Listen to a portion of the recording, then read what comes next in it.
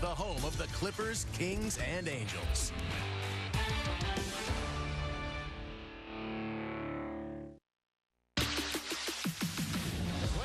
He strikes out the side for the second time today. Swing and a miss, the 9th strikeout for Kikuchi.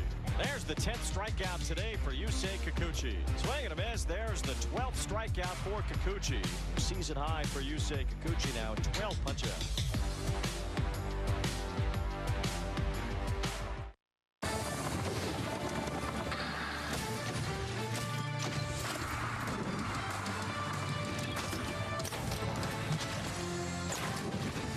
The Halos return home for a homestand before the All-Star game. Welcome to our Angels Live pregame presented by Spectrum. From the Big A as the Angels welcome in the Texas Rangers for a 4-game series, all-night games. Great opportunity to get down here and celebrate your Halos, celebrate Throwback Week, and also celebrate Yusei Kikuchi because he is the Angels representative for the 2025 All-Star team. Joe Adell, not selected, and Erica Weston has a really nice conversation with an all-class Joe Adell. Rangers, Corey Seager are here for 4, and then it's the Arizona Diamondbacks, and then it's the break. Get back to some home cooking. With Mark Gubaza, Jim Salmon, I'm Patrick O'Neill. It's Throwback Week, so we were spending more time just talking old music and Blondie Blue Oyster Cult than we were about the game. We should probably lock it in. What do you think? Baseball and this music, throwback. This is perfect. And you have 2 All-Stars on the bump. I mean, you can't get any better than that today. It's a great pitching matchup, really. If you love baseball and you love good pitching, you got Jacob deGrom going against Yusei Kikuchi, the 2 representatives for the All-Star team. Tim, when you're playing and you show up to the yard and you got to face either Jacob deGrom or Kikuchi, what does it take? How do you prepare to win that game? Well, first of all, I mean, you're going into that game with heightened senses. You're thinking about it all the night before. You're dreaming about it. You're putting together your bats, your game plan, whatever it's going to be. You know, but when you come to a game like this and you're playing it, you know your opportunities are going to be very limited. So you have to take advantage of those at-bats and take advantage of any little, you know, crack in the door that opposing pitcher might give you. And if it's taking a walk, if it's getting a guy go over, if it's bunting, whatever it is, try to do whatever you can to manufacture at least a run or 2 and give you, hopefully your pitcher can do the same and keeping them in check. I think you really got to be creative on the offensive side when you think about it, when you're facing guys like Kikuchi and deGrom here, because both of them have wipeout sliders. Both don't give you many opportunities to score. Both have been on incredible rolls. So if you get on base, even though maybe they're not susceptible generally to stolen bases, you got to take those kind of shots. You got to try to put the ball in play. Maybe you lay down a bunt. You got to think in terms of 1 or 2 runs in this game. But you figure a 3-1 score at the end of the day here probably is the final score potentially. So find a way to manufacture a run more so than you would normally do, especially in an American League ballpark. Kubi, lead us off on Yusei Kikuchi and the All-Star selection. He doesn't have the wins, but he's got a great ERA. Could be a better one-loss because he has pitched great through and through. I mean, he's been unreal in his last 12 starts, but the entire season, he's got an ERA 2.81, but he's been great over his last 12 as far as strikeouts. On the season, 108, 106, and 102 innings pitched. I mean, he's been that good. I think the feel of his curveball has made his slider that much better. So that's what I'm really impressed with Kikuchi. And he's got some good ride on his fastball. It's been touching 95, 96, mixing in his changeup. And he knows how, even if he has traffic, Tim, I think he does a great job of getting out of traffic with the stuff he has. Well, he has so many weapons to do with it. I go back to, the offseason. I think Perry did a great job bringing in a guy like this to anchor this rotation, this starting rotation. And, when was the last time we talked about a pitcher like Kikuchi, being showcased in the, in a sense, showcasing for the Angels in the All-Star game? I mean, it's been a little bit of a dry run. It's nice to see starting pitching really getting back to where the Angels are used to seeing it, and I think he's been a huge part of that. Yeah, this is a great matchup, right? deGrom and Kikuchi. 3rd time all-time Angels history. You got 2 pitchers matching up with a sub-3 ERA, 100-plus strikeouts before the All-Star game. 73, Blyleven, Nolan Ryan, 2011, and you got the weave, Jared Weaver versus Kershaw, and tonight with Kikuchi and deGrom. But for Yusei, you're an all-star, your interim manager has to be pleased. Here's Ray Montgomery with Erica. Yeah, super deserving. Obviously, everything he's done since he's been here, from the person to the on-field stuff, the competitor, has been nothing but advertised, maybe even better. What do you think he's meant to the team? Probably the biggest thing is when you have a guy at the front of your rotation like that who stabilizes everything. He's been in every game. You know, we've let him down a few times behind him, but that's kind of part of it. He just goes out, goes about his business, does his work, and gives us quality efforts every time out. He does a lot of work. He's very routine-oriented. What kind of impact has he had on some of the younger guys? Yeah, and that's the secondary piece. The preparation, when you watch him go through his prep, similar to like a Tyler Anderson, who they spend an enormous amount of time preparing for the opponent and opponents. So I think that rubs off when you see Jack and guys like that doing the same and learning and trying to build, and Sori, I think it helps.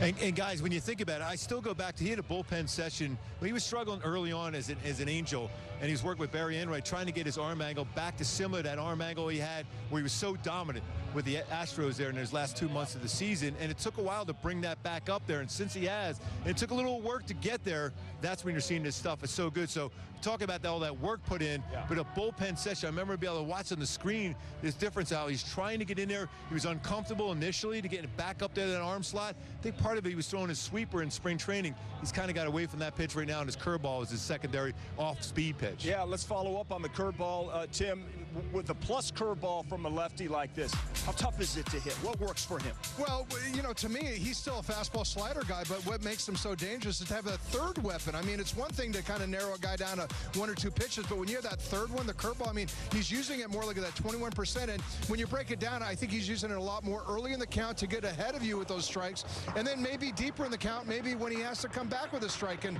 when you're a guy when you're a hitter that's facing a guy that's got mainly fastball, slider, you're kind of sitting hard. That curveball comes in at a little bit slower pace that throws you off. And I think the curveball really has helped out his slider because he backdoors the curveball really well. But it's one of his best pitches really is his backdoor slider. So then when he does that, that's a combination of different speeds of a breaking ball, and then he's able to go down and in on the right-handed batters, down and away on lefties with 2 types of breaking balls, one with more depth, the other is a sharper one to it.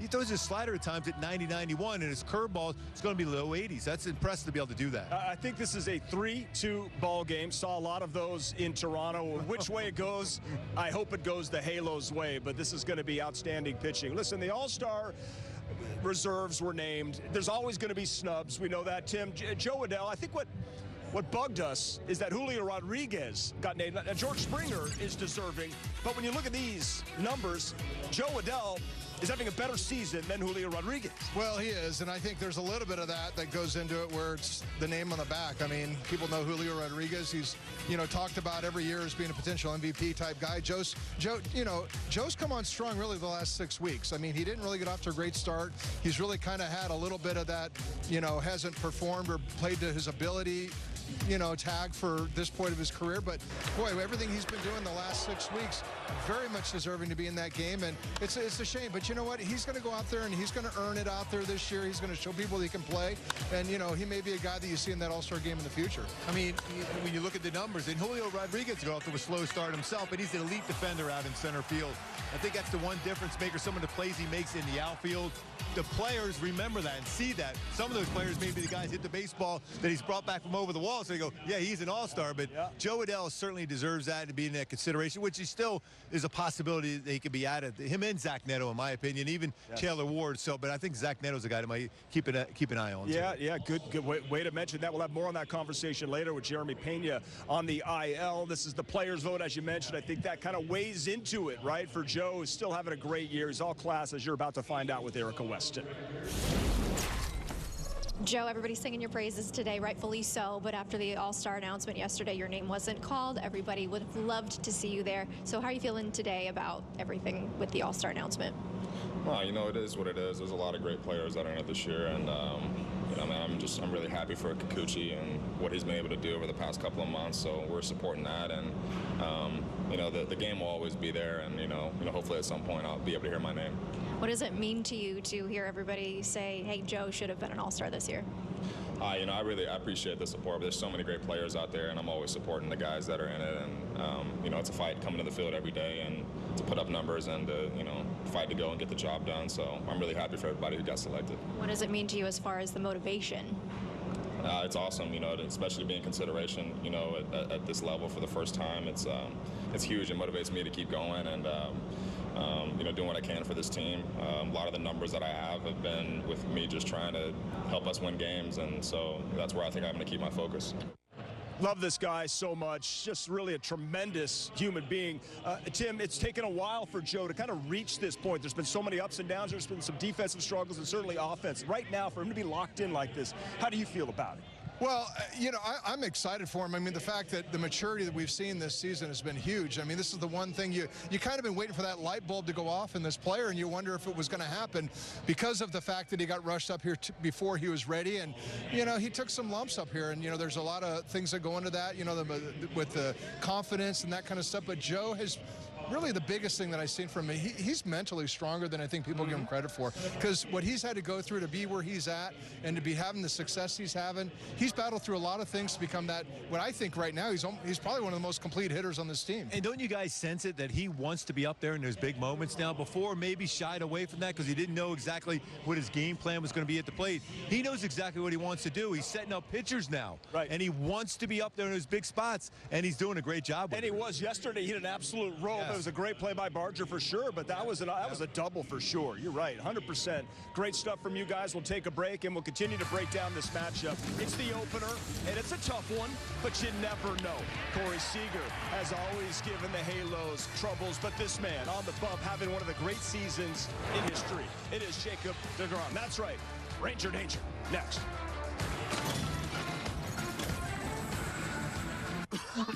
Arguably one of the best pitchers, if not the best pitcher in the game. At 100 miles an hour, Sandy ties a career high 14 strikeouts. This guy is a difference maker for the Marlins. He's a staff ace. He wants to take the ball, man. He has been great. Sandy Alcantara has thrown a complete game shutout. It's like if I faced you, you got no respect for me. No. Exactly. Morris at the front of the rotations. The guy that wanted to finish what he starts. Shutout for Sandy Alcantara. Your day in baseball starts with MLB Central. Let's get it started. Lead off your morning with in-depth breakdowns. Perfect balance. What? Boom. Interviews with the players. Get back to the fastball. I know what that passion feels like. And a little bit. Keeping. You behave properly. Hey. Of everything else. Come on, Marlins. The window seats are. The baseball day begins with MLB Central. Weekdays at 10 a.m. Eastern. Only on MLB Network. If you're not watching this show, you're the problem. Off Base is in a brand new format. Join Lauren Gardner and Xavier Scruggs as they explore all the baseball buzz across social media, pop culture, and around the majors. The Off Base Podcast, all season long, only on MLB Network.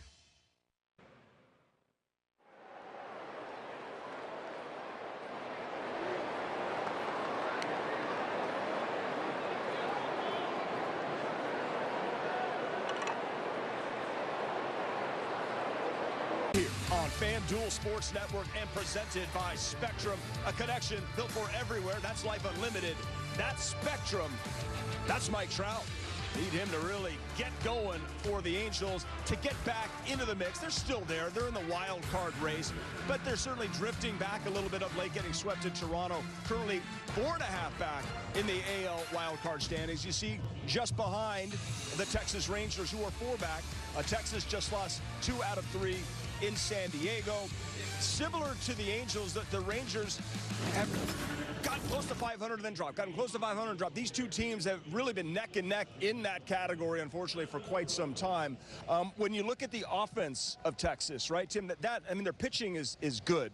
But it's the offense that is really scuffled for them. Well, it's shocking. I mean, when have you ever talked about Texas having the best pitching staff out there? I mean, you never talk about Texas and pitching. It's always been the hitting, and it's the reverse. So, yeah, without a doubt, I mean, the Rangers, I mean, look at these numbers. They're bottom of the league and everything out there. And I did a little bit of a deep dive on some of this, and it's like, really what it comes down to, the aggressiveness that's always been their part of their game has really come back to bite them. I mean, they only walk 8% of the time as a team, and that's the bottom of the league. I mean, so there's just a lot of things, you know, everybody talks about being aggressive at the plate, be aggressive, swing it early in the count.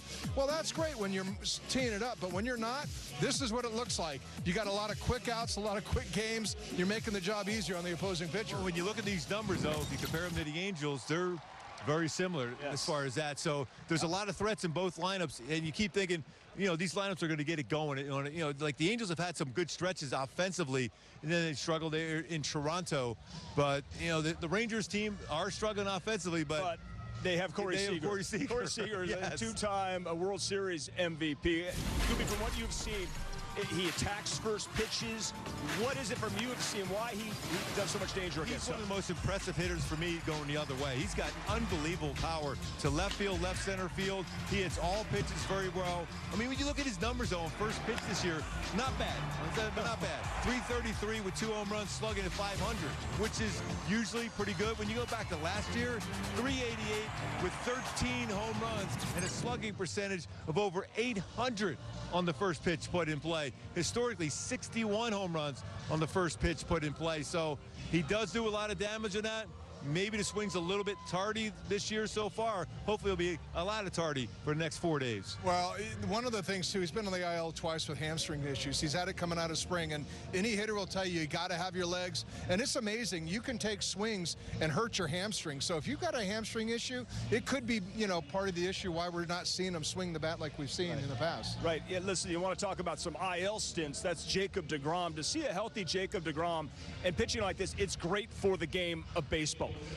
We were talking about how excited we were just to see it, right? I've never seen him live. I mean, I've watched a bunch of games on TV, but I've never seen him pitch live. It's like Pedro Martinez like. That's what you want to, when you see an arm, he's the kind of guy that fans come to watch on the mound. Most times you go see how a guy can hit the ball 500 feet, but when he's on the mound, he is absolutely dominant. His slider's been great.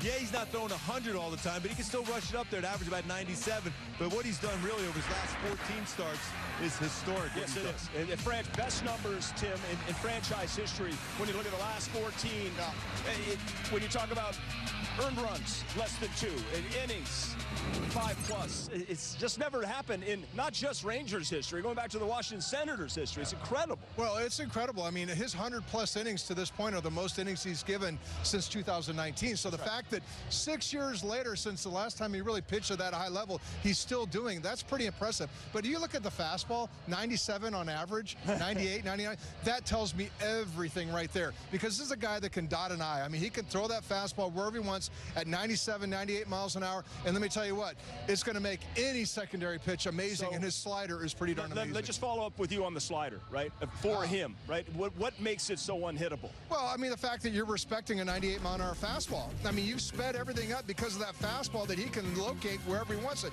So, yeah, it's a great slider. It's probably got great break, but the reality is you got hitters out there, they're seeing the arm looking like a fastball every time, and here comes that little dot, that slider that you don't pick up till it's late. So that's the reality. I mean, he's got a great slider. He used it a ton because he sets it up with that fastball. All those swings right there, guys are thinking they're swinging at fastballs, and that's what a good fastball can do for you. I mean, he has elite spin on both his four-seam fastball and slider spins. I mean, that is what makes it so special. When we talk about spin rate, that's at the plate where the fastball stays in that plane all the way through, but then the slider is at the plate and boom, it's down and out of the strike zone that quickly. You were a great pitcher. You had a great career. When you see a guy like this, what does it make you feel like? I love it. I love it. As a kid growing up, watching Steve Carlton pitch live and in person, I was out of my mind watching him pitch. And I'm kind of excited. I know the hitters and the guys on this slider are probably going, will you please keep quiet? I know. We got to face this guy. I know. But, that's why I said you got to find a way. If he makes a mistake, put the ball in play, manufacture a run, but it is going to be fun watching him deal. Really, hopefully the Angels can find a way. We're hoping for it, but it's against a great one, so that makes it very, very exciting. We wish you the very best. Have fun tonight. Yeah, it's going to be fun watching these two all-stars go at it tonight. Try to work in some more Tough day for hitters there. Some tunes. It's some throwback unis. It's throwback week, and we're looking forward to this one. We thank Mark Huba's on the call with Wayne Randazzo and Erica. Back right after this. What's been going? Let's talk Orioles, a powerhouse and getting better. They have a lot of young players, and you know they're going to take another step. High, deep, way out of here. That ball was barbecue. Leave it up to the kid to do something special. These guys are superstar players. Talk about smacking the opponent in the mouth from pitch one. That's the day in, day out, and finding a way to win. They've done an incredible job of bringing up this homegrown talent. Take a bow, young man. The good vibes are back in Baltimore. Talent-wise, with the Correas and the Royce Lewises and the Buxtons firing at the height of their power, they're probably the most talented team. Royce Lewis puts his team on top. Postseason monster, we all know that. Grand slam, Carlos Correa. With Byron Buxton, it's the tools, the speed, the power. Hitters want speed, and that's to go get it. I think think that we're a great team. I think we know we're a great team. The Twins have the most talent in that division. There's certain players in every lineup that make the lineup go. Speed, power, he is a difference maker. Ketel Marte, he's done it one more time. The best second baseman in the game, that's Ketel Marte. There goes Corbin. Just incredible speed. He wants to bury people. He just doesn't want to beat you. He wants to drive you into the ground. They're tearing the cover off the ball. We play to win. We've played that way all year. I guess this is just another example of that. We know what's in that locker room. We know the heart we have.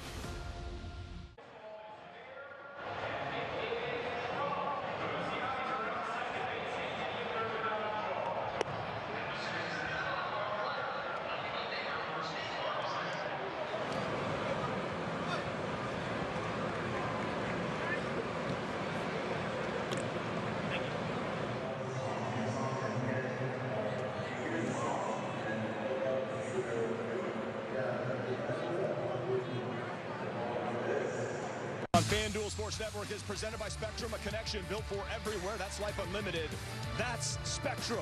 As we welcome you back, getting you set for Halo Baseball, kicking off this homestand, the final 7 before the All-Star break with Angels Hall of Famer, former Rookie of the Year, World Series champ. I'm throwing all these great numbers out because I'm about to say that you weren't an All-Star, nope, which is kind of surprising, right? And I talked to you about this. You were snubbed without a doubt, and we're going to show you the reserves and all the All-Star. What did it feel like to you when you put up the numbers, you know you were deserving, and somehow you didn't get that call? You know what?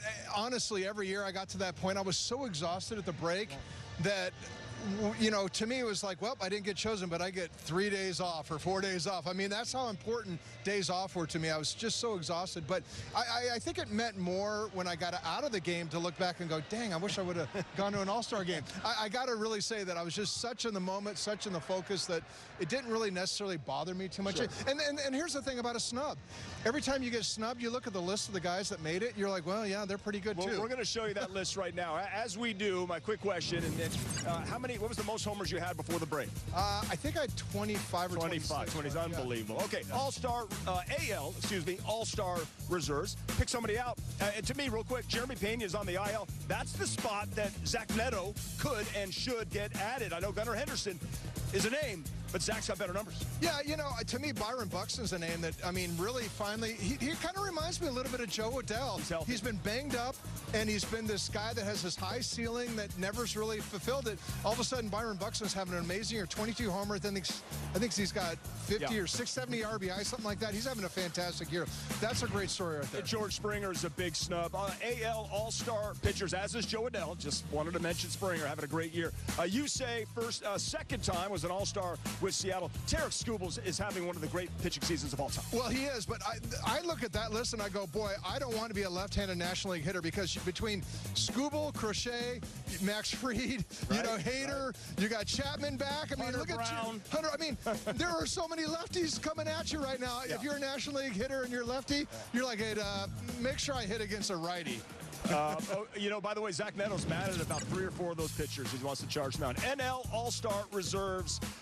And I look at this and I'm like, wow, Seiya Suzuki's got like 77 ribbies and didn't make this team. It's insane to me. It's insane. And why is that? It's because of Ohtani and that guy right there, Kyle Schwarber. Yeah. I mean, those two are pretty big DH hitters. Fernando Tatis is always one that kind of gets, well, Corbin Carroll's, I mean, there's a lot of guys that they're reserves. Where's Juan Soto?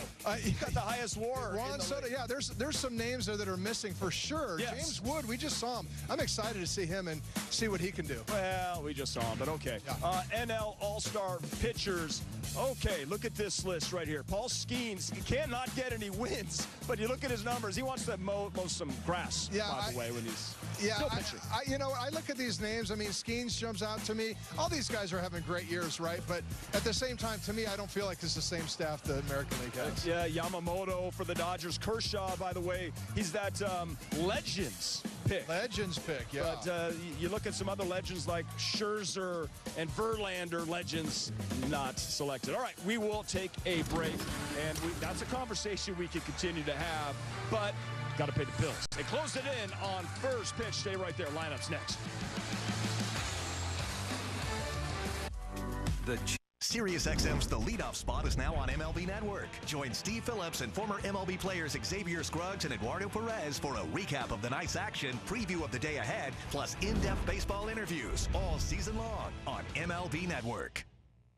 Hey, Chicago, what do you say? Cubs are going to win today. This is their chance to have another run. This is their time. This is the Cubs division to lose this year. They need to be singing the song quite a bit this year. That's hammered. Kyle Tucker, welcome to the Cubs. Dansby swats it. He's one of the most talented ball players. Pete Crow Armstrong, what a stud. Shota Imanaga, it's about falling in love with him. Seiya Suzuki with a grand slam. And this is when you put the pedal to the metal. I think we got a really good team. At MLBshop.com, you can get all the latest officially licensed merchandise for you and your family. But if you really want to level up your game, you can grab something for your dog walker, your Pilates instructor, your swim coach, your neighbor, your accountant, your gardener, your best friend, your bandmate, your boss, your kid's teacher, your mailman. Visit MLBshop.com and stock up on officially licensed on-field merchandise from your favorite teams. In music, a hit can define a generation. In baseball, the right hit on draft night can change a franchise. Sheer dominance from Scooble. The MLB Draft, presented by Nike, July 13th on MLB Network. This game, that's right, I said it. You're going to win free McDonald's fries. You get free medium fries, just like these cute kiddos, with any $2 purchase only on the app at participating McDonald's. Look at this, we're almost 10 minutes to first pitch. I got to show you this lineup for the Halos. Darno, of course, is catching Kikuchi, and it's Jacob deGrom that these guys have to face. Tim, I asked Ray Montgomery about this, but how would you face Jacob deGrom? Jacob deGrom is like facing Pedro Martinez in my day. Guess what? I go up there with my two-strike approach. I choke up a little bit. I'm looking for that fastball on the outer half to take it to right center field so it keeps me on that slider. Woo! I just took all those notes down, and I'm going to pass it to give to Zach Neto, and he can pass it down the line. Thanks for watching, Pre. We'll see you for post. Wayne Gooby, Erica next.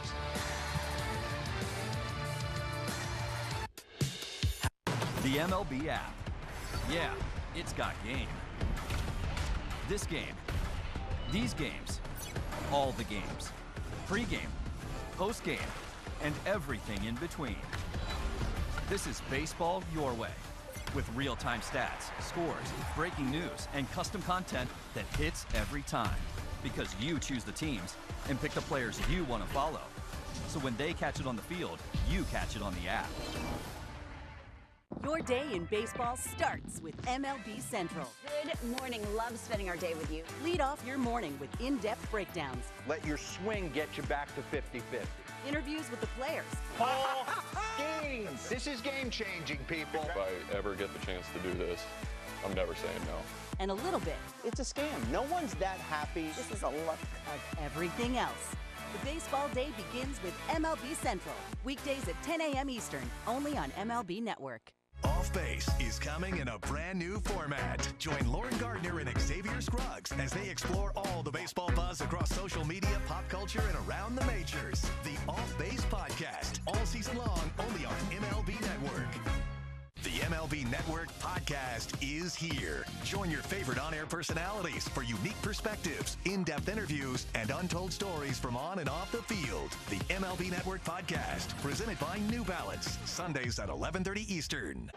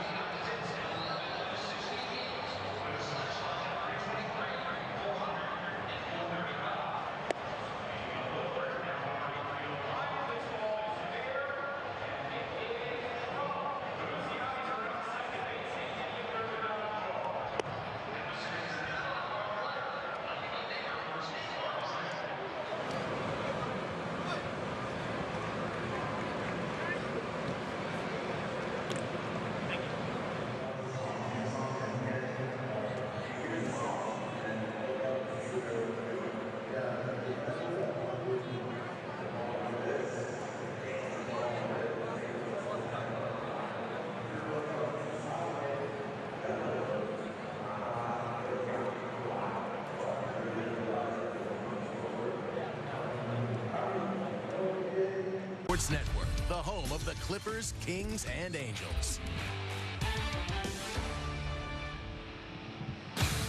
Tonight on the mound for the Angels, Yusei Kikuchi, the Angels' 2025 All-Star representative.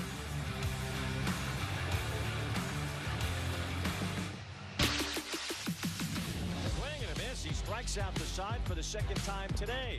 Swing and a miss, the 9th strikeout for Kikuchi. There's the 10th strikeout today for Yusei Kikuchi. Swing and a miss. There's the 12th strikeout for Kikuchi.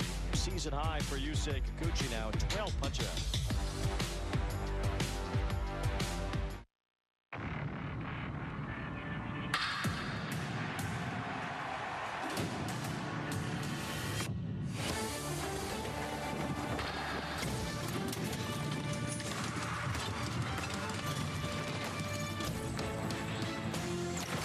On a beautiful night for baseball, we're back home in Southern California. Tonight's game brought to you by Hyundai.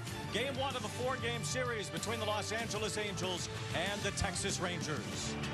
Alongside Mark Gubas, I'm Wayne Rantazzo. Gubi, this really starts off an important week for the Halos. Yeah, throwback week here, and you got 2 All-Stars on the mound today, but very, very important series against Texas. They struggled against them down in Texas, had a tough series. The Angels up in Toronto. It'll be a battle here, but you got to play some good baseballs and pick up some ground on the Texas Rangers, and then eventually Seattle. And the Angels trying to get their record right before the All-Star break. It'll be tough, certainly, tonight. In a great pitching matchup, 2 All-Stars, Yusei Kikuchi and Jacob deGrom. And Kikuchi's been really, really good. You go back to his last 12 starts, he has been absolutely dominant. All-Star this season. First year with the Halos going out. The last lefty to go out there since Hector Santiago was an All-Star back in 2015. But his numbers are outstanding. The entire season, 2.81 ERA, but last 12, 2.15. Also with 78 strikeouts during that stretch, 3 earned runs or less in all 12 starts. His curveball has really made his slider that much better. I love that uptick in his velo and his fastball, 95-96, Wayne. Well, Kikuchi, 38 strikeouts in his last 4 starts.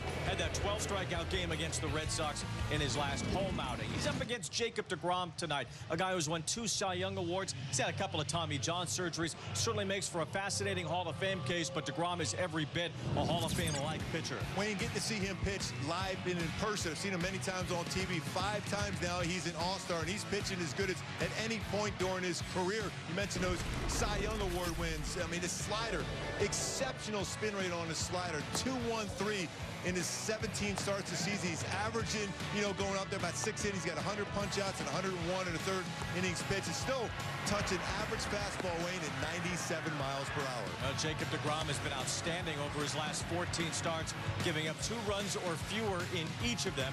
So it will be a tough test, certainly, for the Angels offense tonight. And for the Rangers offense, too, against Kikuchi. 2 All-Stars going up against one another here tonight. It's the first of this 4-game series here at Angel Stadium. We'll see if the Halos can put the Rangers in danger here tonight. Game 1 of this 4-game set at the Big A.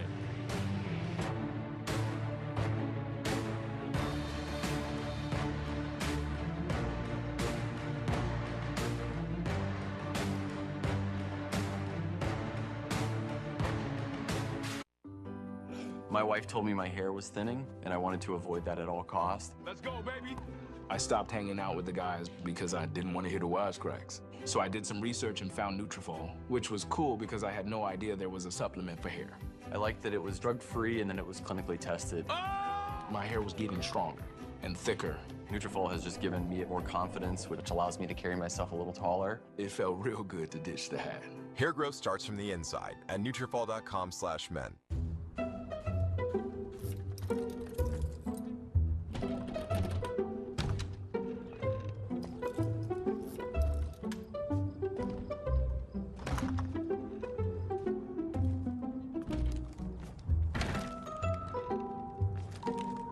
There's an easier way. From little fixes to big projects, taking care of your home is easy with Thumbtack. Download the Thumbtack app and start caring for your home today. We got our hands up in the air, 'cause it's a party. We having fun here, 'cause it's a party. Oh my, this guy is next level. Oh my goodness. Lots of great baseball coming, and good guess, by the way. Play baseball like I'm still a young kid, like a little teenager. Good luck trying to hit that, man. It's unhittable. What a moment! This is the show that never ends.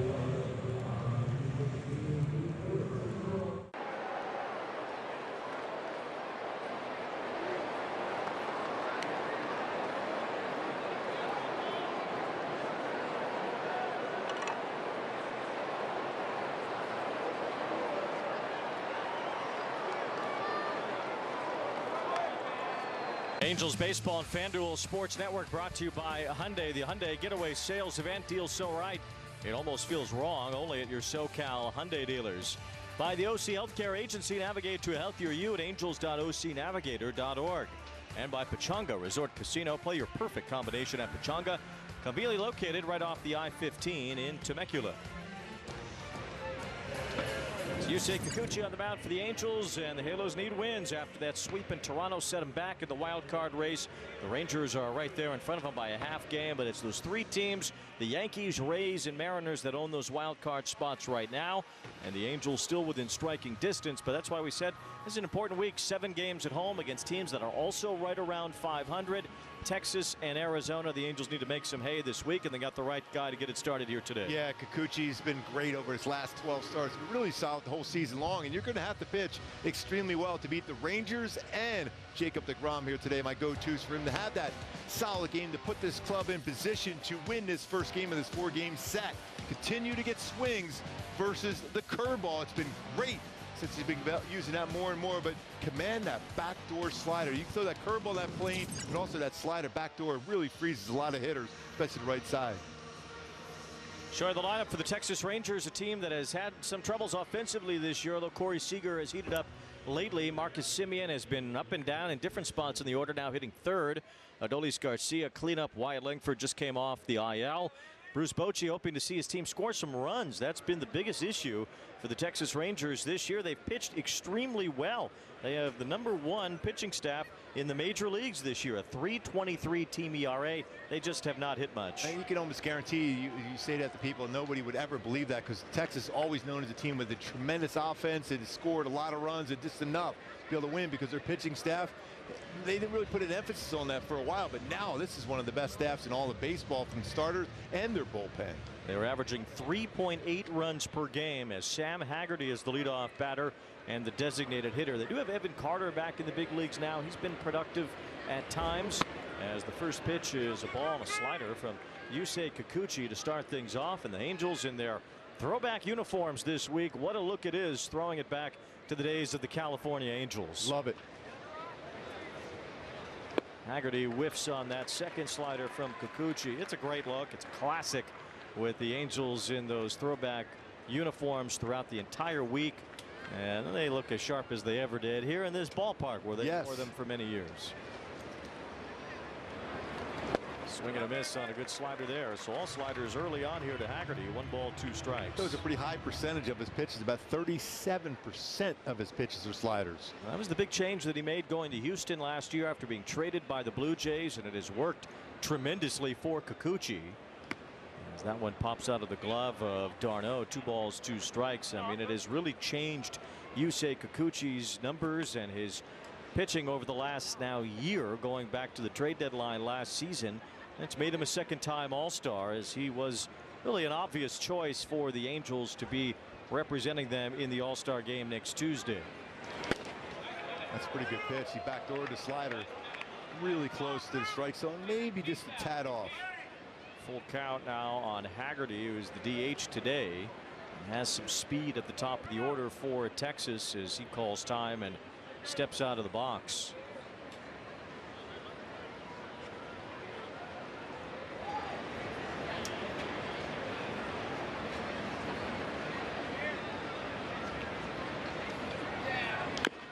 Now Haggerty fouls one off his foot. That slider ran down and in.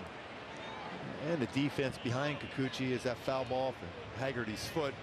Shortstop, you got Zach Neto, who's been great. 5 defensive runs saved. He's also been involved in 47 double plays. Turned Steven the third, Renifo the second base, showing well over first.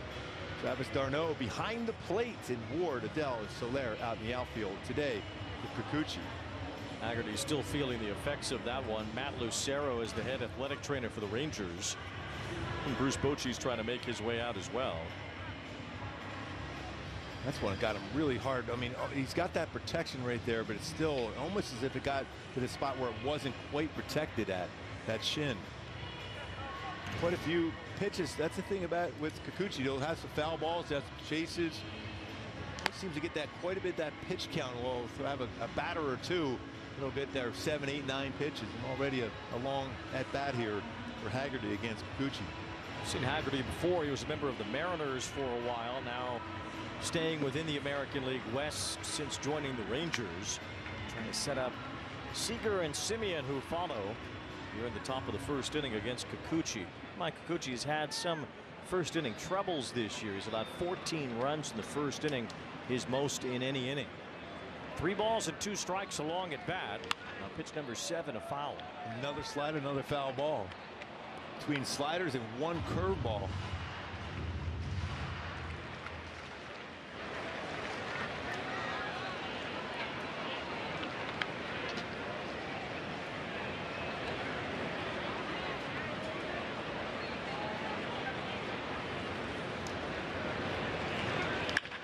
Off the glove of Kikuchi as he tries to redirect, and he falls over the mound, unable to gather himself and make that play. I think if he lets that go, it's right at Rengifo. Your reaction is to go after it. Hopefully he's okay. Tumbled around there. Yeah, tumbled around in an awkward spot on the mound with that ground raising underneath him. It's hard to get traction. As Kikuchi had that ball go off his glove, you see him battling the hill. That's so hard. You're so used to working down the hill when you run back up the hill. That's why you always see when the ground ball to the pitcher on a double play ball, you try to stay that low part where you normally would land, but when you go back up the hill, it's a different throw. And I think the same thing as far as the footwork going back up the hill. So you have the leadoff hitter struggling, and you have the pitcher here struggling all in that first bat of the game. Infield hit for Haggerty, and Kikuchi will take some warm-up throws here just to make sure he's landing properly and everything feels right before Corey Seager sets in.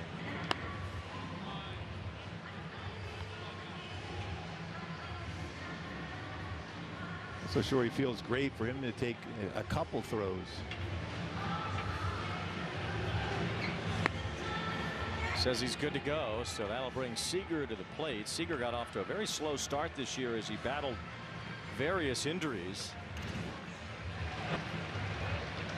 And Yusei's such a great defender. You see he slipped on that grass right in front of the dirt, and he tried to run back up the hill to be able to make the play. And we know Seager always is swinging at the first pitch, and this is the time, especially when the pitcher struggles like that, just to get healthy enough to make a throw, he's got to be hacking first pitch. He does, and it's a fastball that he couldn't reach at 95 miles an hour. Weird year for Seager, hitting .245. The injuries have taken some toll on him, but he has hit 4 home runs over the last couple of weeks. Now 11 on the year for Seager. He slaps one foul, and it's quickly 0-2. 7 for 10 against the Angels this season, along with a home run. That's a .700 batting average, .317 overall in his career. Yeah, probably as healthy as he was all season was in that first couple weeks when the Angels saw the Rangers and got swept by them in Texas. The balls and 2 strikes on Seager here. The Rangers have actually won 8 straight against the Angels. It's the most they've ever won consecutively against them. So the Halos will look to snap that losing skid that they have built up against Texas here tonight. He's got to be ready out in left field if you're Taylor Ward. He's got real good power the other way. Pretty good power everywhere for Seager. He does a real good job staying in on left-handed pitching too, because part of the reason because he can hit the ball effectively the other way, kind of a little bit like Freddie Freeman does against left-handed pitching. Will stay on the baseball, left center, left field approach. Already a 5-time All-Star, made his major league debut not even 10 years ago. 2 balls and 2 strikes, and he's accumulated over 200 home runs. He's hit at least 30 in each of the last 3 years since joining the Rangers. He was the MVP runner-up to Shohei a couple of years ago.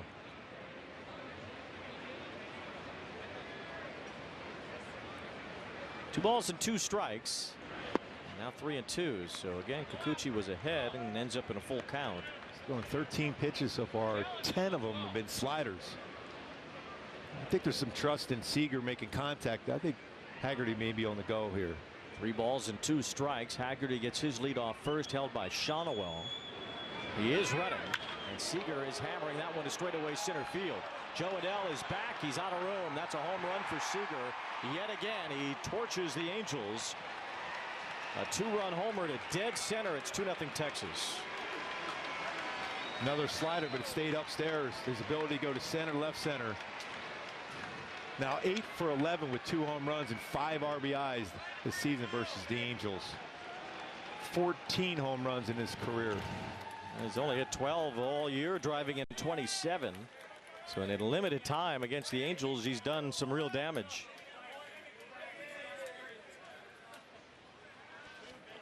Couple of deep counts, an infield hit, now a home run. Straightaway center, no cheapie there for Seager. Marcus Semien bounces one foul, 430 feet.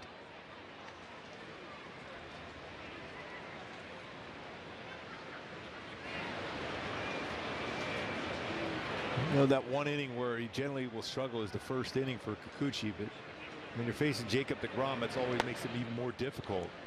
That certainly doesn't help. That's the first home run allowed by Kikuchi to a left-handed batter this year.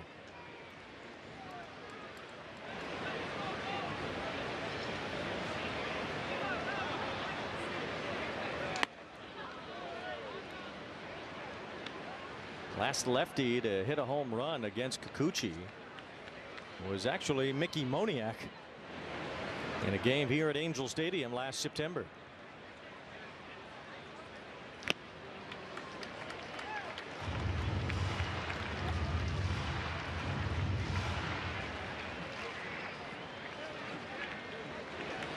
Two balls, 2 strikes here on Marcus Semien. Hard to give deGrom an early lead. He's barely given up any runs lately, and here's a bouncer to short in the hole at Zach Neto with time, and he gets it there to retire Semien. When given 2 runs of support or more, deGrom personally is 8-0 this year.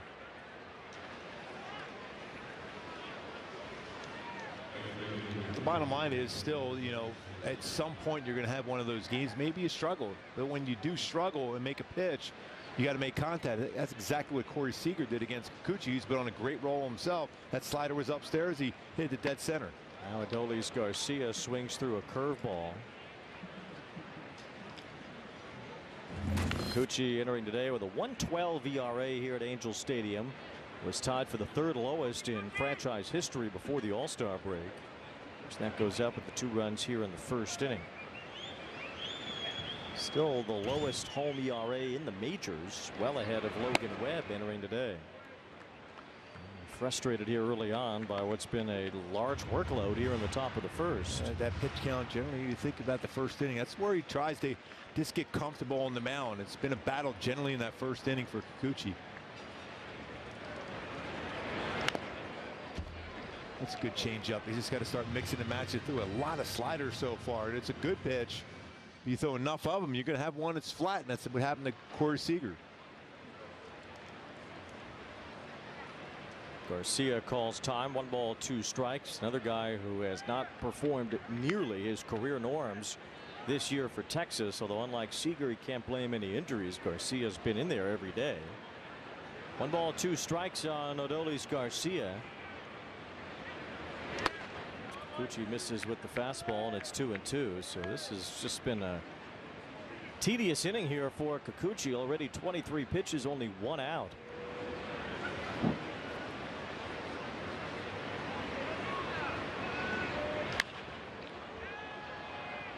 I think it's frustrating too because Kikuchi does a great job of fielding his position. That ground ball up the middle by Haggerty at the long at bat, he always, you feel like he always makes those plays, unable to do so, and then it ends up being a 2-run home run. Different when you have a guy on first and Seager at the plate. You can maybe do some things a little bit different. And now another full count. So Kikuchi has really labored in this first inning, looking for a way out. 3 balls and 2 strikes on Adolis Garcia. The ERA over 6 in the first inning and at 2.24 the rest of the game for Kikuchi. That's really been the one inning that has given him some struggles this year, which, you see that from time to time, but it's different when it's a veteran. I mean, this guy has been around for so long. He's pitched in Japan at the highest level there. He's a 2-time All-Star here, so he certainly knows how to prepare himself to get ready for the opponent. 3-2 on Garcia. And a line drive to right field brings in Soler. Still coming as he makes the catch for the second out. And the slider was upstairs. He wants that slider down for the most part. allows the hitter to get their arms extended like that there, and of course the one with Seager hit out. For what it's worth, the Angels are 5-2 this year when they give up 2 runs or more in the first. Well, that's good. At home. Not really a way you want to live, though. Here is Wyatt Langford, who is fresh off his latest IL stint. He's had a couple of them this year. Power for Langford. He's still getting his feet wet at the major league level, like Nolan Shotwell. He was drafted a couple of years ago in the first round. And a quick ascent to the major league, similar to Shotwell as well. 2 balls and no strikes on Langford. Well, the Angels have lost 7 straight games when trying to get above 500. Well, the Rangers have had a similar losing streak. They lost yesterday to the Padres. They've lost 6 in a row and trying to get back to 500. So both of these teams are swimming underwater right now based on the fact that neither can get over the hump. Well, when you look at both their batting averages and on-base percentage is very, very similar between the 2 teams. Both teams have pitched pretty well this season. 2 balls and a strike on Langford. The liner to third ends the inning, but 31 pitches thrown by Kikuchi and a couple of runs off the bat of Seager.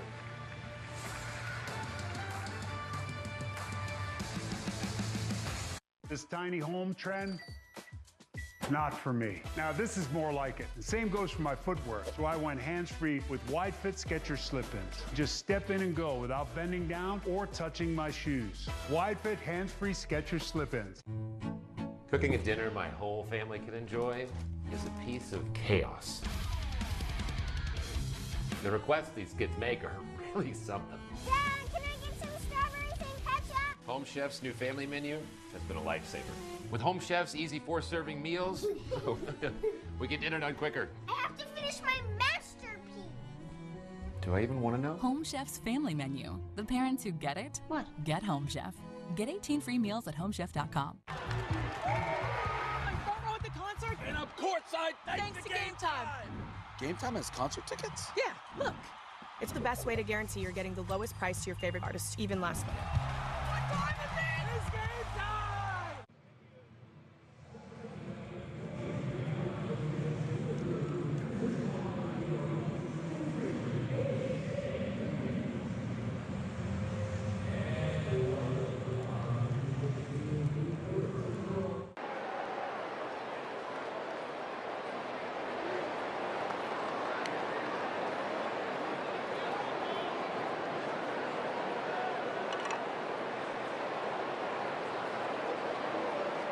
Chevy with Zach Neto leading off for the Halos. Nolan Shotwell hits second, Trout's third.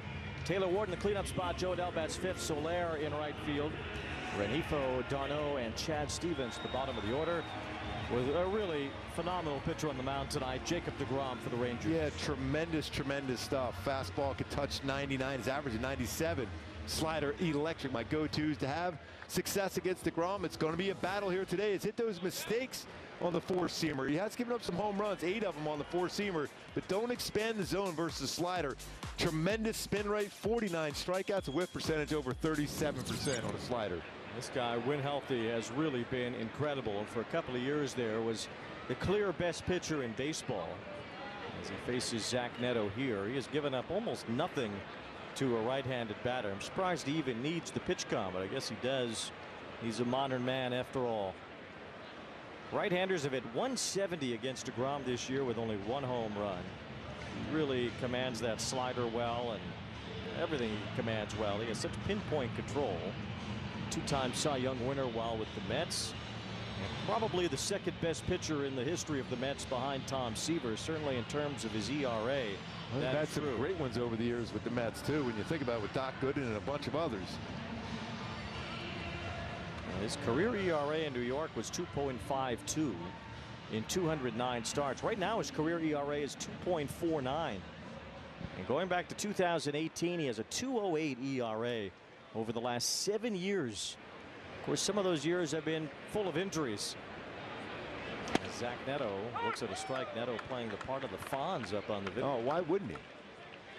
It's like more like Joey Lawrence up there when I look up. Yo, 1 ball, 1 strike on Neto. Whoa. By the way, it was a long time that half inning for deGrom. Maybe that's your chance to be able to get him before he settles in. I don't know. That slider's pretty good. And he gets well above average spin rate. His average spin rate on a slider is over 2,700. The average spin on a normal slider in MLB, 2,400. And Neto lays off the slider there. 2 balls, 2 strikes. Jacob deGrom recently had his career-long no-hit bid. Took it into the 8th inning on June 25th. It was against the Baltimore Orioles. And Neto with a line drive. There will be no no-hit bid for deGrom tonight as Neto pokes one down the left field line, bidding for a double. He beats the throw from Langford. You have to take chances, try to get in the scoring position, just like he did there on that double down the left field line. That kind of spins around. He was able to turn on that one. That was a four-seam fastball, just about 100 miles an hour. And he's got real good spin rate on his fastball too, well above average, but he was able to bring his hand in on it, and he slides in feet first, keeps his feet on the bag. See, he can do it. Yes. He's got to believe in yourself. It's all about the footwork. Absolutely. It's a double for Zach Neto. And now Nolan Shotwell stands in against deGrom. Good swing on that fastball, touching 99. Now deGrom's velocity is, they say, has lessened some. He is at least trying to take something off a little bit so he can live a lot longer. But he's taken off at 99 and 100 so 99. far. Yeah. He used to routinely hit 101 and 102, so I guess it is a little less than that. 37 years old, but not a lot of mileage on that arm as Shotwell swings over that slider. No balls and 2 strikes. You see the average velo at 99 for the few years prior to his second Tommy John surgery, and then 97 since he came back this year. He's trying to make contact, at the very least get that ball to the right side of the infield, a fly ball deep enough to advance Neto to third for Trout, get a chance to drive him home. The ball's 2 strikes on Nolan Shotwell. And the chopper will move the runner over at least. As it's a real good job by Shotwell. That's a tough pitch to make contact, but if you're a baseball fan, this is what you're looking for right here. Trout, deGrom. Yeah, this is a classic matchup. 2 guys that in their primes were the very best possibly that there ever were. Mike Trout, the complete player. Jacob deGrom, the complete pitcher. And these two square off. Maybe not quite what they were, but still exceptional players and pitchers here. And Trout lines one to the gap in left center. It hangs up for Langford to make the catch. Neto's tagging, trying to score. The throw is up the line. So Trout gets an RBI with a sac fly. The Angels get one back. It's 2-1. Like that aggressive swing. Getting the job done just like that. Halos cut that lead right in half.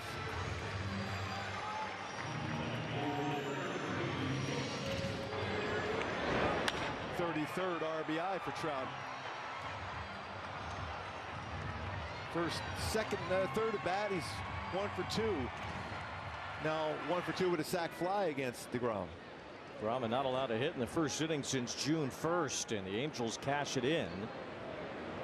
That old formula of getting him on, getting him over, and getting him in. A lot of that credit goes to Shotwell, especially with 2 strikes to make contact to get him over to third base. Neto, hustle double for Neto.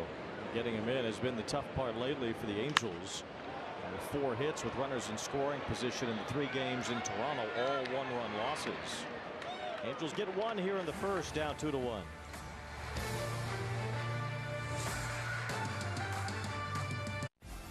Everything about PXG totally changed my game.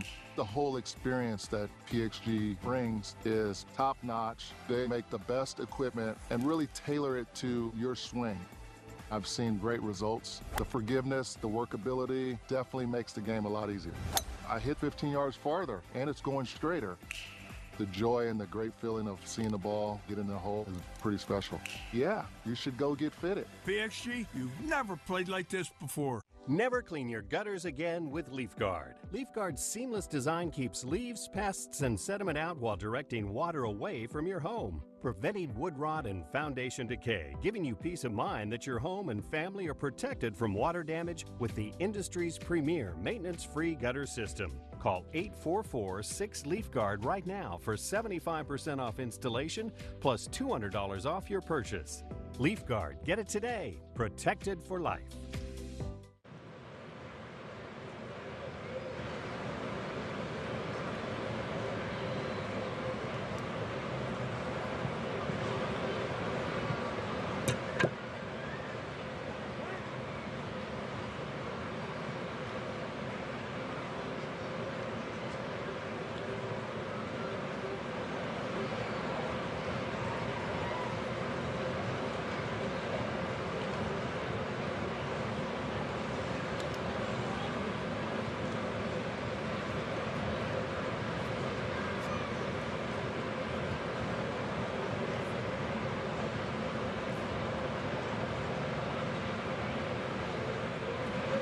The All-Star Game reserves were announced. Joe Adell did not hear his name called, at least this time. It'll be Yusei Kikuchi representing the Angels. Of course, certainly very well deserved for Yusei and what he's done for the Angels this season. Could have made a good argument to have Joe in Atlanta next week as well, but in true Joe fashion, very gracious of the attention he's received, but wanted to send attention to Yusei and what he's done for the Angels this year. But he told me before the game, it is what it is. A lot of great players that are in it this year. He's happy for Yusei and what he's been able to do the last couple of ones. So we're supporting that. And the game will always be there. So hopefully at some point he'll be able to hear his name. And he appreciates the support. Lots of great players, always supporting the guys that are in it. It's a fight coming to the field every day, he said, to put up numbers. So I'm happy for everybody to get selected. Maybe someday that'll be Joe. Well, maybe someday it will be Joe Adell, as we see Jake Berger here flip one to right field. A lot of aggressive swings by the Rangers. Saying Berger, the Berger Meister. Yes. Anyway, flies out to Soler. One away as Heim goes back to first. So here's player A on the left, and here's player B on the right. Who do you think of these two should be the All-Star? The guy with the better numbers or the guy with the lesser numbers? I would say the guy with the better numbers. Well, that's not what happened. Julio Rodriguez is the All-Star instead. And, you know, a little bit more aura than substance, I think, for Julio this year. Certainly he's had some deserving seasons to be an All-Star. And Julio Rodriguez is a tremendous talent. A great defender out there in center field, too. But Joe Adell, the offensive numbers speak for themselves. It's not even close. And George Springer got robbed, too. It's not just Adell. Springer should be an All-Star. We were saying yesterday it was a certainty that he would be. But, you know, a lot of this came from the players' vote. Both Julio Rodriguez and Stephen Kwan were elected by their fellow players. And there used to be this kind of rub when the fans would vote, that the fans turned it into a popularity contest because they would vote for a lot of the same guys year in and year out. Guys who were well known, especially before social media, the Cal Ripkens of the world, just guys who were, you knew everybody's name in the All-Star game. They made it every single year, it seemed like. And everybody would say, well, the fans are just making this a popularity contest. They're not voting for the deserving players. Well, in the last decade, that's changed. Here's Ezekiel Duran taking ball 2. And really, the fans have done a very good job dissecting players' numbers and voting in the guys who are having the best years. And now it's the players who are making this a popularity contest amongst the fellow players because they're not voting for the guys having the best season. I think you're exactly right on that, Wayne, too. I mean, the fans get a chance to look at all these different sites to be able to look at numbers and measure it, and deservedly so when they vote for who they think is an All-Star. But I still say you keep an eye on Zach Neto. There's a chance with Zach Neto still making a team with Jeremy Pena, obviously on the IL right now. 2-2 as Duran with a broken bat pop-up flies it to Rengifo. 2 outs. Well, certainly Neto has a good following as well to make the All-Star team. And Jeremy Pena was the reserve shortstop after Jacob Wilson got voted in. I mean, Bobby Witt is certainly someone that comes to mind, a tremendous talent in his own right, and the numbers are good, comparable to Neto, certainly. So that'll be an interesting choice. You measure him against Gunnar Henderson, and I think overall their numbers, even WAR, is better for Neto versus Henderson. So 2 outs, and it's Michael Hellman at the plate here. Hellman getting the start in center field tonight as he fouls one back. But I just wish the guys who were having the best seasons made it. In the National League, it was the same type of thing. Juan Soto didn't make it. It's ridiculous. Seiya Suzuki leads the major leagues in RBIs. 77? You're not in the All-Star game. What's he supposed to do? 25 home runs? Oh, yeah, you're not in there yet. So part of it, I think, was the players voting. Part of it was you still need a representative from each team. A couple of guys certainly around the majors that get in because they're the only deserving possibility from their team, even though they're not better than some of the other all-stars. So it's a combination of things, but Joe Adell was certainly snubbed. Hellman fouls it off his foot. 1 ball, 2 strikes.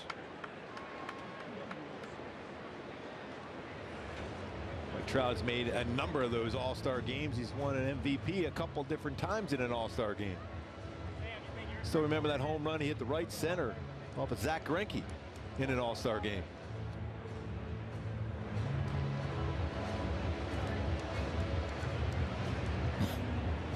Back-to-back all-star game MVP awards for Trout, only player to ever do that. Clayton Kershaw did get to the all-star game as a quote-unquote legend pick, as voted in by the commissioner, who has that one choice that he can make. And he's a legend entry after recording his 3,000th strikeout. As Hellman got out in front of that. You can see Trout earning that kind of moniker one day if that sort of pick remains, the legend pick that the commissioner has say over. By the way, not a lot of swing and misses so far for Kikuchi in this game. That's why you see the pitch count up at 42 right now. Usually you see that finish pitch. He's got 4 swing and misses so far, but not quite that punch out swing and miss yet. 2 balls, 2 strikes on Hellman.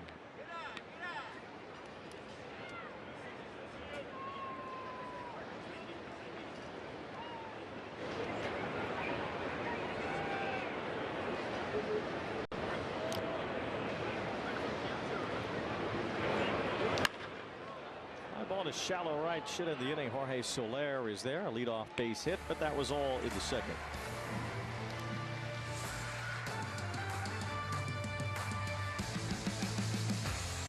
If you know luxury, it's not just award-winning, it's rewarding.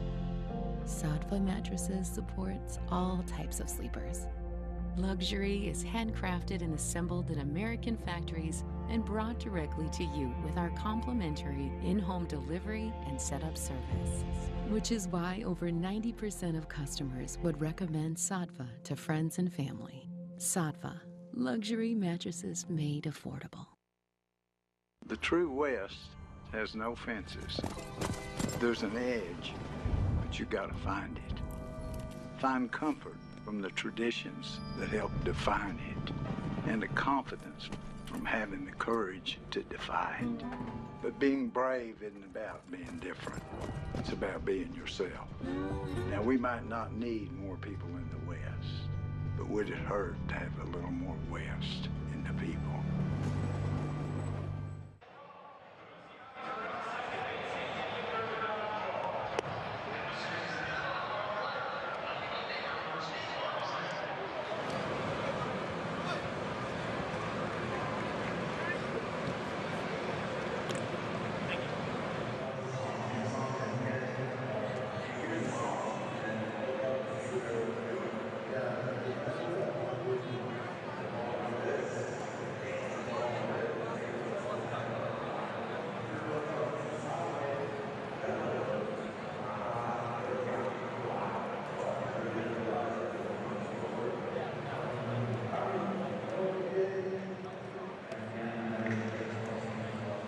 Second, and his 17-game on-base streak has put him up there with some of the best players in baseball over the last month. And his patience of bringing pitches in the strike zone has been a reason why 17 straight for him. Take a look at our StatCast video powered by Google Cloud. What he has done with his 22 hits, I should say, 13 singles, 3 doubles, 6 home runs. He's used the entire field. He's done real good going back up the middle.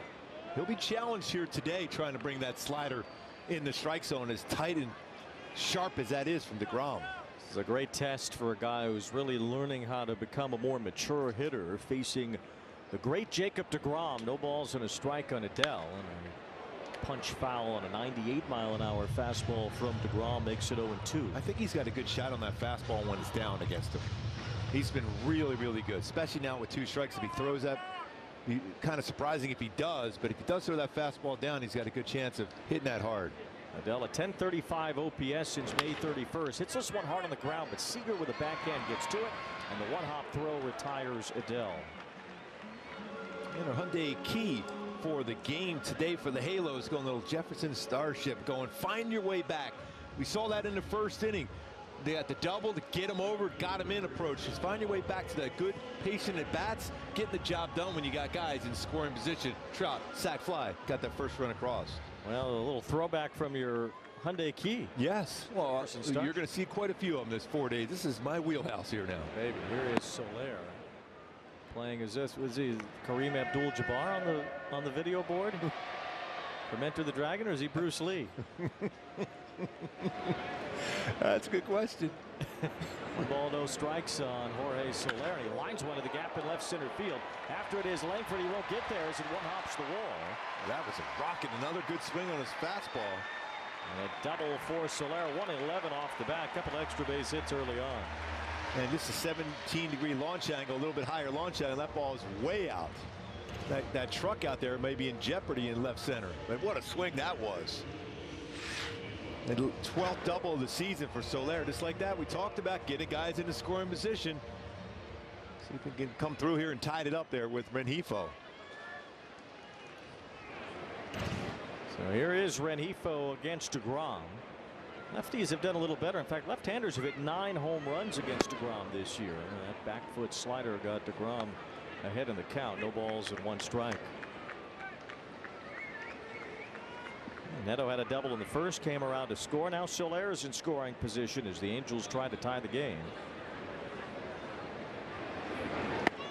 1 ball, 1 strike. deGrom has had 14 consecutive starts giving up 2 runs or fewer. It's a stretch that is the longest by an American League pitcher since Felix Hernandez in 2014. King Felix made it to 17 in a row. deGrom trying to get to 15 here tonight. Inside out swing and a foul. Now, if you include the fact that in that 14 start stretch, deGrom has allowed 6 or fewer hits in each of them. Well, that is the longest streak in Major League history. 2 or fewer runs, 6 or fewer hits in 14 straight starts. It's never happened before. Unbelievable what he has done. And he's pitching deeper in the games too. It's not like he's going 5 innings doing that. He's deep in the game, 6+ almost every time out.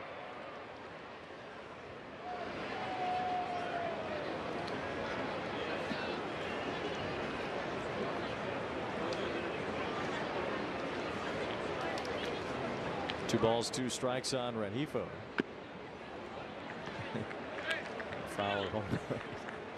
So Jacob deGrom on the mound here today, giving up 2 doubles here in the first 2 hits for the Angels.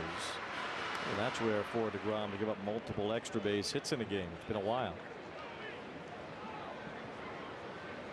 We're back to May 24th for the last time deGrom did that. Good bat working here now. Changeup he threw Rengifo. 3-2. Look at percentage of pitches he will throw. He's about almost 60% of the time against a left-handed batter. A 3-2 will throw a slider. Bouncing ball that'll move Soler to third base as Simeon throws out Rengifo 2 down.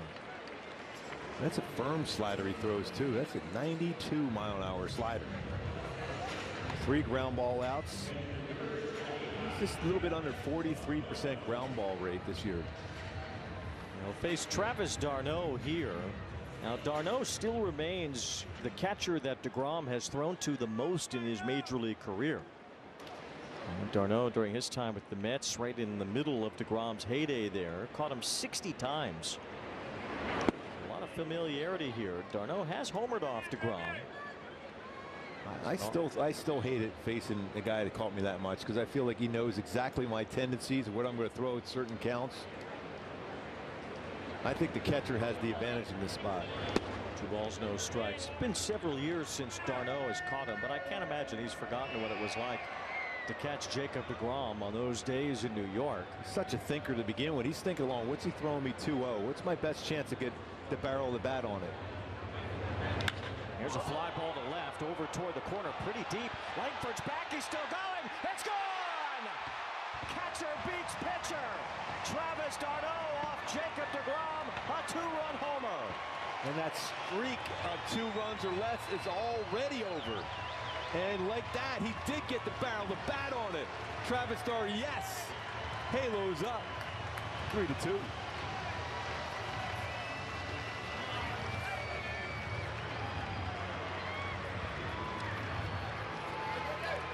Now, I guess Travis didn't forget what deGrom was like. No, sticking along right with him there. Now that slider got a lot more of the plate than deGrom wanted to throw it. But it spins back and he's just hoping it stays in the yard. So 3 extra base hits already. And 3 runs allowed for the first time since April 11th. The Angels have gotten to deGrom in the first couple of innings at that. 3 runs on 3 extra base hits.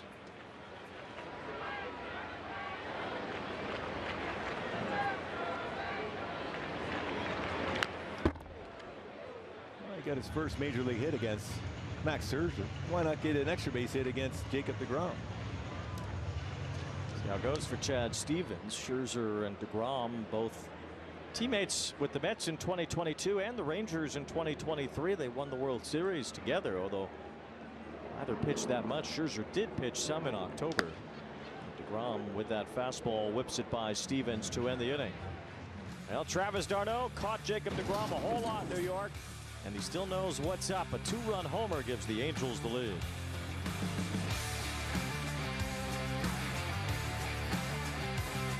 Did he do it? Oh my goodness, what a play! An absolute beast unleashed. You are unbelievable. Racking them up, all I do is win. Spot that hashtag like a boss, yeah, that's how I roll. Keep on nailing and never miss it back, enjoy the show. Relive the biggest plays from every game with Abby LeVar on Quick Pitch. Late nights and early mornings on MLB Network. San Diego's a dangerous team. Man, they have enough talent to run the table. Every game here is like a party. Manny Machado walks it off! Fans are also playing a part. They're affecting the game. Fernando Tatis Jr., electric! The team that we got in there, man, we're ready to compete. We're ready to handle the unfinished business that we have. The towels flying, the fans going nuts. Welcome to Slam Diego! Step up to the plate and get ready to play ball. The baseball show for kids where you can learn about batting, fielding, and everything in between from the real pros. Every swing is a big hit on Play Ball. Saturday mornings at 10 Eastern on MLB Network.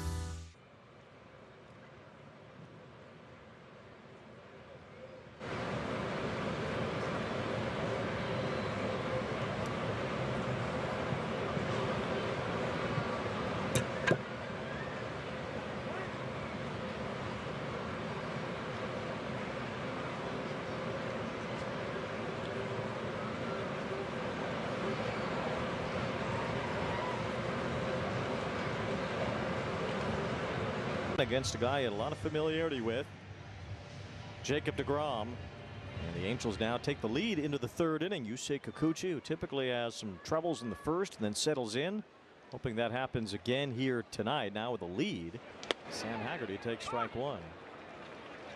He's being aggressive, see if he can get that quick inning, put up that 0.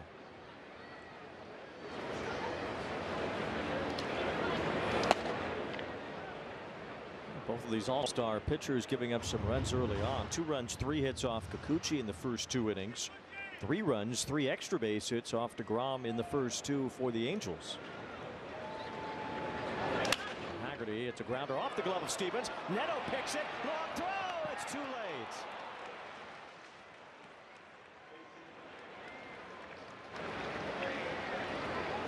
Neto had a chance after the ricochet, but just couldn't get it there in time. And anytime you get those base runners on in front of Corey Seager, it's always a tough task again now for Kikuchi. Haggerty already 2 hits in the infield. Yeah, both infield hits for Haggerty. He does have some speed too. 8 stolen bases. Seager on the first pitch he swung. Can you believe that? That's breaking news. Let me see if I get the paper going. Breaking news. Corey Seager swung at the first pitch.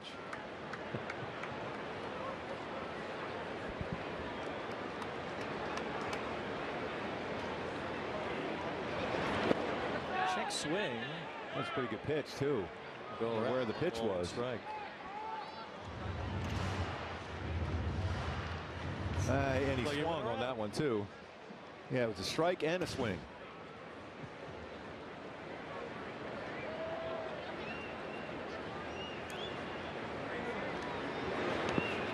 Two balls, one strike now on Seager. Important week for the Angels. They really need to find a way to win at least 4 or 5 this week. Make up for some of the ground they lost against the Blue Jays over the weekend. Get some momentum going into the All-Star break. Tough road trip after the break to Philadelphia and New York. 2 balls and a strike here on Seager. Bends away from that fastball. Seager has rolled into 7 double plays, but he's in the hitter's count now. Angels have been playing better here at Angel Stadium. As for when they've been here, it's still kind of lopsided between road games and home games as Seager draws ball 4. The Angels have won 10 of their last 15 at home.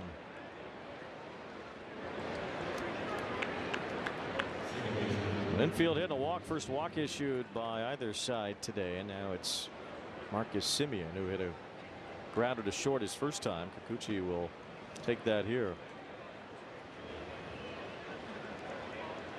A lot of at bats for Semien against Kikuchi, 37 of them already in his career. A 220 hitter, but a couple home runs.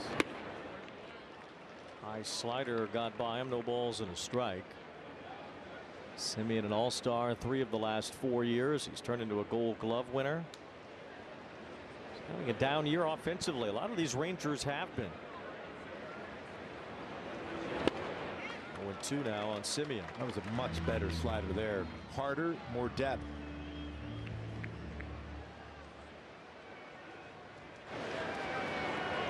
Semien, 34 years old now. You never know when a player starts to have a down year, if it's because of age or whatever. You know, is it too early to write Semien off? Do you think that he can still turn things around? Is he? I think so. If he plays every single game, every single inning. 1 ball, 2 strikes. When a player gets to a certain age, and 34 is a good age for that. You start to see a decline in the production. You just wonder if that's it.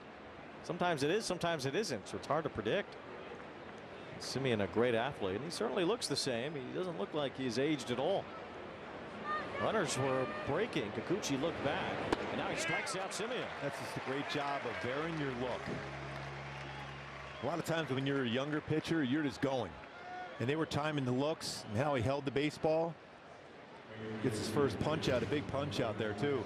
And you see him going, but he looked back again. That's what's so important, to vary your look back to second base. You don't even have to have a great move, a pickoff move to second, as long as you vary that look.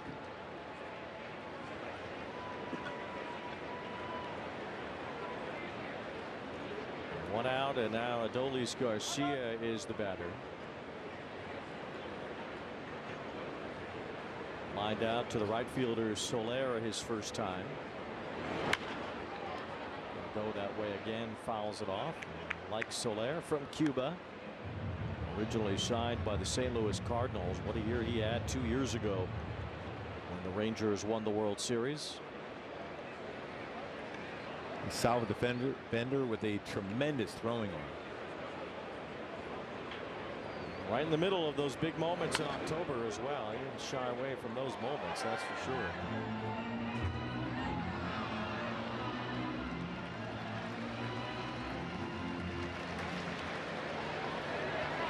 Been susceptible to a fastball above the strike zone. Hasn't been striking out quite as much this season.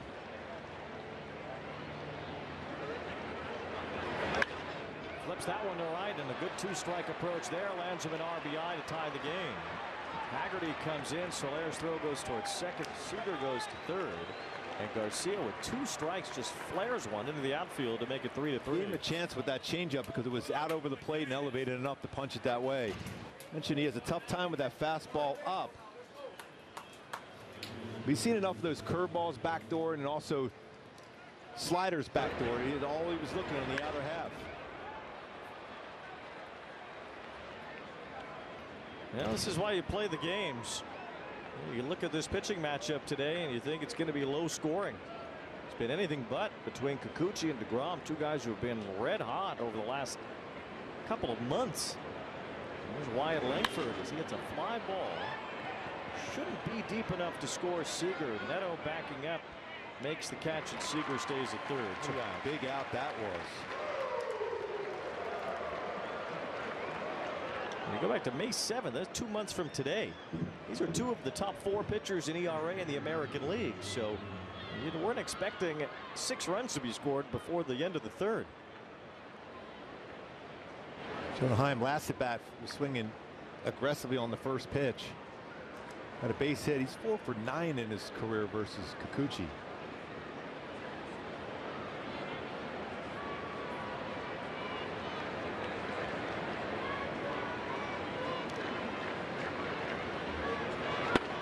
I'm a switch hitter batting right-handed.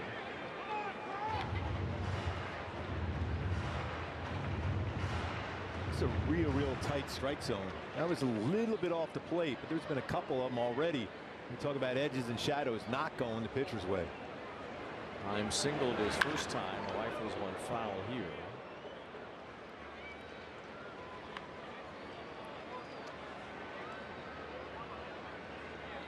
It's like a broken record. His numbers have digressed.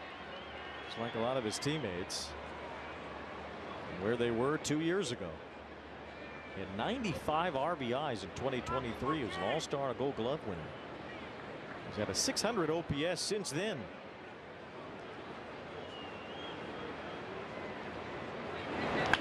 Grounds this one down the line off of Stevens, and another run is in for the Rangers.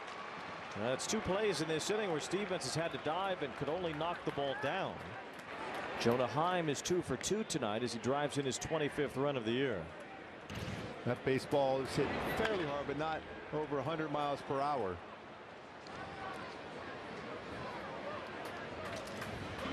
The Rangers are up by a run again, and now a mound visit here as Barry Enright goes out with Kikuchi's interpreter. Well, Chad Stevens, a nice story coming up from AAA. A lot of questions about Yohan Moncada today as Moncada is starting to work his way back on a rehab assignment. The Angels need him at third base. So Jake Berger will bat after we get in the Berger Mobile with Hyundai. Enjoy the new car. Thank you. Deal so right, it almost feels wrong. The Hyundai Getaway Sales Event.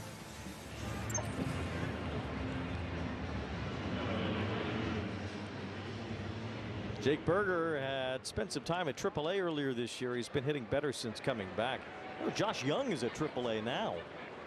Talk about the decline of these Ranger hitters up and down their lineup. So much so for Young that he got sent to the minor leagues. That's some pretty good swings early on here against Kikuchi into the third inning. Already with 6 hits, a couple infield hits, actually 3 of them.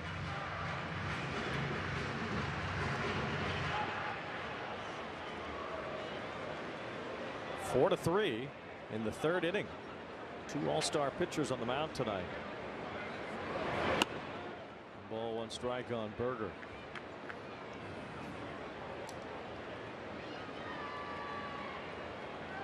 A lot of pitches for Kikuchi at 65 here in just 2 2/3 innings.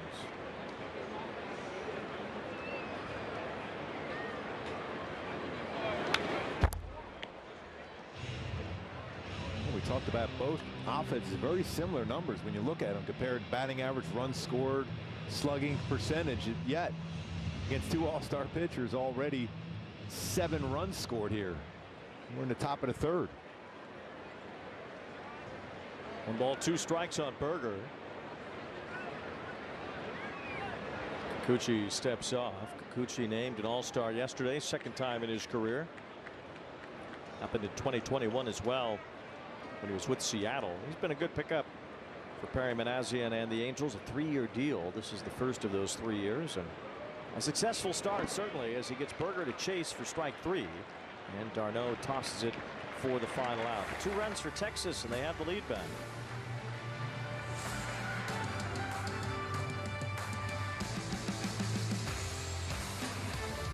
I think this is the Phillies' division to win. Everybody knows their role within the team and are motivated collectively to go after that World Series ring. Bryce Harper is one of the great faces of our sport. Great ones do great things when it matters. Trey Turner, just tools out of his mind. Trey Turner, mammoth home run. Zach Wheeler. But this guy has been nothing but sensational since he was signed. This fan base loves us as a team. I love the city, man. A lot of fun to be able to go in the bank every single day. They are a complete team. Time to win for the Phillies. We do not talk about this superstar enough, and that's Rafael Devers. 6th straight game with a home run. Jarren Duran is an extra base machine. I've just always been like that guy that keeps his head down and works hard. Swing out of his. Crochet's got that kind of electric stuff. This green monster is tailor-made for Alex Bregman's swing. Great fit for Bregman, great fit for the Red Sox. This was the piece that they really needed. The guy's a winner. He's got all the talent. The Red Sox are a much better team this year than they were last year. In music, a hit can define a generation. In baseball, the right hit on draft night can change a franchise. Top tank for Mike Trout. The MLB Draft, presented by Nike, July 13th on MLB Network.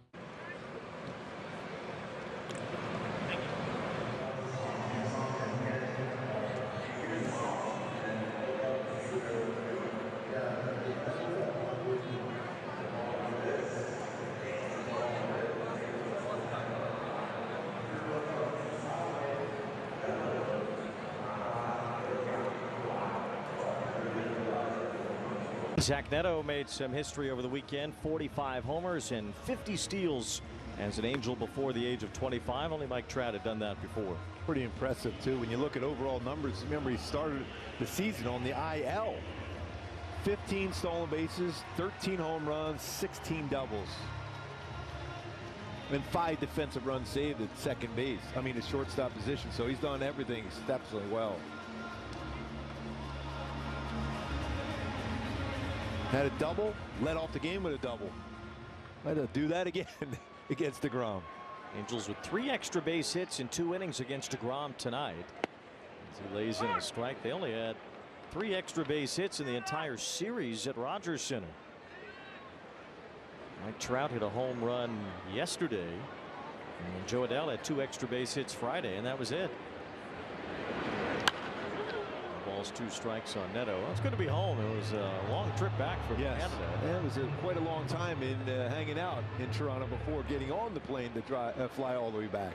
Angels were delayed a few hours before they were able to start the journey back from Toronto last night. As Neto takes a fastball that just misses at 100 from deGrom. And the way they had the baseball out of his hand stays true all the way through to the strike zone. Out of his hand stays the same plane, that vertical ride to it. If you look at him, you see a lot of similarities to Zach Wheeler, and that's by design from Wheeler's standpoint. Wheeler took a lot from deGrom during their time together in New York. Very good friends as well. How about his last game out? Went 9 innings, just 1 hit. Neto looping one to left field. Good jump from Langford. He slides, but he trapped it. Base hit for Neto. He's 2 for 2.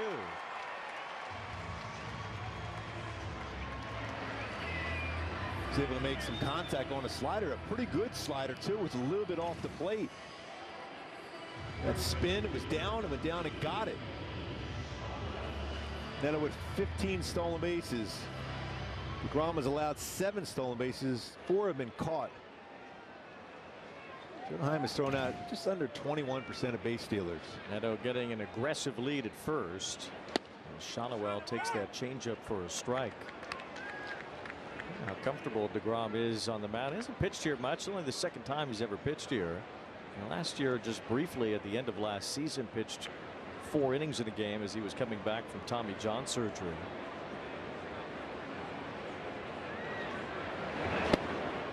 Change up down, 99 down.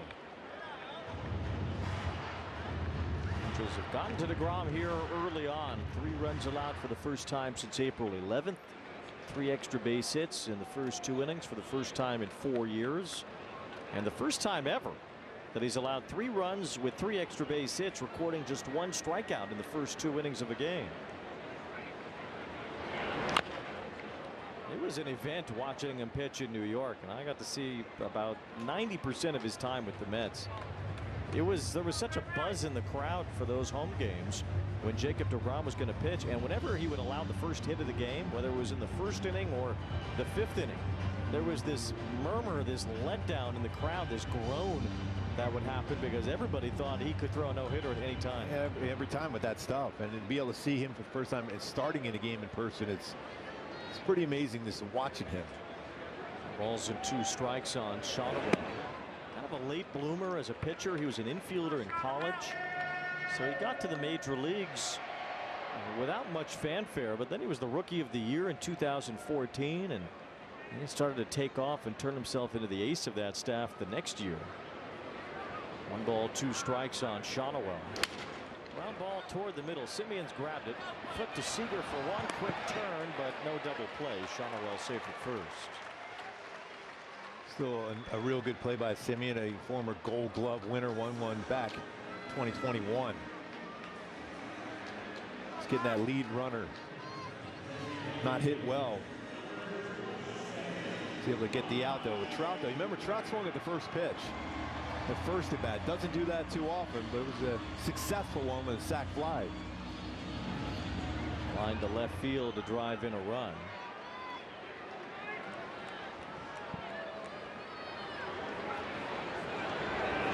We were talking earlier, it's really not the greatest idea to try to work the count against deGrom. I think you got to be ready to swing at the first pitch, especially if you get a fastball. I mean, that was painted right there though. Balls and a strike on Trout. Fastball misses there. deGrom won his first Cy Young Award in 2018. He had a 1.7 ERA that year. It was the 3rd best since 1969 in a non-strike year, behind Dwight Gooden in 1984 and Zach Greinke in 2015. Amazingly, he only had 10 wins that year. It was the fewest ever by a Cy Young winner. That's why we talk about how important it is for baseball to find a way to keep the starting pitchers healthy, because this is what you dream of if you're a fan coming into the ballpark. Get a chance to watch this matchup like this today. Couple all-stars in, and you want the very best arms healthy and on that mound to watch how the hitters compete against them. Well, you're absolutely right. It would behoove the league to make sure there are more guys like Jacob deGrom, not less. More guys like Yusei Kikuchi. And ideally, you'd like to see 1 or 2 or even 3 really good starting pitchers on every team. 2 balls, 2 strikes on Trout. He's painted 2 fastballs right on the outside corner at the knees against Trout so far.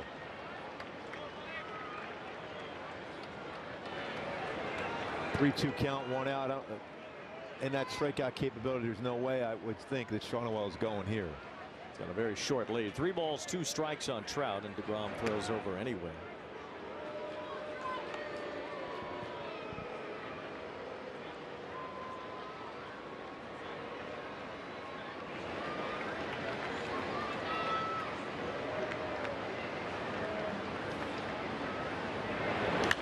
Trout fouls one off. Mentioned deGrom setting an all-time record, 14 straight starts, giving up 2 runs and 6 hits or fewer in each of them. Well, he also set a major league record in 2018, going 29 starts in a row, giving up 3 runs or fewer. The Mets record in those 29 games was 11-18. Oh. They just could not win. They would blow almost every one of his leads, or they would get shut out or score only 1 run. It was ridiculous. Unreal. 11-18. I know those days well. Trout a good at bat right here, and all these pitches are down, so that's usually the pitches at some point that Trout has a chance to get that barrel to. See if he can get one of those pitches down again. One was more in his wheelhouse. The late swing on a 100-mile-an-hour fastball ends up foul to the right. I'm thinking you're watching at home and you think, how do you even foul off 100 miles an hour? But Trout, future Hall of Famer, battle him here. I think we're playing real shallow out in left field. Garcia playing pretty deep and right, though. 3 balls, 2 strikes on Trout. A good battle against deGrom. Trout wins it with a walk. He just missed painting that, but that's a great take by Trout. Trout's got on base a whole lot since returning from the injured list. 429, 5th in all of baseball since May 30th. Yeah, you look at the top there. Soto will take his fair share of walks. Trout, same thing.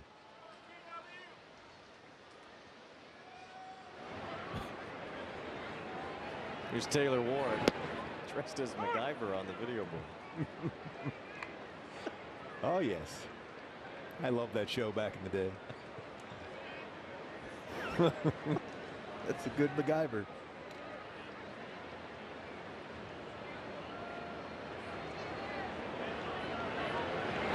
I can see Taylor Ward being strangely good at MacGyvering his way out of things. Yeah, you're going to need your tool set to be able to face deGrom here today, that's for sure. I can see Taylor being unusually resourceful. You want him on Survivor? Yeah, I think you can handle it. It's a huge shot back to deGrom, who throws to second base. Simeon turns to first, and it's too late. Ward hustles to beat out the play at first. It's job by the Rangers, who've been the best defensive team in baseball this year. I think they're going to look at that one too. That was pretty close. Now they're going to not challenge. Just got the foot down before that baseball in the glove. Halo's hottest hitter, Joe Adell, a chance to swing the bat, but he did everything right. He was a former infielder. You can see how he made that play. That's why when you're a pitcher, when you release the baseball, you become the 5th infielder. He's already turning his body to make the throw to second base. That was textbook. That ball should have never even close to being a double play. But deGrom did a great job on it. Here's Joe Adell, who grounded out his first time. Shonowell's at third, Ward's at first, as the Angels try to tie this game up again. A lot of runs, more than expected, certainly in the first 3 innings tonight in this all-star matchup. Both pitchers thrown some pitches already. Kikuchi is close to 70. deGrom at 53.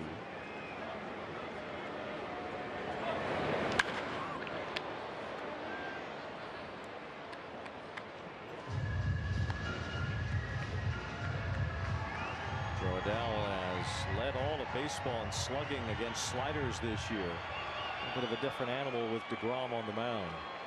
There's only one wild pitch thrown this season for deGrom, even though he throws a lot of sliders.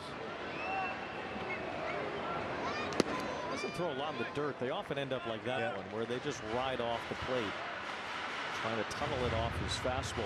Because as much as he spins that slider, if that hit the dirt, that'd be a really difficult pitch to block if you're a catcher.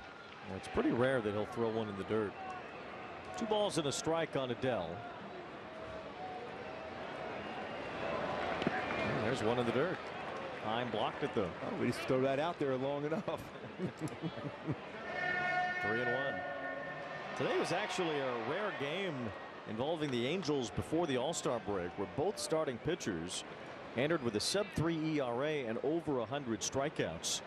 deGrom and Kikuchi today. Last time was Kershaw and Jared Weaver in 2011. The only time before that was Burt Blyleven and Nolan Ryan in 1973.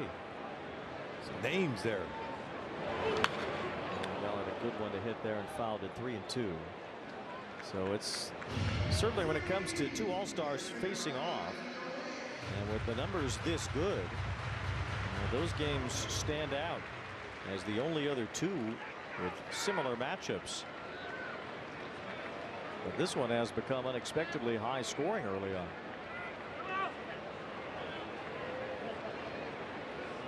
Another one, July 2nd, 2011. The Angels got 6 runs off Kershaw and beat him 7-1. So taking a step out to think what he might get here. It's going to be something away, either a slider or a fastball. It's a slider and it's ball 4, so another walk. Another game, the Twins and Angels in 1973 was scoreless until the 8th inning between Blyleven and Nolan Ryan. The Twins scored 4 runs in the 8th thanks to a grand slam by Bobby Darwin to win the game 4-0. I think they had to introduce each other right there. Bobby never makes it out there for a visit. Yeah, Mike Maddox have to have a chat with deGrom here as the Angels have loaded the bases for Soler. Well, where's Berger when you need him? Finally, we get to hear from Jack in the Box. We killed it with your new Munchie Meal, T-Pain.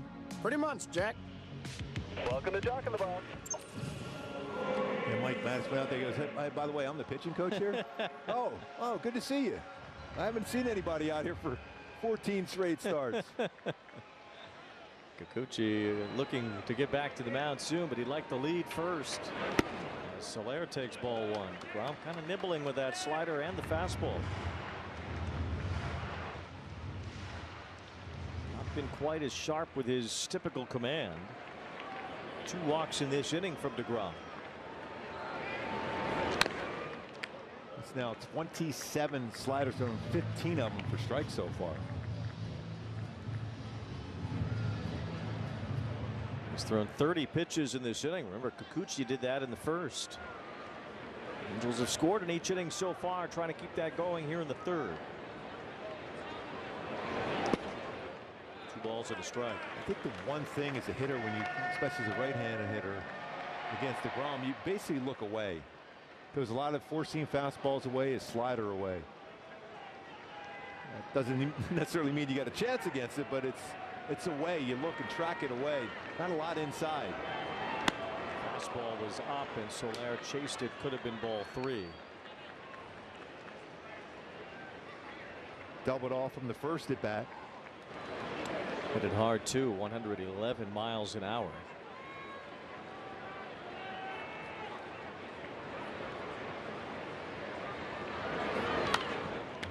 It's a 100-mile-an-hour fastball down the heart of the plate, and a little bit late on it. Well, more than likely, it's going to be a battle of the bullpens here.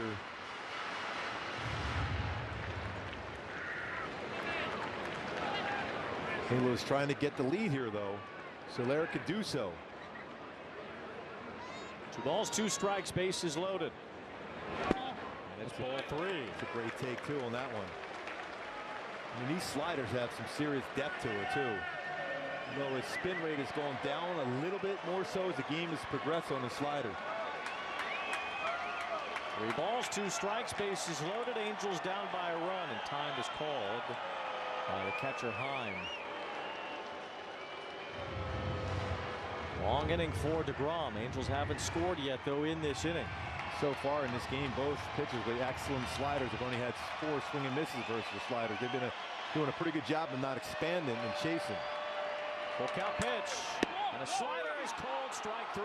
That's off the plate.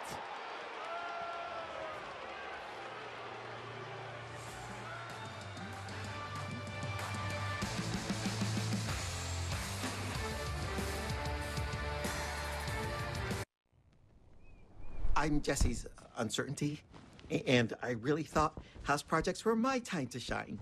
One little, are you sure? He gets stuck before he even got started. But Jesse's changed because of Thumbtack. With their guides, he knows exactly what to do and who to hire, and his house is looking great.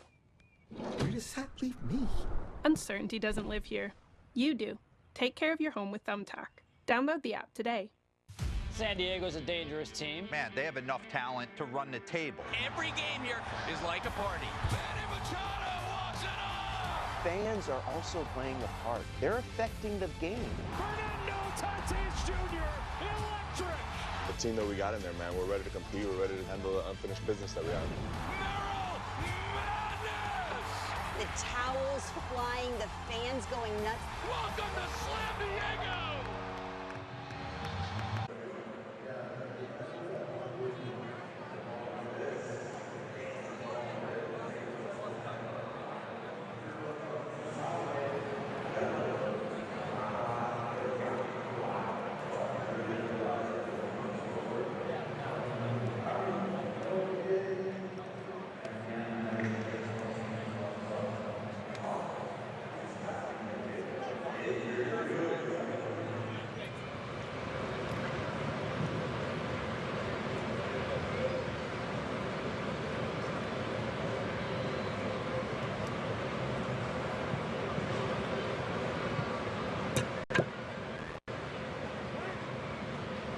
26 new scholarship recipients of the Angels Baseball Foundation Scholarship. This one intended to provide financial assistance to kids in the Orange County and Los Angeles area to further their education. And we're here alongside two previous recipients of the Angels Baseball Foundation Scholarship, Emily and Andres. Congratulations on both of you for recently being college graduates. Andres, I'll start with you. Tell me about where you went to school and a little bit about your major.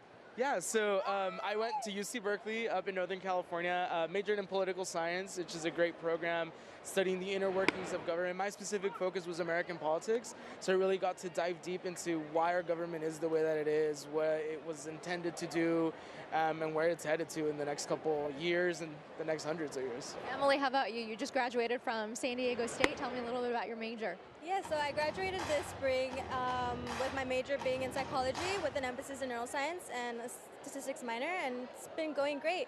I've been doing cancer research and breast cancer in Latina women like myself, and yeah. What made you want to get into that field? Personally, it was just neuroscience, the brain and everything, and then I finally got involved in the research world, and I just love the work to be able to make the world a better place for everybody, including myself. Andres, how about you? How did you get into that field, and what are you planning to do in the future?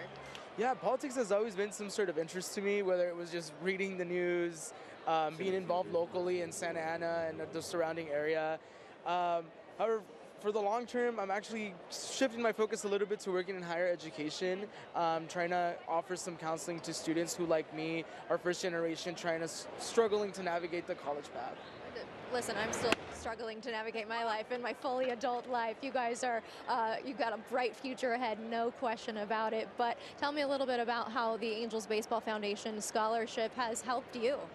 Yeah, I mean, we're kind of going back to the same thing as a first generation student. Coming up with the financial resources to be able to afford a higher education was something that was deeply challenging to me at the time, and so receiving this great opportunity through the Angels Foundation and the scholarship really allowed me to focus more on my academics and my personal development instead of worrying over how I'm going to pay my next tuition bill and that kind of thing. Emily, how about you? And you were surprised when you received the scholarship. Tell me about that. I was in tears when I first heard about it. Being a first-generation college student and the daughter of immigrants, I knew it was going to be a big help so that I wouldn't have to worry so much about the financial burden and the stress that most undergrad students are facing right now.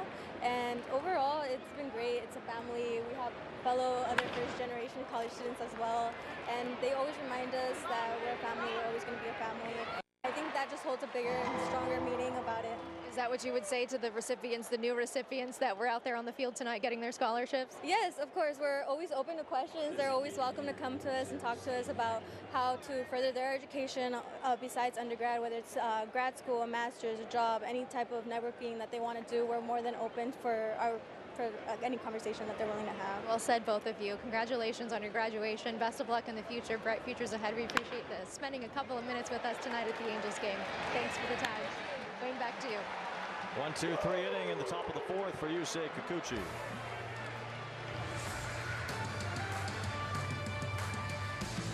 Right this second, at some drive-thru somewhere, I'll have a... someone really wants a soda. Which just feels like a whole lot of sugar to have in broad daylight. Hello? She's thinking. Are you okay? I'm thinking. See? What if there were a better soda? Hurry up! Okay, I'm gonna freak out. It's a drive-thru, not a confession booth. Show up a poppy, please. Okay, wait. 5 grams of sugar? That's actually an amazing call. Good, right? Uh-huh. It is good. Want the effects of Viagra, but faster? Meet Rose Sparks. They contain sildenafil and tadalafil, the active ingredients of Viagra and Cialis, but Sparks dissolve under the tongue. Dissolvables work faster than old-school pills. Plus, tadalafil, the active ingredient in Cialis, stays in your system for long-lasting results. Faster acting and long-lasting? We got you. See if Sparks are right for you at ro.co/sparks.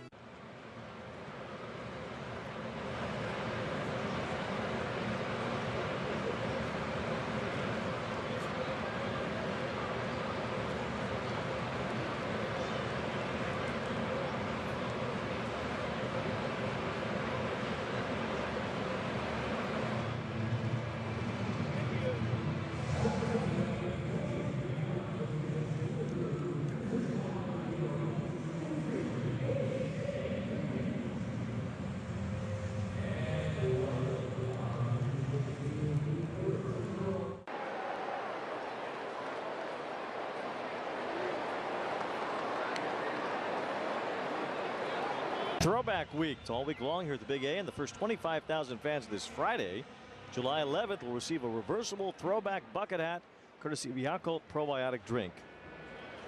Angels.com/promotions for info. Here's a grounder to second from Renifo. And Simeon throws him out. Now, this is the bucket hat. Yes. Now you got to reverse it. Well, yes. Let me see the other side. Well, let me do that for you there, Wayne. I could do that.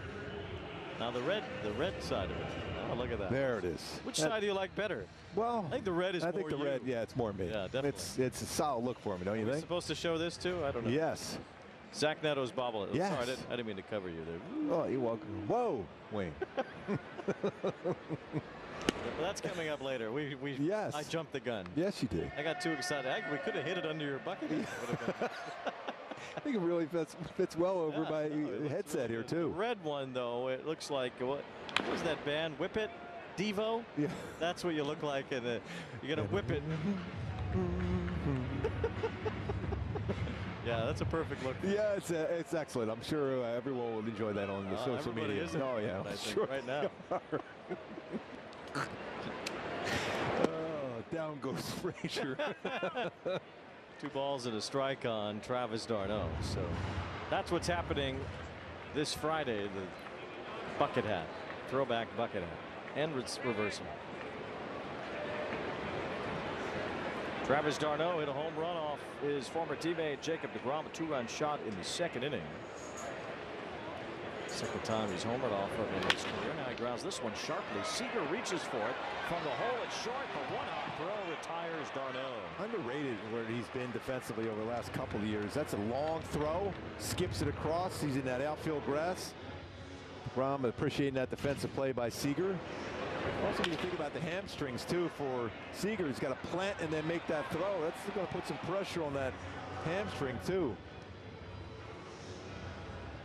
2 up, 2 down, and the batter will be Stevens.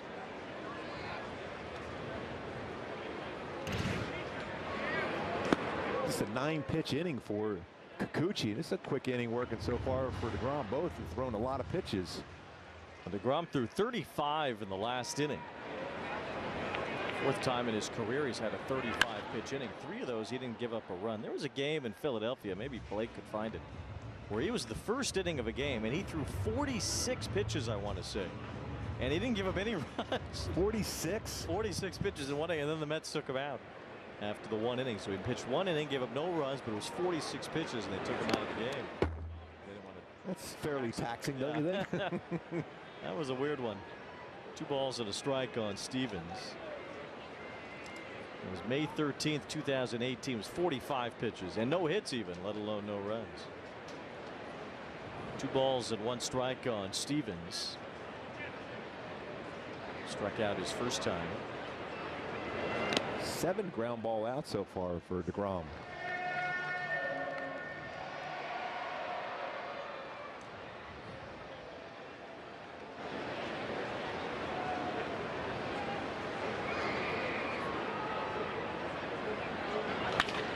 Sharply hit, but Seager's picked everything, hit his way tonight, and takes care of this one to win the inning. 10-pitch inning for deGrom. 1, 2, 3.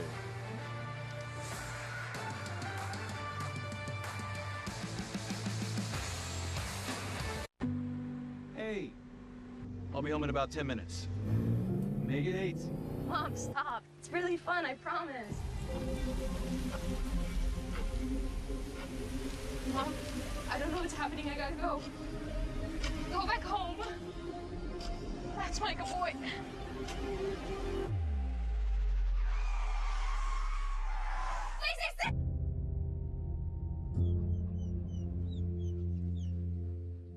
This is Fubo.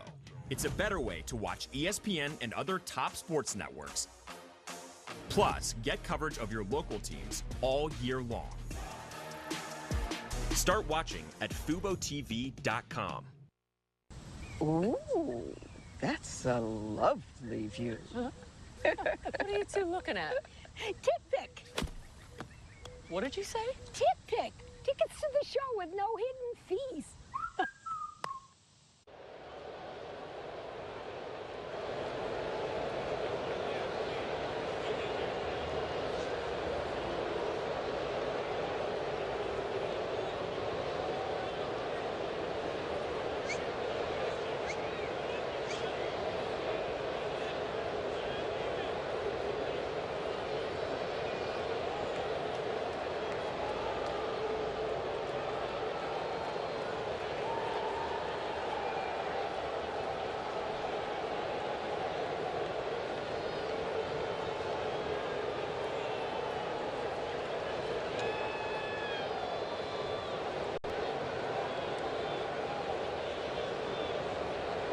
Fans can get 2 view-level tickets to this week's Rangers series for just $25. Hurry, because this offer expires tomorrow night.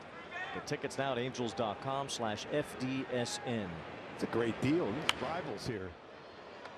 Well, of course, he swung at the first pitch again. And Seager, who had a 2-run homer earlier that flew 430 feet, walked and scored his last time. The Rangers scoring 4 runs off Kikuchi in the first 3 innings. The Angels got 3 off deGrom in the first 2.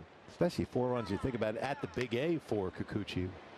His ERA at 1.12 at home. It's been remarkably good in this ballpark, a ballpark that he struggled in as a visiting pitcher. Seager turns away from that fastball. 2 balls and a strike.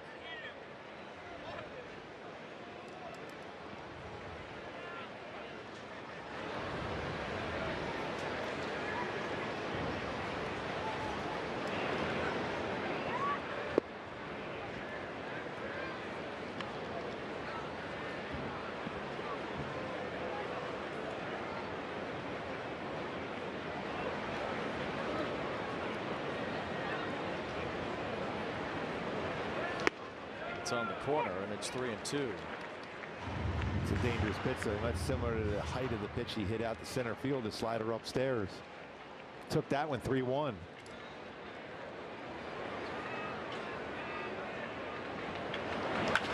Fly ball to left. Seager still takes a healthy hack, doesn't he? Taylor Ward backs up to make the catch. Power the other way again. He hit under that ball, but it's still an impressive swing every time from Corey Seager. Still 103 off the bat there. With a launch angle 41 degrees. Just got hit it too high.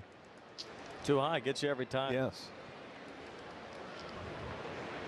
Only a few games going on around the majors right now. All West Coast games as Simeon bats. Arizona leads the Padres 2-1. They're in the 5th inning.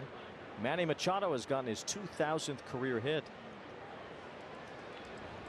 Game where Yu Darvish made his season debut tonight as well for the Padres. Phillies are in San Francisco, tied at 1. Games in the 5th inning as well. Machado's going to get quite a few votes by the end of his career as a Hall of Famer. Got a long way to go. I mean, he's still in his early 30s. And he's roughly the same age as Harper and Trout. He's played a ton of games throughout his career. He's been pretty durable. Now with 2,000 hits. That's how you rack him up. Yep. All-time home run leader in Padres history as well. Simeon on a 3-0 slider out of the zone. Took a hack at it.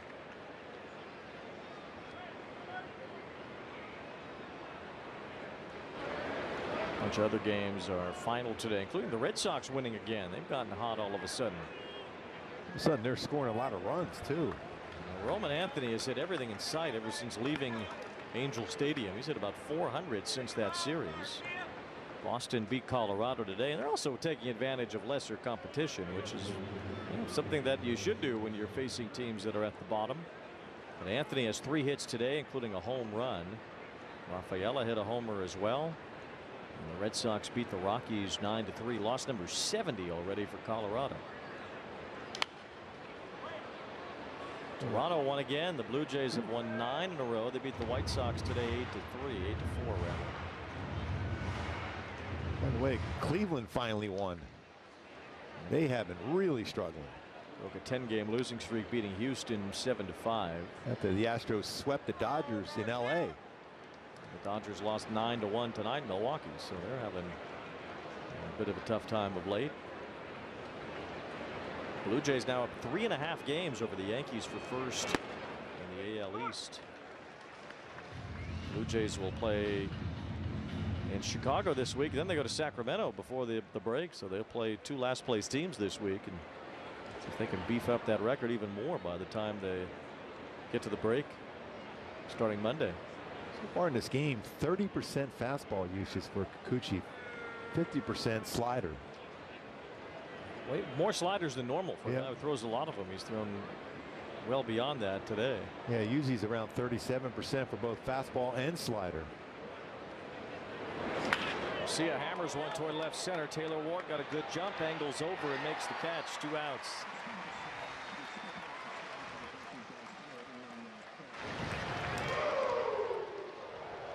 That'll bring up Langford with Kikuchi now at 90 pitches, and about 45 of them have been sliders today.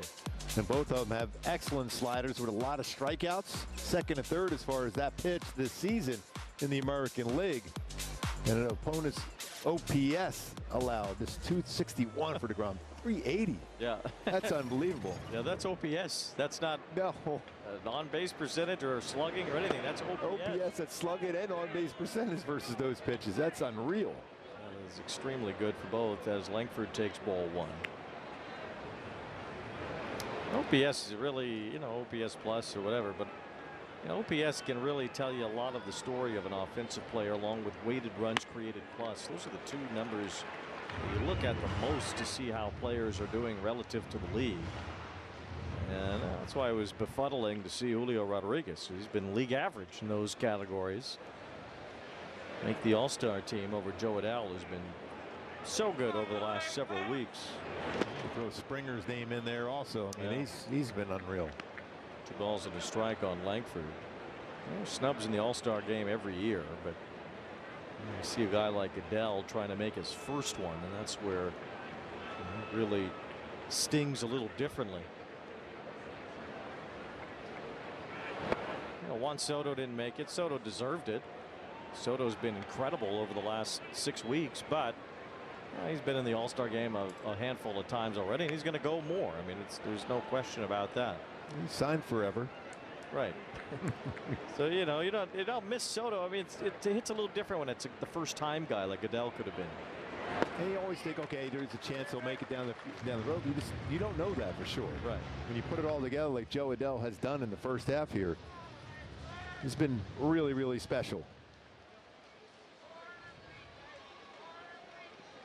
3 balls, 2 strikes. This will probably be Kikuchi's last inning. Already at 95 pitches and yet to get through the 5th.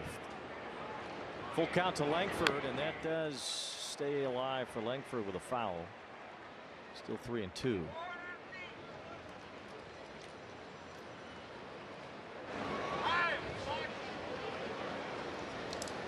Yohan Moncada, a couple of hits in his rehab game tonight. Scheduled to play all 9 innings. The Arizona Summer League team down there.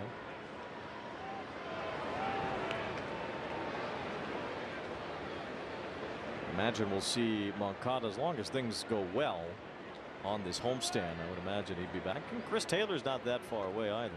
Yeah, he's getting closer and closer, doing a lot more activity. Angels need both of those guys. 3-2. A swing and a miss by Langford, a curveball to end the inning.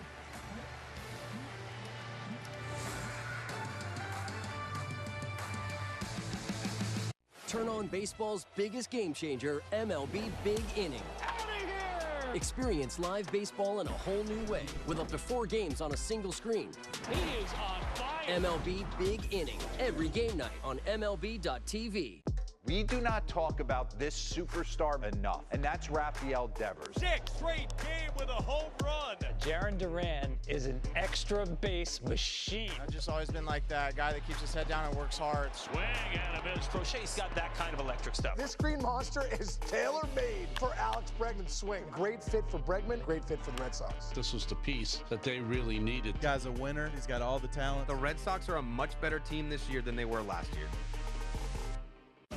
Some moments are too big to miss. 4 swings, 4 homers. Kyle Tucker, you are the man. It's gone! This place is going wild. MLB Tonight brings you closer to the biggest plays from around the league as they happen. What a play! Oh, my goodness! Plus, highlights and reactions from the moments that matter most. Good to get that win today, but got to keep going. MLB Tonight, only on MLB Network. The MLB Network podcast is here. Join your favorite on-air personalities for unique perspectives, in-depth interviews, and untold stories from on and off the field. The MLB Network podcast, presented by New Balance, Sundays at 11:30 Eastern.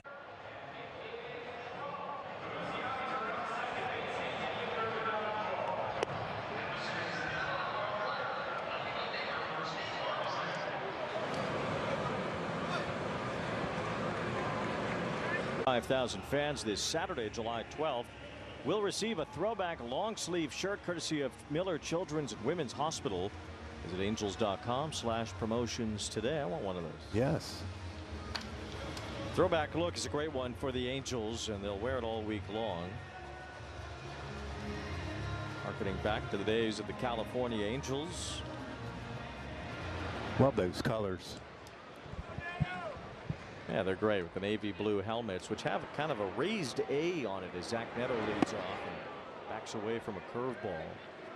That A patch on the blue helmet is kind of sewn in somehow or stuck on anyway. And it's a cloth patch on the helmet. It's not painted on.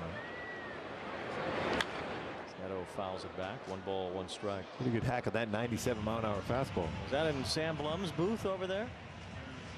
And Sam Blum, the greatest fielder in sports writing history. I think he caught that one. 1 ball, 1 strike. It's 2-1 now.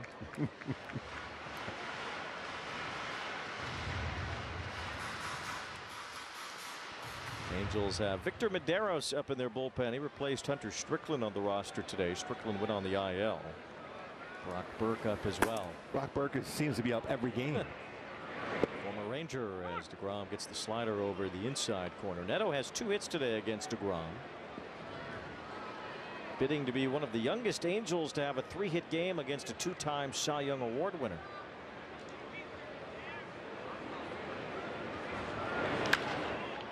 This one up towards shallow right. Berger's chasing. Garcia's chasing. It's a foul ball. Not caught, but a foul ball. Well, a few plays we talk about how good they are defensively. They aren't able to make that play.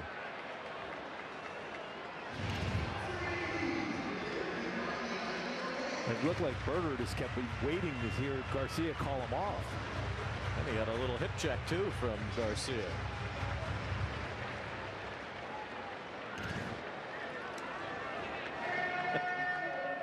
Feel that.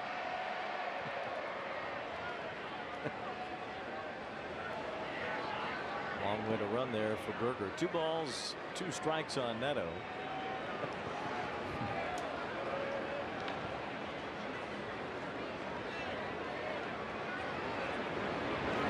Slider, and he went around. Strike 3.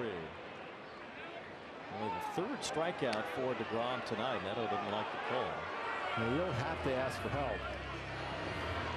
And it's called at home plate.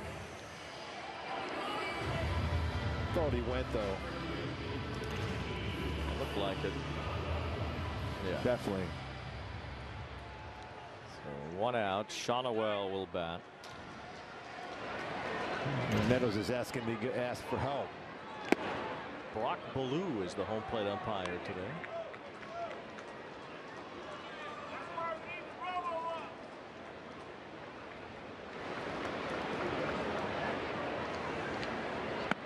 Saw the great Buck Ballou down there in Atlanta.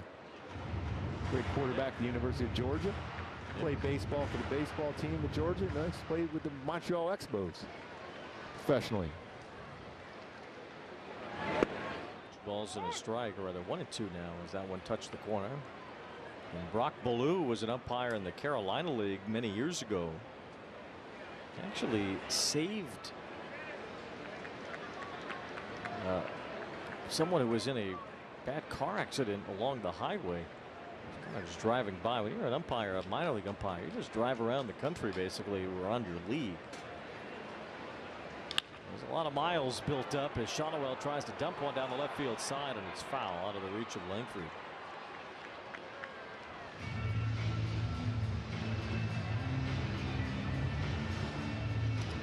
Another tight game here for the Halos. Seen a lot of them of late.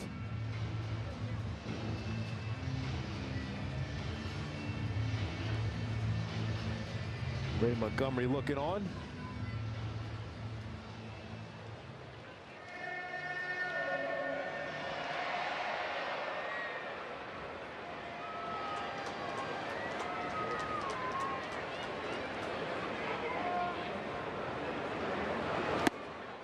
Strikeout for deGrom on Shonowell. So after just 2 strikeouts in the first 4 innings, he begins the 5th with back-to-back Ks. Had some run to that 4-seam fastball upstairs.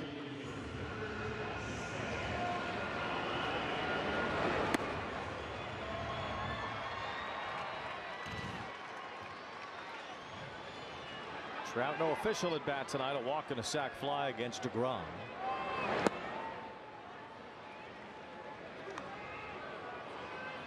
Two did square off back in 2017 when deGrom was with the Mets. The Angels made a rare trip at that time to Citi Field. Good cut there from Trout. Especially with that velocity of that pitch, just get the barrel of it, and that can go a long way. He's providing the power.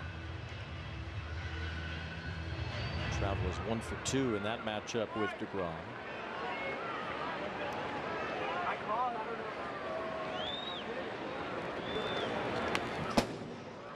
Another good swing, and that's his spot right there. And he get that ball a long way to right center. That's what he was trying to do on that swing.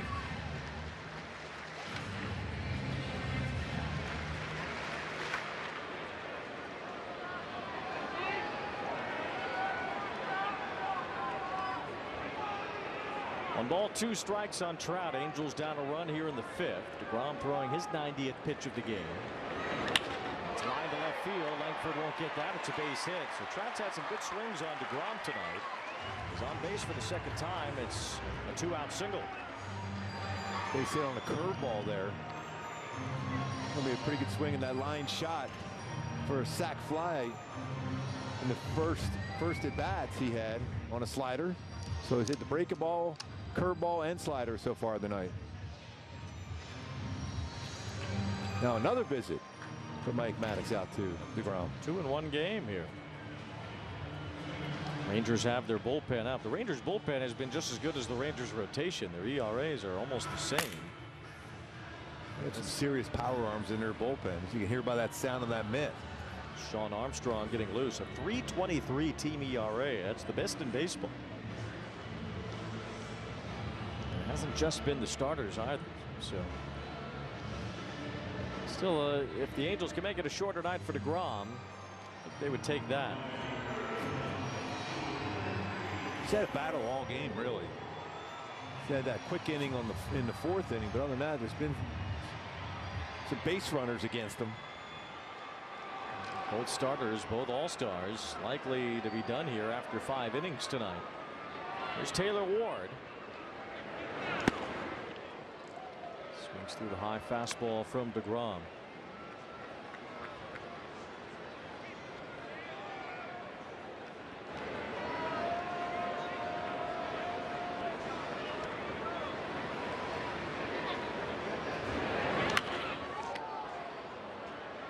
Feels like that conversation with Maddox and deGrom was to try to run the four-seam fastball upstairs.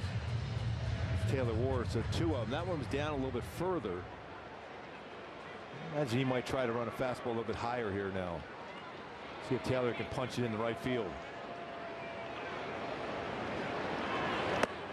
Ball, 2 strikes on Ward.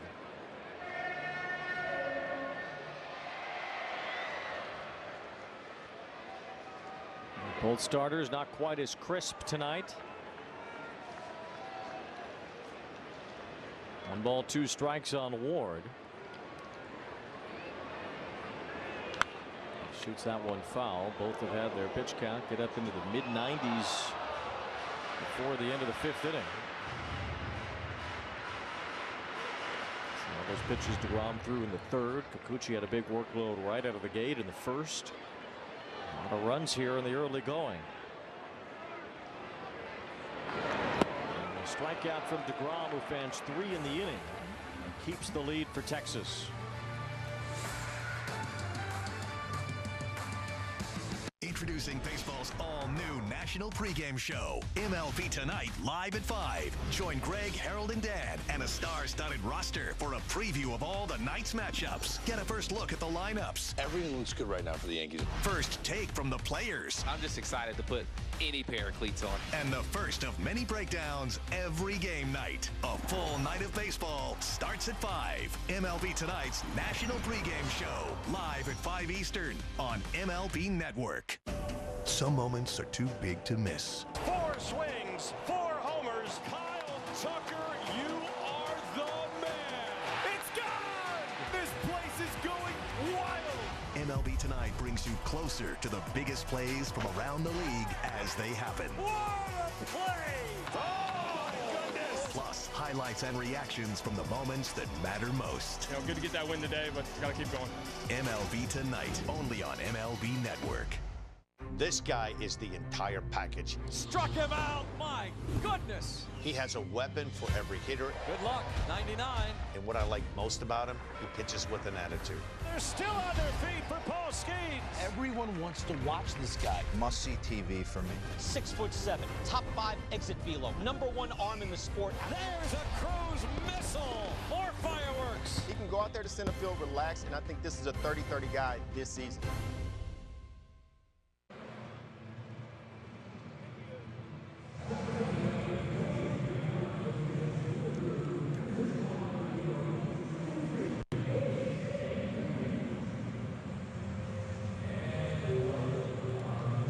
Of the Major League meeting is the awarding of the Los Angeles franchise in the American League to a group headed by Gene Autry and Bob Reynolds. The Pensacola is playing a long folks. Stay fair. Out there it is. Goodbye, baseball. Suzuki gets one. Well hit. Nice play by Bergosi at shortstop. Oh, mercy.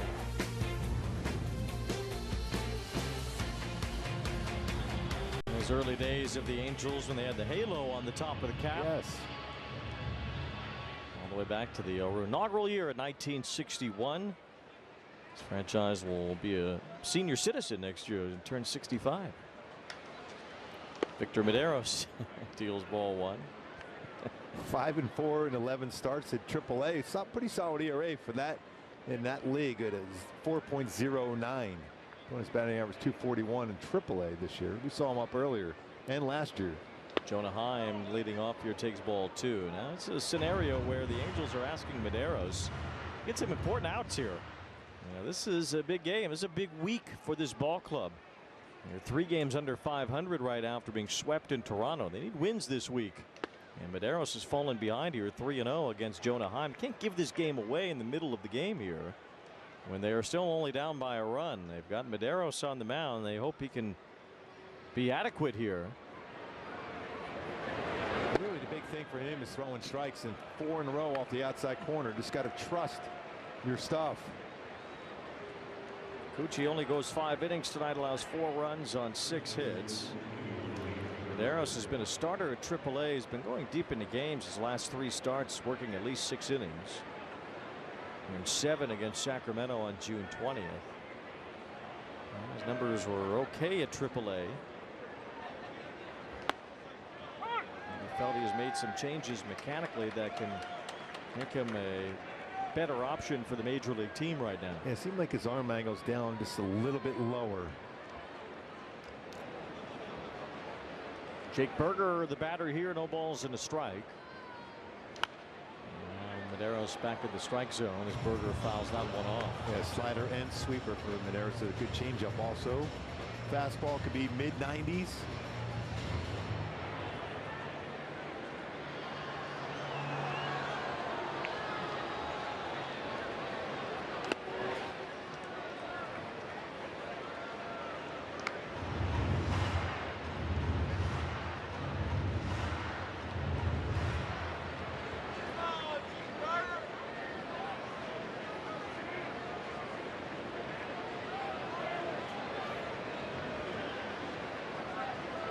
Swing and a miss. Good tight breaking ball there. Got Berger to flail away. Yeah, he's got a couple different type of breaking balls from that slider and sweeper.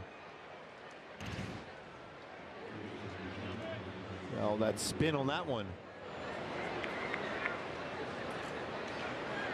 Keeping that front shoulder tucked in much better than he did against Jonah Heim. He let that front shoulder open up a little too quick. Good bounce back there. Medeiros, 24 years old, turned 24 in June. He'll face Josh Smith here. Smith is the pinch hitter for Ezekiel Duran. Bruce Bochy also putting Evan Carter into the on-deck circle. So the lefties off the bench being deployed right away after the exit of Kikuchi. And that sweeping slider from Medeiros getting some swings and misses here.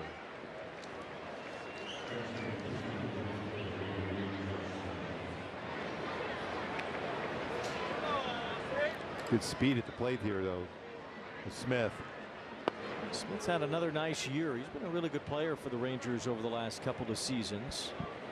Play a lot of different positions. Definitely a do-it-all type.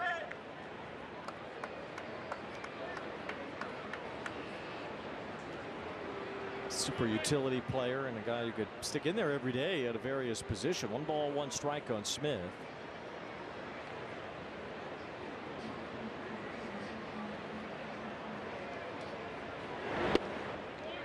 Harris has not thrown a strike yet with that fastball. All the strikes to Berger on off-speed breaking balls, and now the 1 to Smith in this at bat as well. Leadoff walk to Heim. Berger struck out. Now it's Smith off the bench batting for Duran. He's behind 2-2. Finally a strike with that fastball. You can see he's still running it up there pretty good. A little bit better than we saw last year on his fastball. At times he can get 97, 98 with his fastball. Imagine he'll throw that sweeper now. Full count. It was a fastball that missed. 4-3 Texas. The run scored in the first 3 innings today. There's Carter in the on-deck circle. It's a full count on Josh Smith. And a breaking ball hit him. A couple of base runners without a base hit here. See if Barry Enright wants to have a chat with Medeiros as Evan Carter comes off the bench.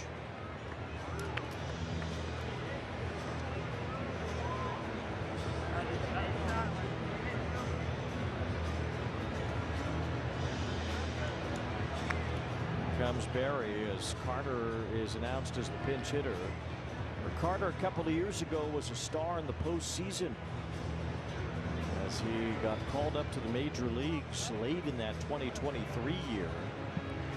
Went straight into the playoffs and did extremely well. He only played 23 major league games, had an OPS of 1058, and then he went to the playoffs and he was pretty good there too. He had a cool 300 in the postseason, including a 286 average in the World Series. It looked like he was a budding star.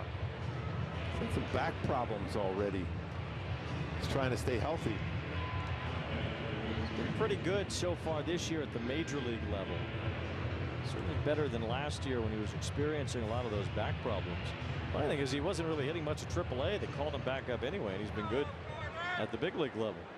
Yeah, he's pretty aggressive first pitch. So it's going to have to be a good one here for Medeiros.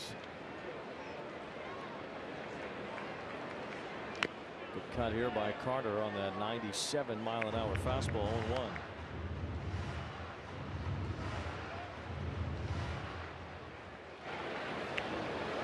Medeiros with an important task here to keep this game right where it is. 4-3 in the 6th inning. First and second with 1 out. That fastball touches the outside corner. Good pitch. Good spot on that one. So 96, 97 so far.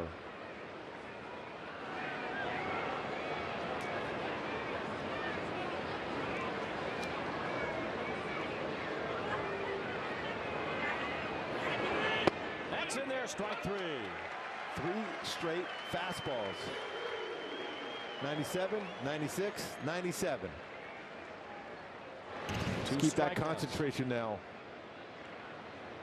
See, he's got some movement on that fastball. It looked like it was starting over the inside corner, and it came back over the inner half.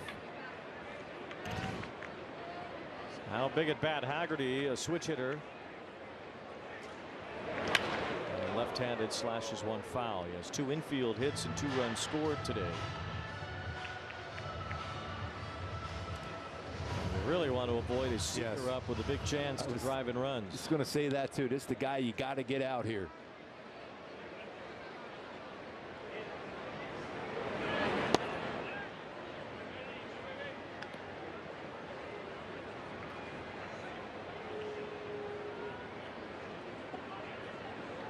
Five innings from Kikuchi tonight. Taxes the bullpen a bit more in a close game.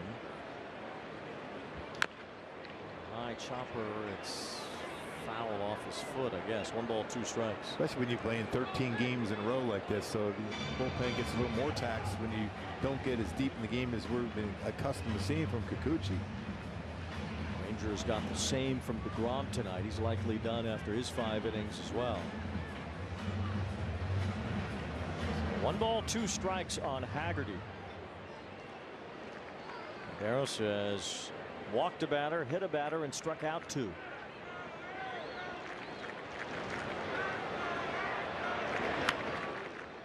'98.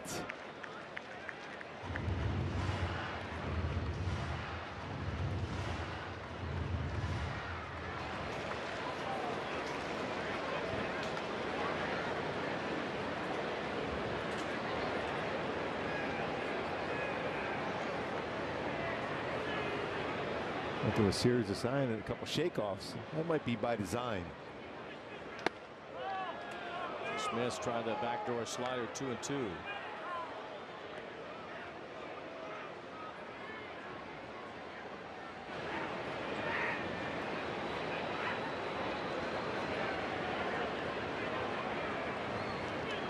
Ground ball, Shotwell with a backhand pick. He'll flip it to second base and get the force out to win the inning. Nice job by Medeiros.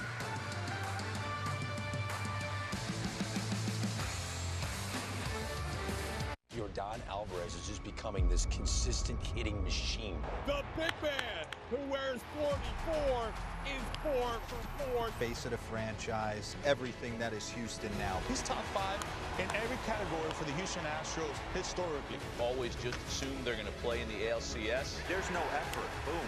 And you can kiss that goodbye. That's a game winner. Late inning heroics once again. He's a legend. Unbelievable. Did he do it?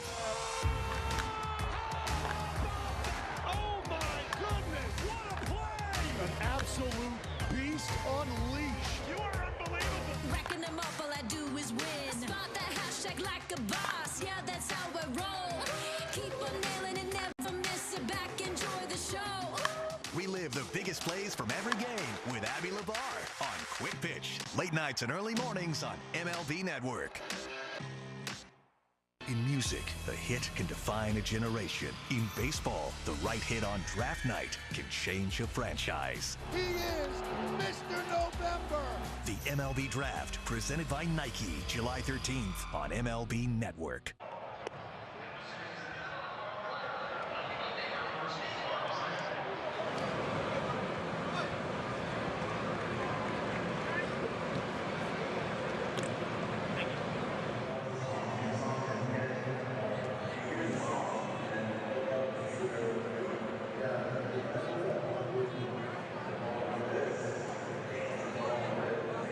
Passionate expert care for everyone in the region. Learn more at ucihealth.org. By Jack in the Box, get so much more in the new T-Pain Munchie Meal. And by Hyundai, the Hyundai Getaway Sales Event. Deal so right, it almost feels wrong. Only at your SoCal Hyundai dealers. Travis d'Arnaud hit a homer off his former battery mate Jacob deGrom. deGrom touched up for 3 runs in 5 innings tonight. Kikuchi gave up 4 runs in 5 innings. So the all-star pitchers on the mound tonight, a little less crisp than usual. It's still a close game, and the bullpens are involved now with Sean Armstrong entering here for Texas. And when you're facing arms like that too, your concentration level as a hitter is just super intense. So if you got a mistake, they capitalize the hitters against the 2 all-stars. Joe Adell hits one hard, but right at Simeon. 1 pitch, 1 out for Armstrong. Evan Carter stays into play center field, and Josh Smith stays into play third base. Good job by Medeiros to rally and get through that top of the 6th inning with no runs allowed.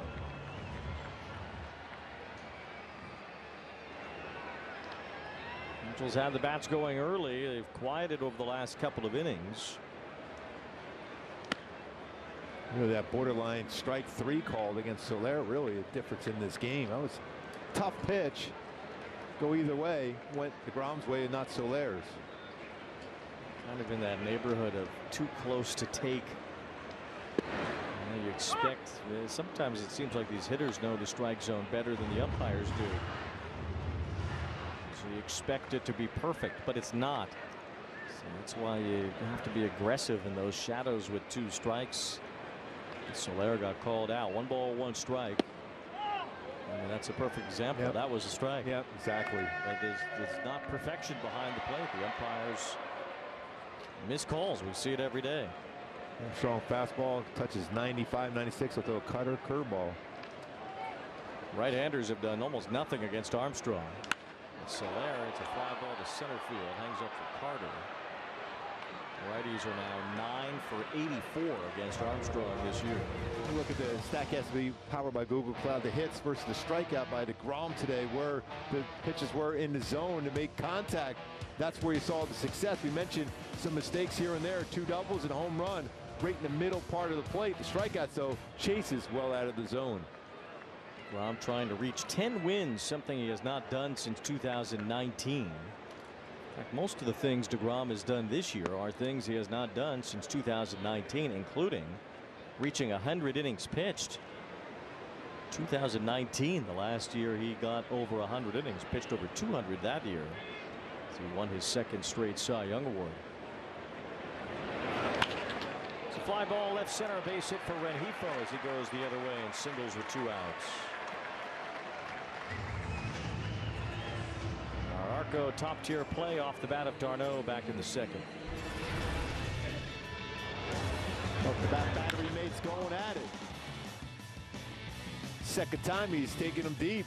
At that point, giving the Halos the lead on that one. Worked the count in his favor, hits it out, 2-run shot.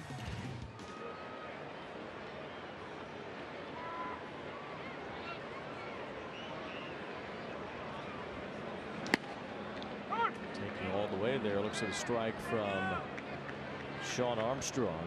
2-run homer in the 2nd inning from d'Arnaud. The Angels have only had a few hits since then, all singles, after 3 extra base hits in the first 2 innings tonight. Strong's allowed 3 stolen bases in 3 attempts against them. A little bit of a slide step there. Rengifo has barely run at all this year.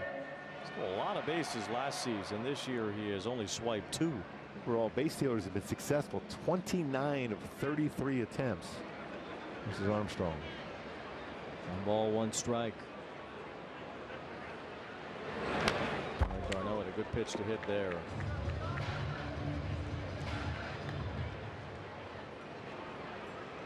Got to find a way to win one of these close 1-run games. The Angels were really good early, not so much of late.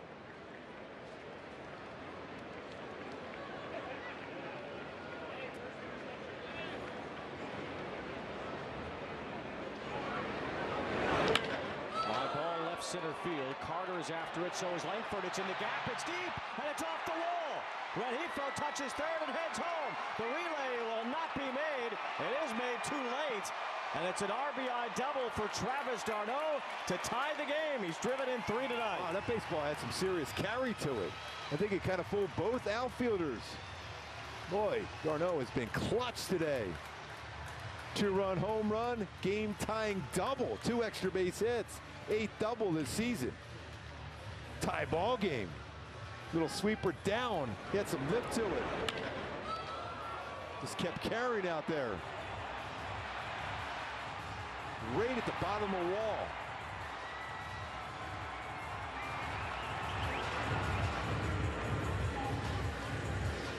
Now the Angels will go to their bench with a lefty, Lamont Wade Jr. to pinch hit for Chad Stevens. Angels taking a shot here with Wade with 2 outs and d'Arnaud at 2nd base. Going to catch a base hit here and take the lead. Wade gets twisted up there on a foul tip, and it's no balls and 1 strike. Tremendous arm out in right field, but Garcia's playing very, very deep. d'Arnaud with catcher's speed at 2nd base. Really good outfield arms all the way around with Langford and Carter too. Reed Detmers is up in the Angels bullpen. We've typically seen him in the 8th inning, but with Seager due to lead off the 7th, that's why Detmers is getting ready now.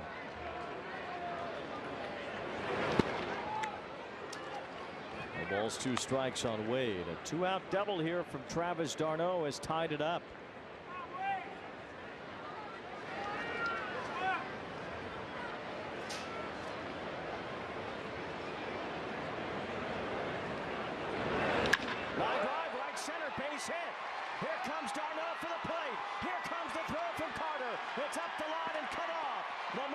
Jr. has given the Angels the lead.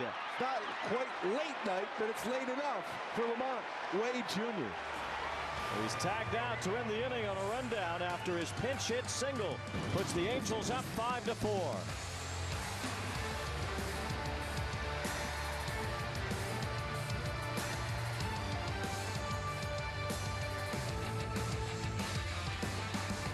Should have used tick pick. Wait, what'd you say? Tick pick. Look. Oh, whoa, whoa, dude. What? There are no hidden fees. What'd you guys think I said? Oh, tick pick. I thought you said. Cooking a dinner my whole family can enjoy is a piece of chaos. The requests these kids make are really something. Dad, can I get some strawberries and ketchup? Home Chef's new family menu has been a lifesaver. With Home Chef's easy 4-serving meals, we get dinner done quicker. I have to finish my masterpiece. Do I even want to know? Home Chef's family menu. The parents who get it, what? Get Home Chef. Get 18 free meals at homechef.com. My FOMO at the concert? And up courtside thanks to Game Time. Game Time has concert tickets? Yeah, look. It's the best way to guarantee you're getting the lowest price to your favorite artist, even last minute. What time is it? It's game time!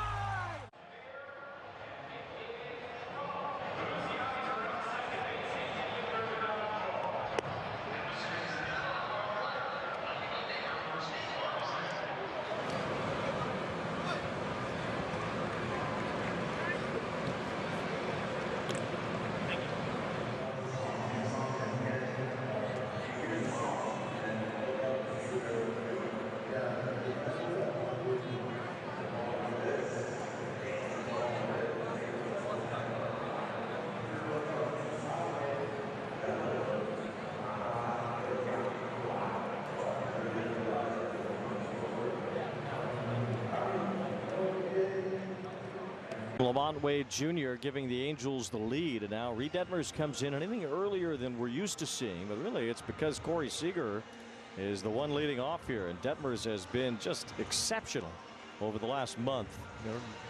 Absolute reason why he's in there, because that guy coming up to the plate right here for the Rangers. Nice job by Lamont Wade Jr. Shot to center field with 2 strikes on him. Kevin Newman now in at third base as Wade comes in, gets the big hit, and heads out. Ray Montgomery pushing some buttons early to try to get the Angels over the hump here against the Rangers tonight. And what's an important week for this ball club? 7 home games against teams around their same record, around 500. The Diamondbacks come in next. And the Angels are hoping that this is a profitable week for them heading into the All-Star break. Corey Seager leads off in the 7th. Against Reed Detmers. Swing and a miss, and it's quickly 0-2. 2 tight sliders in a row. Seager 4 for 17 lifetime against Detmers. We've seen these guys a lot as a starting pitcher. He's had some good games against them too. Seager on 2 strikes slaps a base hit. Just went down and got that slider. 3rd time on base for Seager today. The Angels falling behind in the wild card after being swept in Toronto, so they need some wins in a hasty fashion here, especially against teams that, right around the same as them. The Angels are a half game behind the Rangers. The Diamondbacks have the same record as Texas entering today. By the way, Seager went down and got that slider below the strike zone and hit 106 miles off the bat. Ground ball, Neto backhand throw to second one, ready for the first. Take that every day of the week. That's a tremendous turn. Transfer was excellent by Neto. Last year he led all of baseball as far as shortstops double plays. Allstate, good hands replay. Good hands here up the middle. And a good throw. We said it the last couple of days. Rengifo seems to be a lot more comfortable at that second base position. He got a lot on that throw to get Simeon in a double play ball. It's noticeable the difference in Rengifo at second base compared to third base. With Moncada close to coming back, it makes sense to just let Rengifo play second and leave him there. Adolis Garcia at the plate here. Strike from Detmers at 97. What a run this has been for Reed Detmers. complete confidence, just trusting his stuff, attacking hitters. He's given up 1 earned run in his last 24 appearances entering today. And he's got some gas too. That's 98. 2 balls, 1 strike on Garcia. Still a lot of power there.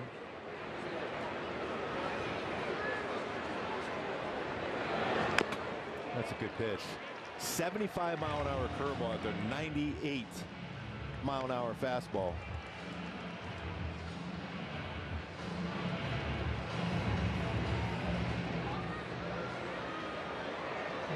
Spectrum 7th inning stretch coming up. Hopefully with the Halos still leading this game. 2 balls, 2 strikes on Garcia. Angels have the lead right now, 5-4. Corey Seager led off the inning with a base hit. Simeon hit into a double play. Detmer's working against the middle of the order, trying to get through it. Garcia pops it up foul.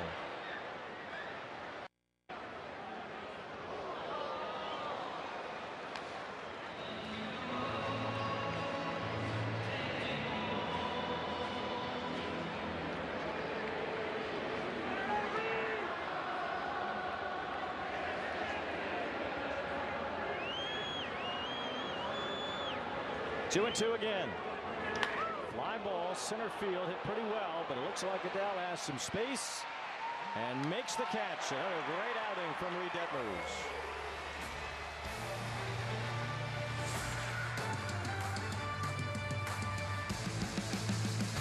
I'll give you this brand new electric vehicle if you can prove to me you know your finances. How many subscriptions are you paying for? Just 3. You sure? Let's download the Rocket Money app right now and see if you're right. It's actually 21 subscriptions, which is costing you around $370 a month. The app is telling you all this? Rocket Money shows you all your expenses in one place and even helps you suggest a budget based on your past spending. Don't worry about the 21 subscriptions. You can cancel them right within the app. It'll even try and get you some of your money back. Why pay too much for cable TV when it costs less for Fubo? Get all the channels you want with all the entertainment you love for the price that cable can't beat. Start watching at FuboTV.com. San Diego, where Manny Machado has his 2,000th career hit. Coming in the Padres game against the Diamondbacks tonight. Congratulations to Manny on a big milestone at Petco Park. In Detroit tonight, Javier Baez, an all-star starter, and a 2-run homer tonight. The Tigers win again as they beat the Tampa Bay Rays 5-1. Detroit getting their 58th win, the most in the major leagues. Alongside Mark Rubens, I'm Wayne Randazzo here at Angel Stadium tonight, where the Halos are trying to pull out an important win against the Rangers. Yeah, by the way, a nice double play turn by Zach Neto there to start that. But again, I love the fact that Travis d'Arnaud, what he has done in this game, a 2-run home run, a go-ahead, the double there to get it tied, and then you got Lamont Wade Jr. with a base hit. It's another tight game. A lot of fun here with those 2 starting pitchers. Not quite as crisp as normal, but still a great game. Now the Angels are ahead right now, hoping to steer this one into the garage tonight as they lead the Rangers 5-4. Look at that Zach Neto bobblehead. What a night here. Spectrum 7th inning stretch here at Angel Stadium tonight. The former Angel takes over on the mound, Jacob Webb. He had the great changeup himself. Former Halo, 37th game. So it was a changeup, fastball, 92-95, and slider. Just touched up Sean Armstrong for a couple of runs. Webb, a 3.73 ERA entering today's play. And face the top of the order here is Zach Neto. His bobblehead is coming up in a couple of weeks here when the Mariners are in town. Shaping up to be a big series if the Angels can find some wins here between now and then. It's going to be tough with the Phillies-Mets road trip right after the break, but if they could stay in it, well, that shapes up to be a big series, a 4-game series here at Angel Stadium at the end of July against the Mariners.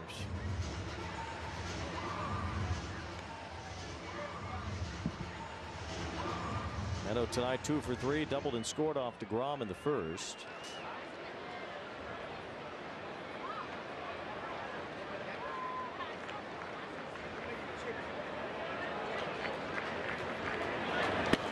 right down the middle, strike 3. I guess Neto expecting something else.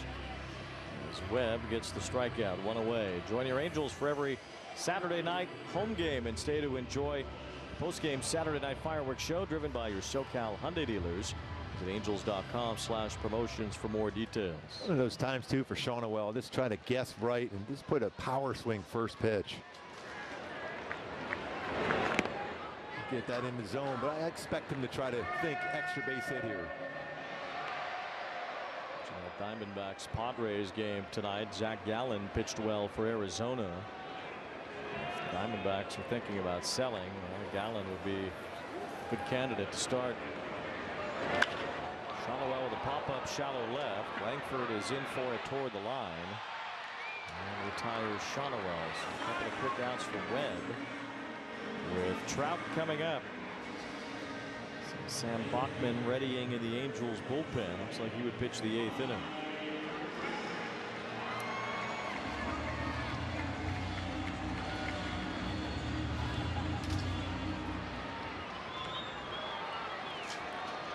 Mike Trout's had a solid game already. Sac fly, walk, and a single.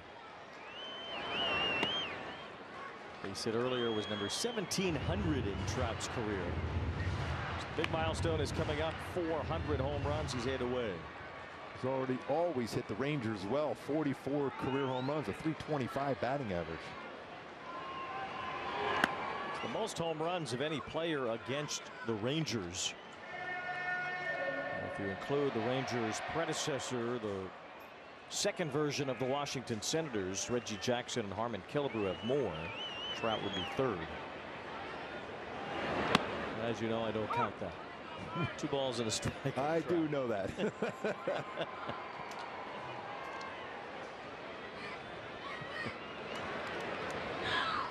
So to me, Trout's the GOAT against the Rangers. 2-1. Tied up. 2-2. Our graphics department will show you with Senators history, Reggie and Harmon Killebrew. That's a totally different thing, the Washington Senators. Oh, Reggie came in our booth there. You got to give him a little love there. Remember a couple years ago? He crushed the Senators and the Rangers. Yes. All 3 to Trout. And then Reggie was up here with Zach Neto at his first major league home run. Almost exact same spot where Reggie hit his 500 in his first home run too. Thinking about Reggie Jackson on this throwback week. Wore that uniform here at the Big A as Trout yanks one foul. Webb's with his changeup and his fastballs down. You think this should be a chance for Trout to get a hold of one if it's in the strike zone. 3-2 count. Trout had some good swings on deGrom tonight. Had a sac fly, a walk, and a base hit. Now full count on against Webb. Hits one in the air toward the right field line. A long run for Garcia as it ends up foul.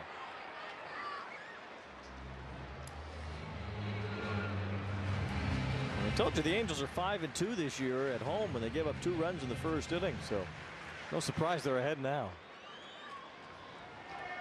Each of their last 4 home wins have been comeback wins. They've won 10 of their last 15 in this ballpark. Trying to hang on and steer this one all the way through. They still need to get 6 outs.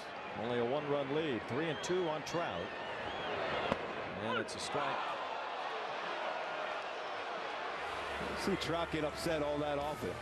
Some words of the home plate umpire Brock Ballou and Ray Montgomery.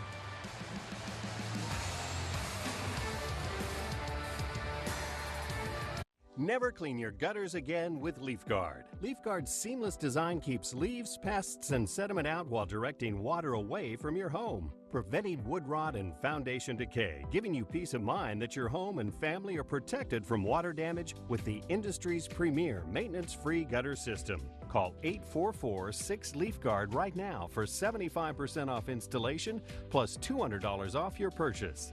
LeafGuard, get it today. Protected for life. We got our hands up in the air, 'cause it's a party, we having fun here, 'cause it's a party, My, oh my, this guy is next level. Oh my goodness. Lots of great baseball coming, and good guess, by the way. Play baseball like I'm still a young kid, like a little teenager. Good luck trying to hit that, man. It's unhittable. What a moment!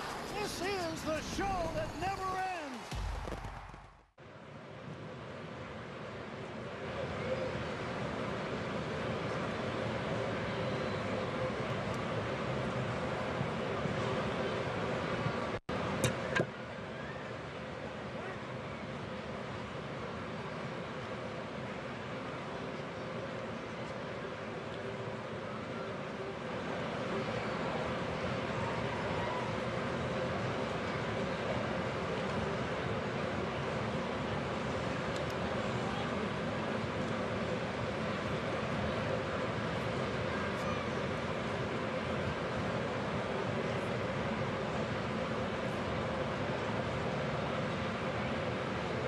Cam, as Mike Trout gets called out on a pitch that he thought was low, and as you said, you don't see Trout argue much with the umpire. Pretty visceral reaction from Trout, and that drew Ray Montgomery into the fray, and Ray has been ejected from this game. Yeah, he said that's the third time today. He's had a borderline pitch go against the Halos, including the one with the Soler was punched out with the bases loaded on a 3-2 pitch. And Ray Montgomery got right in the face of the home plate umpire Brock Ballou and got thrown out. First time an Angels manager has been ejected since Phil Nevin. Ron Washington had not been thrown out as the manager of the Angels, although Wash did tell me once that if he saw Trout arguing with the umpire, that's probably when the time he would get thrown out. So yeah, he's basically saying that's Mike Trout at the plate. So it drew Ray Montgomery out, and he's been ejected, and now Ryan Goins will be the manager for the rest of the day here, and Sam Bachman takes over, and he's ahead of Langford. Some serious responsibility's been added on to Ryan Goins. Go. Way to go. Yeah, that is for sure. Ryan Goins has had a big promotion here from infield coach to interim bench coach, and tonight now acting manager. 1 ball, 2 strikes on Langford. Ryan Goins told me the other day there's a lot of extra time on the computer now. He is studying morning, noon, and night for this promotion that he has tried to make the most of and just keep himself as prepared as possible. Langford with a broken bat fly ball to shallow left center, and Taylor Ward is there for the first out. Register your little angel for the 2025 Junior Angels Kids Club presented by OC Waste and Recycling. Members receive 4 ticket vouchers, a Zach Neto headband, and more for only $20. Visit angels.com/juniorangels for more info. So Ray Montgomery has been ejected after really sticking up for Mike Trout, who was not happy with that last strike called. Can't even remember the last time I saw Mike Trout upset like that. I'm not sure it's happened in the 3 years I've been here, as Heim bounces one foul.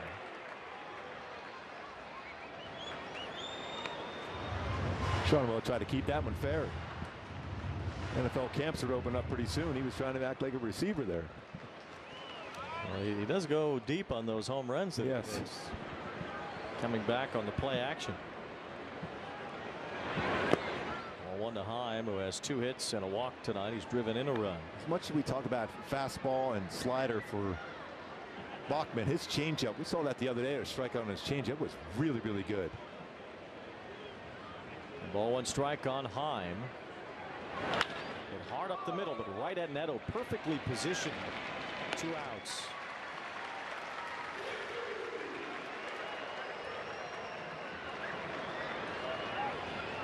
A couple of former first-round picks and former starting pitchers that have become the 2 primary setup men out of the Angels bullpen, Reed Detmers and Sam Bachman. Yeah.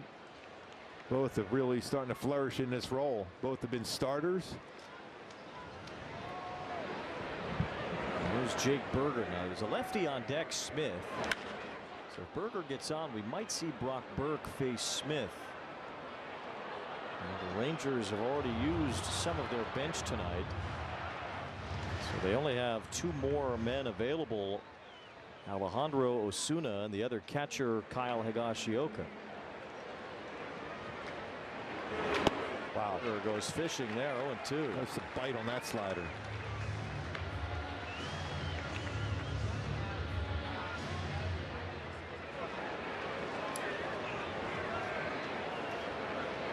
See why Berger has struggled this year if he's going to be chasing pitches that far out of the zone.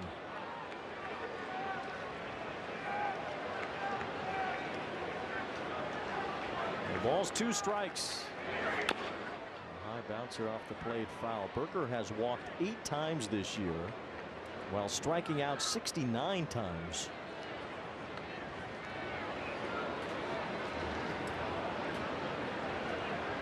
No reason to really throw one in the zone here. 0-2. Yeah, that was a little bit more of the strike zone. I think he took that deep breath to gather himself.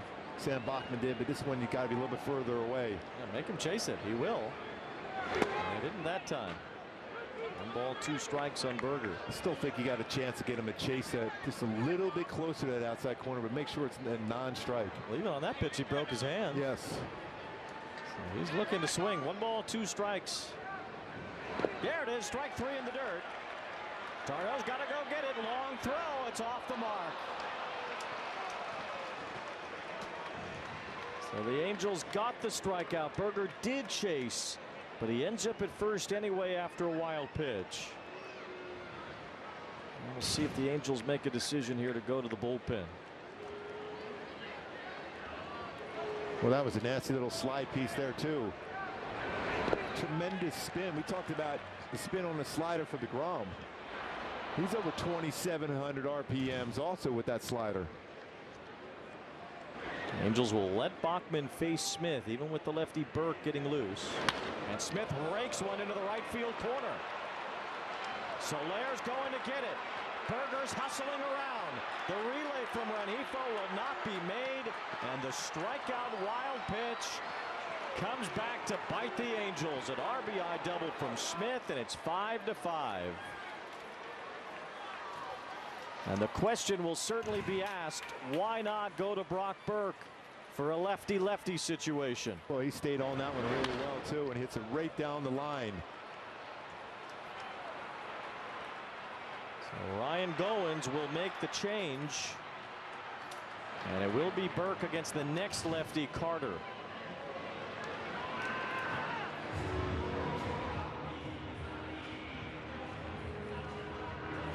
Step up to the plate and get ready to play ball. The baseball show for kids where you can learn about batting, fielding, and everything in between from the real pros. Every swing is a big hit on Play Ball. Saturday mornings at 10 Eastern on MLB Network. It's a great night for baseball. This matchup features some of the best talent in the game. A lot of power, a lot of marquee names. Here we go. Buckle up, folks. There's a guy who wants to be in the spotlight. The bats have come alive. A showstopper. We're just playing Powerball. This place doesn't know what hit them. These teams are entertaining, are they not? The show continues. Experience game-to-game coverage of the night's biggest moments, live and commercial-free. MLB Network Strike Zone, Wednesday and Friday nights all season. Did he do it? Oh my goodness, what a play! An absolute beast unleashed. You are unbelievable. Racking them up, all I do is win. Spot that hashtag like a boss, yeah, that's how I roll. Keep on nailing and never miss it back, enjoy the show. Relive the biggest plays from every game with Abby LeVar on Quick Pitch. Late nights and early mornings on MLB Network. SiriusXM's The Leadoff Spot is now on MLB Network. Join Steve Phillips and former MLB players Xavier Scruggs and Eduardo Perez for a recap of the night's action, preview of the day ahead, plus in-depth baseball interviews all season long on MLB Network.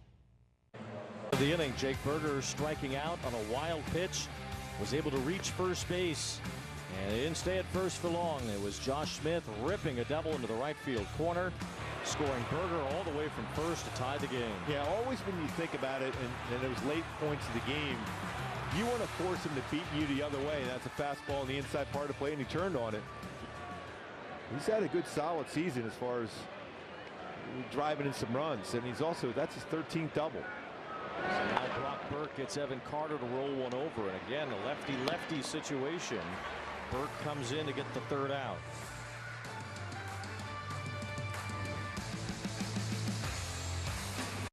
San Diego's a dangerous team. Man, they have enough talent to run the table. Every game here is like a party. Manny Machado walks it off. fans are also playing a part. They're affecting the game. Fernando Tatis Jr., electric!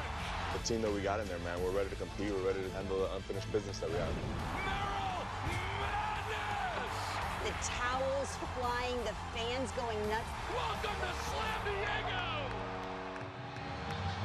The 611 Podcast meets MLB Network. Join longtime teammates and former MVPs Jimmy Rollins and Ryan Howard, plus other former players for unfiltered conversations about baseball, culture, and life. Only on MLB Network. We do not talk about this superstar enough, and that's Rafael Devers. 6th straight game with a home run. Jarren Duran is an extra base machine. I've just always been like that guy that keeps his head down and works hard. Swing and a miss. Crochet's got that kind of electric stuff. This green monster is tailor-made for Alex Bregman's swing. Great fit for Bregman, great fit for the Red Sox. This was the piece that they really needed. The guy's a winner. He's got all the talent. The Red Sox are a much better team this year than they were last year.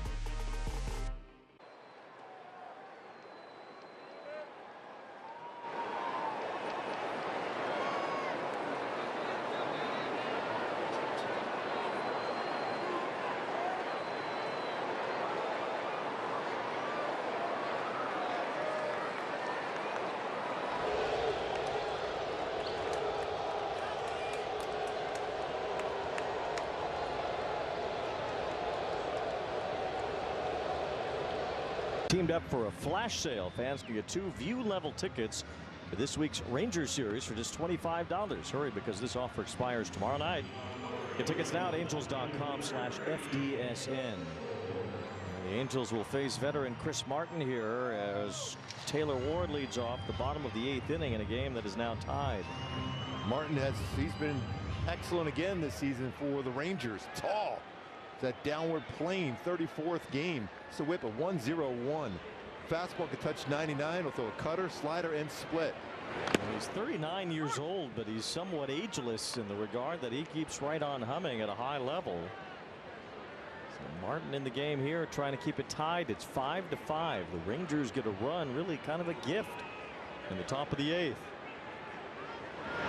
The inning looked over. Sam Bachman had Jake Berger struck out. The ball got away from Travis d'Arnaud, and Berger reached first. And then, with the lefty Brock Burke up in the bullpen, Bachman was allowed to face left-handed batting Josh Smith, who ripped a game-tying double. And the Angels will have to answer for that after. Why have Burke up, a lefty, with a lefty coming up, and not bring him in?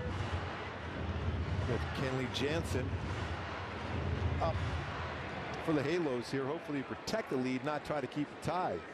Angels will need a run to make it a safe situation for Jansen. He pitched twice in the Toronto series in tie games. There's a pop-up from Ward. And Simeon is there to make the catch, 1 out. Remember, the Angels lost 3 straight one-run games in Toronto. They have not lost 4 consecutive one-run games in a single season since 2004. Here's Joe Adell after a ride with Kia.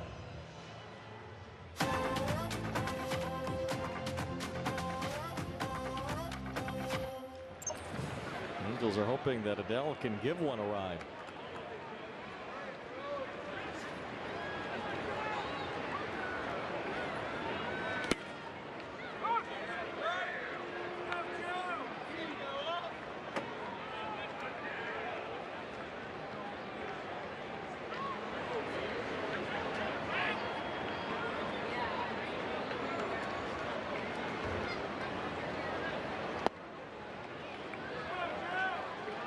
Sinker's 94-95 for Martin. He does have that really good split. Doesn't throw it as much to righties as lefties, but this could be that spot. He might try it. Line to right. Garcia in, makes the catch. 2 outs. This hits the baseball's hard of late. Just no luck for Joe.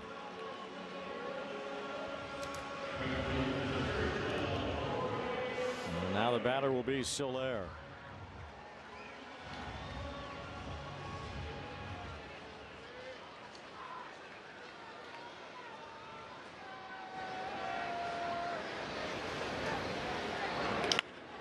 Fly ball to right. Garcia moves over toward the line. And runs out of room. It's out of play.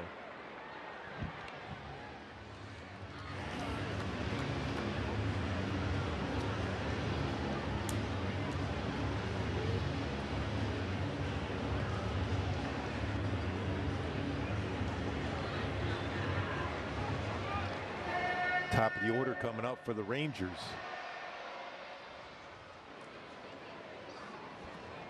Jansen getting ready for that. It's the bottom of the 8th now, tie game. Soler with plenty of power if he can get a hold of one. Martin misses with that fastball.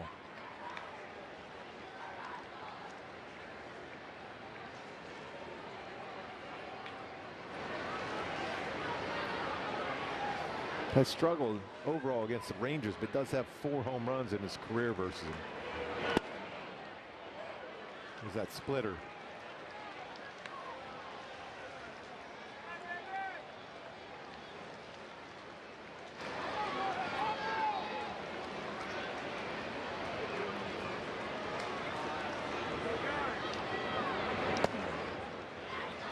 That's twice now he's gotten a call on the borderline pitch after that called 3rd strike. 3 balls, 1 strike now. Martin and Soler were teammates together, world champions together on the 2021 Braves. Soler had some big homers then. Takes a called strike here on the inside corner. It's 3-2. Yeah, that was definitely a strike. Soler wants a moment to think about it. That was right on the inside corner at the knees. Usually means a setup for try that splitter. He's trying to keep it in the zone, see if he can lift it. 3 balls, 2 strikes. Ground ball. It's Seager right there.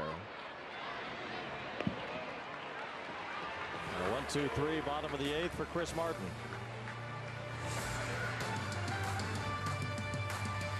The Mets were a great story last season. It's gone! He did it! He did it! You got to think the expectations are sky high. They know that they're built to win. I love the additions. Juan Soto to the Mets. It's real. This is landscape changing that changes the arc of the Mets. Want to make a dynasty.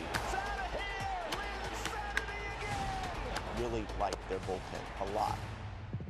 The ball game is over. Put it in the books. It's going to take everything from everybody. We got to stay together and we got to post up. Turn on baseball's biggest game changer, MLB Big Inning. Experience live baseball in a whole new way with up to 4 games on a single screen. He is on fire. MLB Big Inning, every game night on MLB.tv. Let's talk Orioles, a powerhouse and getting better. They have a lot of young players, and you know they're going to take another step. High, deep, way out of here. That ball was barbecue.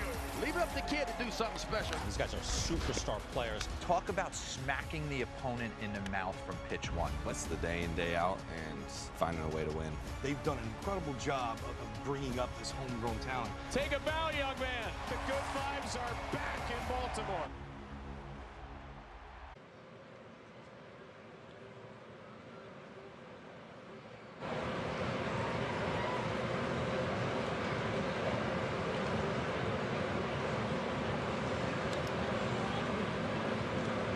For the ATL with the game's biggest events, the action begins with the T-Mobile Home Run Derby on ESPN July 14th at 8 p.m. Eastern Time, and then catch the 95th Major League Baseball All-Star Game presented by MasterCard July 15th, 8 p.m. Eastern on Fox. The Angels are in a tie game, and for the 7th time in his last 8 appearances, Kenley Jansen enters in a non-save opportunity. He did this a couple of times in tie games in Toronto over the weekend. Struck out the side in the 9th inning on Saturday night and struck out 2 of the 3 batters that he faced in the 9th inning on Friday night. The Angels hoping for a similar outing here in the top of the 9th as Sam Haggerty leads off. This is top of the order for the Rangers. His former teammate waiting on deck. Seager is the big bat coming up. 5-5 here in the 9th inning. A strike to Haggerty. Bottom of the 9th, Angels will have the bottom of their order up. Rengifo, d'Arnaud, and Newman.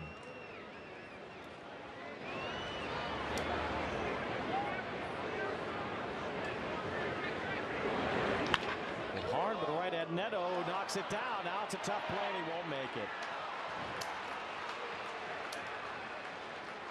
An error on Neto, who was perfectly positioned. And that speed at first, too.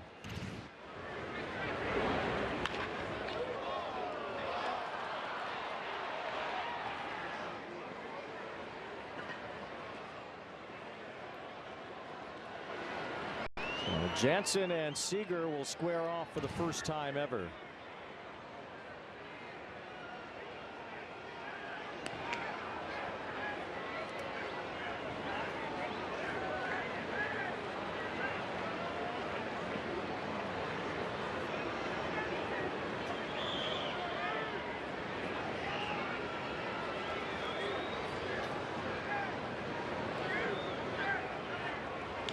Ground ball to second. Rengifo over to second for one. Neto to first. Two, a double play. Kenley Jansen picking up his guy, Zach Neto there. Getting a ground ball double play. 4-6-3. Veteran. Now, he's something else, isn't he? Oh. He is so cool on the pressure. He knows with Haggerty over to first base and his speed, and he has a tough time with the running game, but gets a quick out against a very dangerous hitter. And that ball was hit about 107 off the bat by Seager. Right at Luis Rengifo. The Angels have turned the most double plays in the majors this year. They led the American League last year. 0-1 on Marcus Semien. Kenley Jansen, the coolest guy out there. I've never seen anybody like him. Tell you what, Haggerty was thinking about running too. Didn't get a good jump or good read, I guess. It's a good thing for the Angels that he didn't go. 0-2 now on Semien. They did a nice little throw over just to make him aware he's paying attention to him, Haggerty, and then he was a little bit quicker to the plate than normal, and he got that quick ground ball double play. 5-5 in the ninth inning. 2 out, nobody on. Semien lays off the slider. The other day he had a strikeout with a sinker, a slider, and a cutter. Been really good. His ERA has started to come back down after that one blow-up he had. Otherwise, he has been outstanding this season. 1 ball, 2 strikes. That's in there. Strike 3 call. Kenley Jansen puts up a 0 in the top of the ninth. The Angels will try to get one in the home half. Lucky to break this losing skid against the Rangers tonight.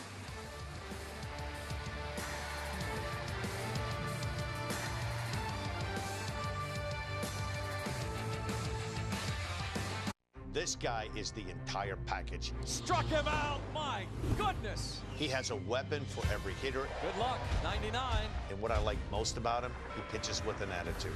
They're still on their feet for Paul Skeens. Everyone wants to watch this guy. Must-see TV for me. 6'7", top 5 exit velo, #1 arm in the sport. There's a cruise missile. More fireworks. He can go out there to center field, relax, and I think this is a 30-30 guy this season.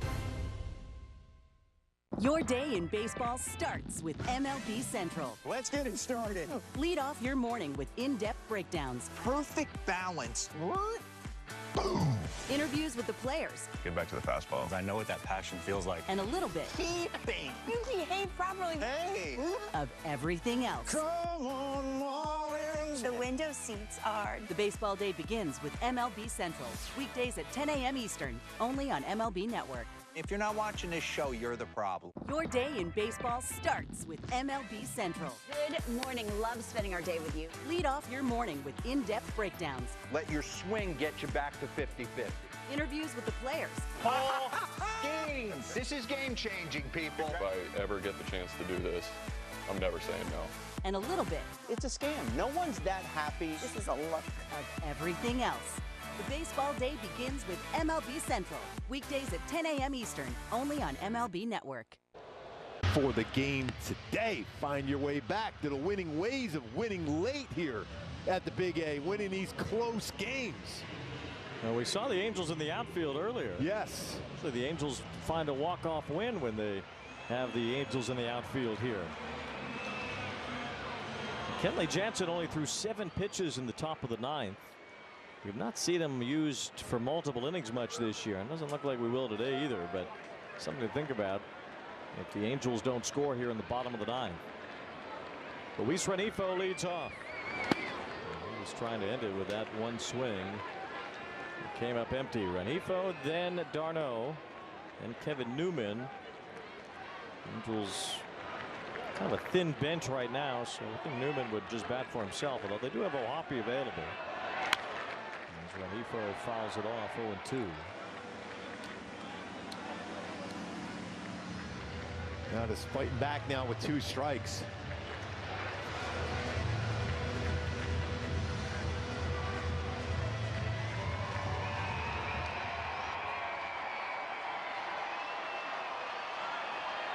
O2 a splitter quite a bit.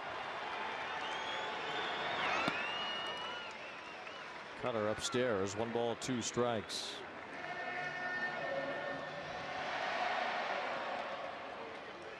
And the other guy besides O'Hoppe available is Campero.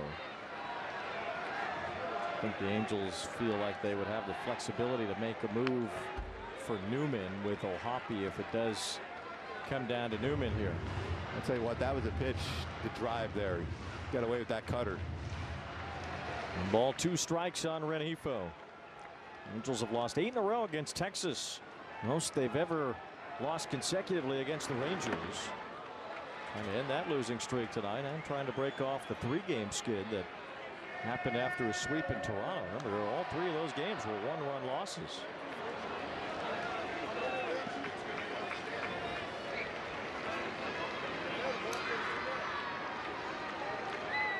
Two balls, 2 strikes.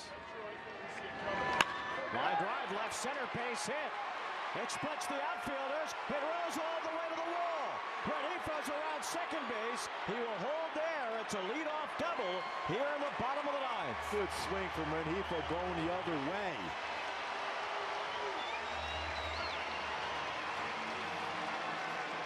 That ball's hit hard, left center, 100 miles off the bat.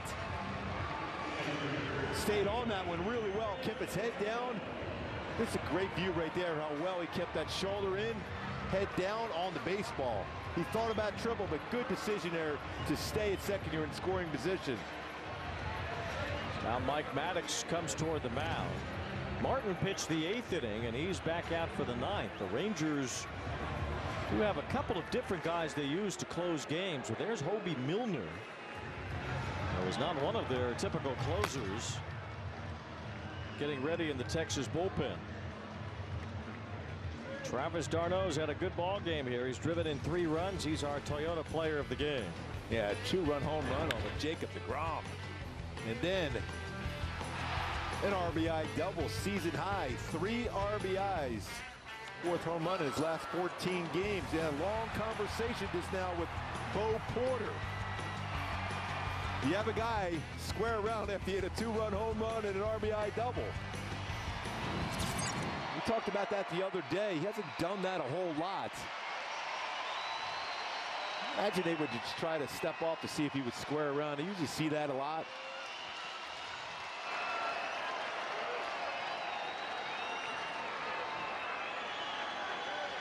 Here is d'Arnaud, homered off deGrom earlier, an RBI double in the ball game as well, and he's swinging away as he slashes one foul. You see what he was trying to do there, Wayne. He was trying to punch that ball to the right side. That's an excellent arm out in right field. The Rangers outfield playing pretty shallow as well, with Renifo now at second base. Leading off here in the 9th inning with a double.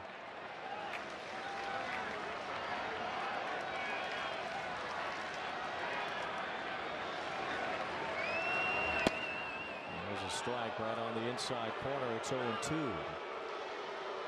Angels squandered some big chances, especially in extra innings in Toronto over the weekend. And that's when you put that runner right at second base with nobody out. That's the scenario here. And Renifo doubled his way there to lead off this inning. It's 0-2. A swing and a miss and a ball in the dirt. d'Arnaud trying to force a throw, but he was tagged out as he runs it all the way through. A big out for Martin, a strikeout, and Renifo doesn't move off of second.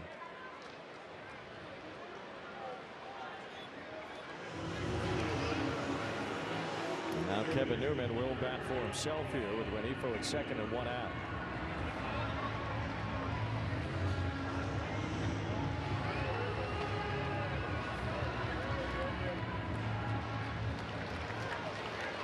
With Newman, you think about a guy who typically does put the ball in play. It's often been tough to strike out in his career. That's some room right center. Ground ball, base hit to left. Renifo will stay at third. He did not get a great jump off of second. And that ball, with Langford playing shallow anyway, got to him quickly. So it's a base hit for Newman. And the winning run now at third base for Neto. Nice job being aggressive on that first pitch. It was a splitter that stayed in the zone. Gets it through the hole. Hesitated a little bit on that lead on that ground ball. As shallow as he was playing, though, that would have been a tough one to score on, but more than likely he might take a shot. They're going to load the bases, and they'll probably go lefty-lefty. I imagine for Shonowell coming to the plate. Well, they can do that for one hitter, but they got Trout behind Shonowell, too, so if Bruce Bochy wants the lefty-lefty, he's only going to get it for one batter. Here comes one of the great managers of all time, Bruce Bochy, a four-time world champion. And it looks like he wants the lefty Milner with the bases loaded here in the bottom of the ninth.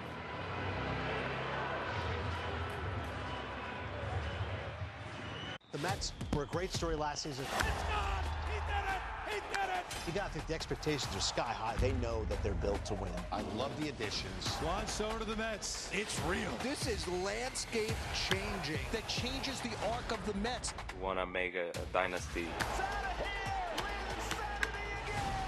Really like their bullpen a lot. The ball game is over. Put it in the book. It's going to take everything from everybody. We got to stay together and we got to post up. In music, a hit can define a generation. In baseball, the right hit on draft night can change a franchise. He is Mr. November. And while some hits climb the charts to become crowd favorites, Sheer dominance from Scooble. others could go from the first round The Los Angeles Angels select Michael Trout to the first ballot. Top tank for Mike Trout. The MLB Draft, presented by Nike, July 13th on MLB Network. Did he do it? Oh my goodness, what a play! An absolute beast unleashed. You are unbelievable. Racking them up, all I do is win. Spot that hashtag like a boss, yeah, that's how I roll. Keep on nailing and never miss it back, enjoy the show. Relive the biggest plays from every game with Abby LeVar on Quick Pitch, late nights and early mornings on MLB Network. Angels in the outfield have presided over some walk-off wins already this year. And they're back possibly for one more. Angels Live postgame brought to you by OC Navigator. We'll discuss it all afterward. Last walk-off win June 10th against the A's. Nolan Shonowell delivered it off a lefty. This made some good contact, hit the right spot.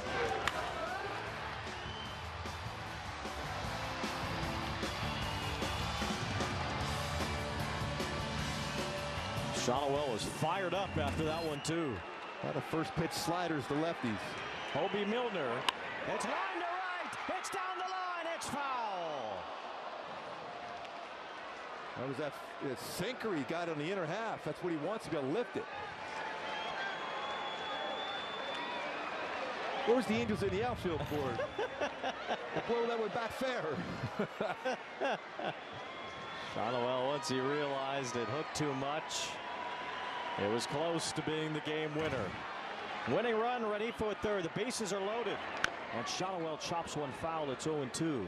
Boy, Garcia's almost playing in the infield dirt. Out in right field. 42nd game. It's a halo for a bit.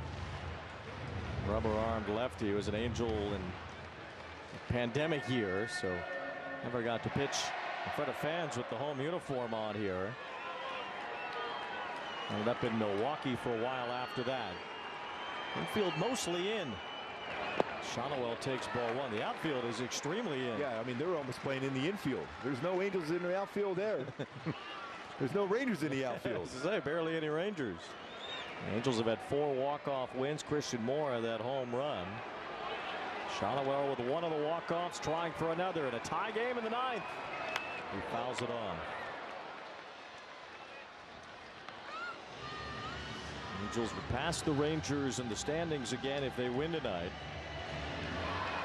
Mike Trout on deck against the lefty. It has to be Milner. If Shotwell doesn't end it, Trout will get a chance. Winning run 90 feet away. Tie game, 9th inning. And it's ball 2 in the dirt.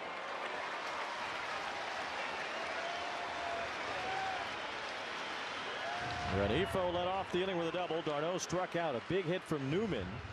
Put runners on the corners, and then Neto intentionally walked to load him up. Now it's Shotwell with a chance to end it. 2 balls, 2 strikes. They're loaded in the bottom of the 9th. And it's full on Shotwell. Now everybody's on their feet.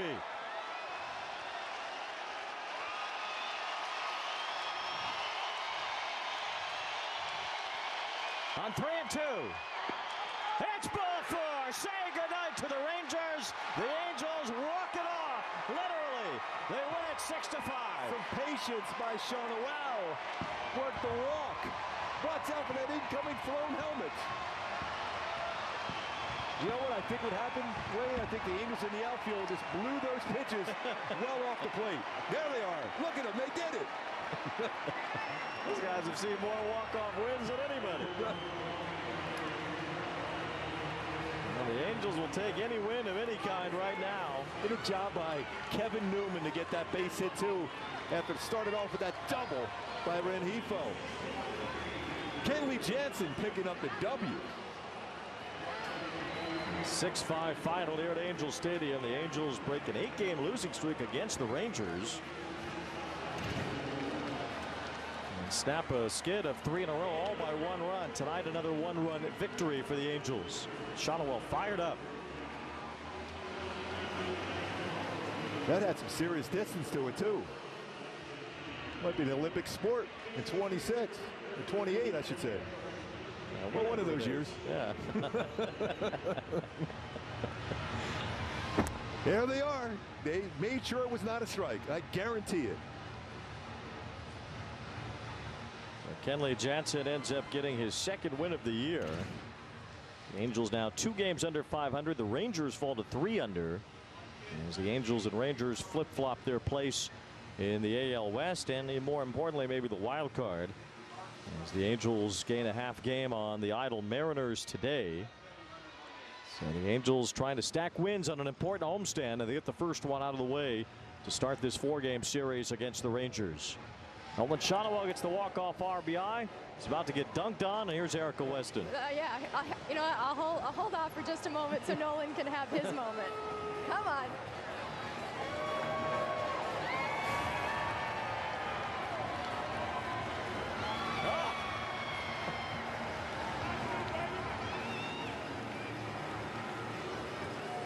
Nolan, congratulations on the win. Another walk-off win for you. You get to the full count in that plate appearance. What's going through your mind?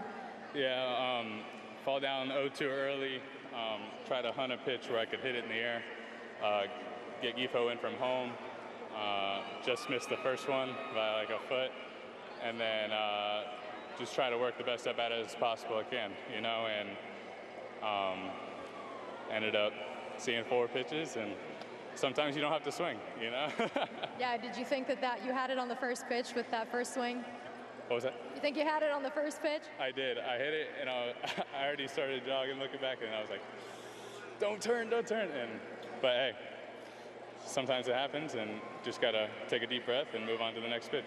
You guys are coming off a tough road trip, a lot of close games on that road trip. How good does it feel in this moment to be on the other side of another one of these close games? Oh, it's awesome. I mean, it's awesome to be home, be able to play in front of our home fans, and get a win like this on the first day back of the series, so it's awesome.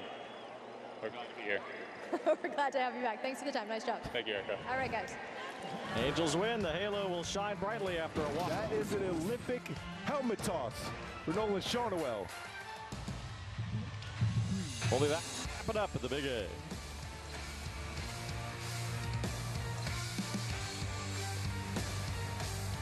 The alpha dog among big league closers right here. Top of the food chain, Emmanuel Clase. Jose Ramirez, one of the most unsung great players in the game of baseball. Goodbye. That's why he needs his gamer. Swing! cutter at 100 miles per hour coming at you. Home run, Jose Ramirez. Best power, speed, and run production is Jose Ramirez, Jose Ramirez, and Jose Ramirez. He's a complete player. Ball game, swing and a miss, bucket. You get into the 9th inning, done deal. In music, a hit can define a generation. In baseball, the right hit on draft night can change a franchise. He is Mr. November. And while some hits climb the charts to become crowd favorites, Sheer dominance from Scooble. others could go from the first round The Los Angeles Angels select Michael Trout to the first ballot. Top tank for Mike Trout. The MLB Draft, presented by Nike, July 13th on MLB Network. Hey, Chicago, what do you say? Cubs are going to win today. This is their chance to have another run. This is their time. This is the Cubs division to lose this year. They need to be singing the song quite a bit this year. That's hammered. Kyle Tucker, welcome to the Cubs. Dansby swats it. He's one of the most talented ball players. Pete Crow Armstrong, what a stud. Shota Imanaga, it's about falling in love with him. Seiya Suzuki with a grand slam. And this is when you put the pedal to the metal. I think we got a really good team.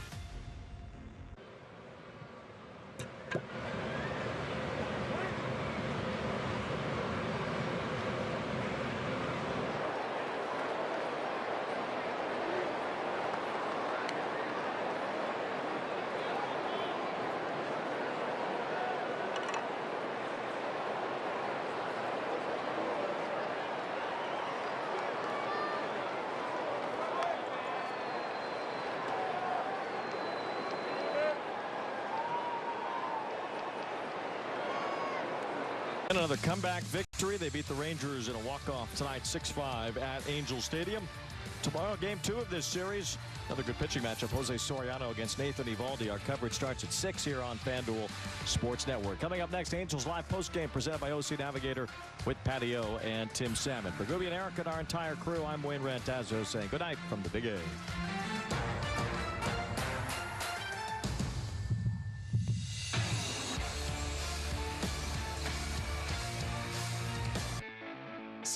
As a contractor, I find sometimes the most impactful thing you can say is what you do on your own home. A couple of years ago, we put a pool in our backyard, my wife and I. There was only one choice for the decking around the new pool. We used TimberTech because of the low maintenance on the product. You can install it and just enjoy it for its lifetime. Epay, Redwood. I mean, after 1 year, you're sanding and refinishing if you want to keep that sharp look. If you don't want to sand and oil every year, you want low maintenance, go with TimberTech.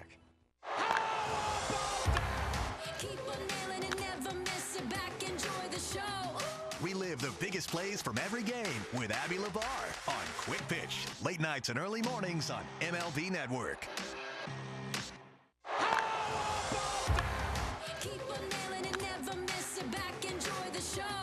Relive the biggest plays from every game with Abby LeVar on Quick Pitch, late nights and early mornings on MLB Network.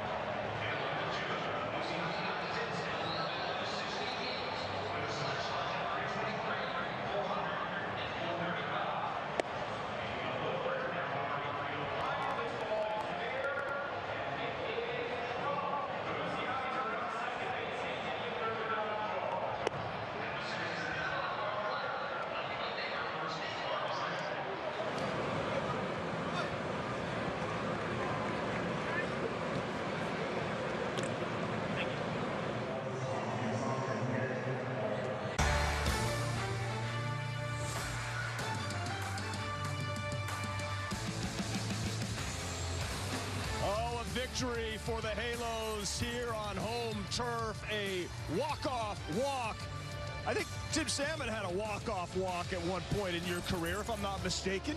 Is it against the Yankees? No, it's against the Dodgers. Wasn't it? I remember that. I don't know if you got one of those. I did the post-game interview with you. Sure you did. No. Angels over the Rangers 6-5, snapping an 8-game skid versus their division rivals. Going up against Jacob deGrom to start. With Kikuchi on the bump, they each go 5 and somehow back and forth tilt to win this one. Tim Salmon, Patrick O'Neill, we'll get all the reaction to show you all the highlights. But first off, your take on this game and how great it was to win this one. Well, it was a big win. I mean, it was another one-run game. And, from the Angels' standpoint, offensively, they did some good things. But it just seemed like they were putting themselves in position to maybe let it slip away on a few different occasions tonight. Fortunately for this Angel club, they battled hard. They made the plays when they needed to make them at the end, and they got the big walk-off hit walk. Yeah, it's a walk-off walk. Listen, we can be honest. Going against Jacob deGrom and trailing 2-0 going to the bottom of the first, you're not feeling good about your chances. But the way the Angels were able to manufacture runs, that was the key going into this one. Find a way to scratch them across. They did a great job early. Well, the guy that ended the game also started the game with a great at-bat there in that first inning. When Neto gets the leadoff double right here, you're definitely thinking at this point in the game, hey, you got to manufacture this run any way you can. You got to get him over to third base. And he did that with a little ground out. He did. It was a two-strike, it was a two-strike approach, too. I mean, that was a tough job of hitting, but then Mike came up, got the slider, enough to get the sac fly right there. Again, you feel good about the fact that, hey, you manufactured a run. This is a guy on the mound that's very stingy, and, hey, they started off the game on the right foot right there. Very stingy. How about historically stingy? But Soler gets into this one. That's a nice double. Nice double right there by Soler. And then the biggest part about this is that, again, two-out hitting has been huge. d'Arnaud tonight twice came up with 2 outs. This time he hits a 2-run homer on a little slider right there. I mean, this is the 3rd slider of his at-bat right there. It was an 0-2 pitch. Hey, you can't sneak that by an old veteran like that, can you? An old veteran that caught deGrom for a lot of games in New York, so he was maybe guessing along with him. Hey. Travis d'Arnaud is fantastic. What a big clutch moment. And now in the 6th, look at Rengifo getting a little fluke. Yep, it seemed like the same guys were coming up in big situations. Luis Rengifo right here gets that single right there. Travis d'Arnaud hits a double again. Left center field right there. Rengifo comes around to score. Great piece of running right there. Just enough. Just enough. I didn't know if he was going to get there. That stride didn't look very long, but it's never a long stride, but it is efficient. Yeah, and then this is clutch. This is late inning Lamont. Yeah, pinch hitting right there. What a great job of coming off the bench and coming up with a big clutch hit right there. Again, the Angels tonight, 4 runs with 2 outs.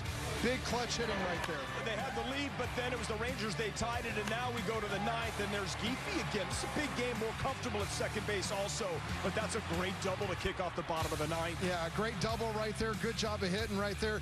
d'Arnaud comes up in this situation. You knew he was trying to go, Newman. We're going to go to Newman. Well, Newman, it's a big base hit.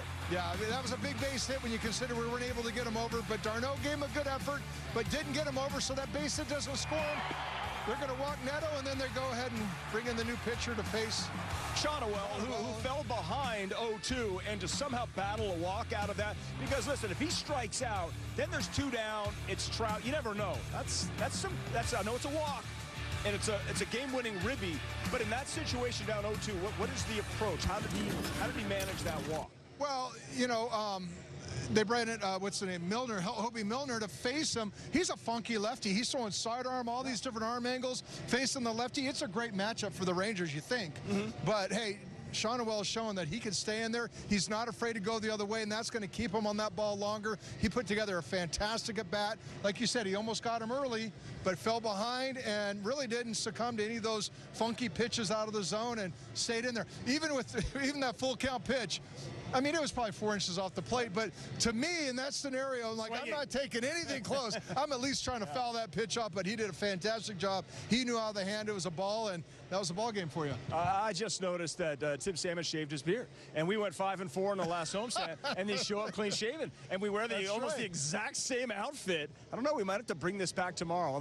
This is like 9 hours. You finally noticed? That's very true. That's very true. Obviously I don't pay much attention.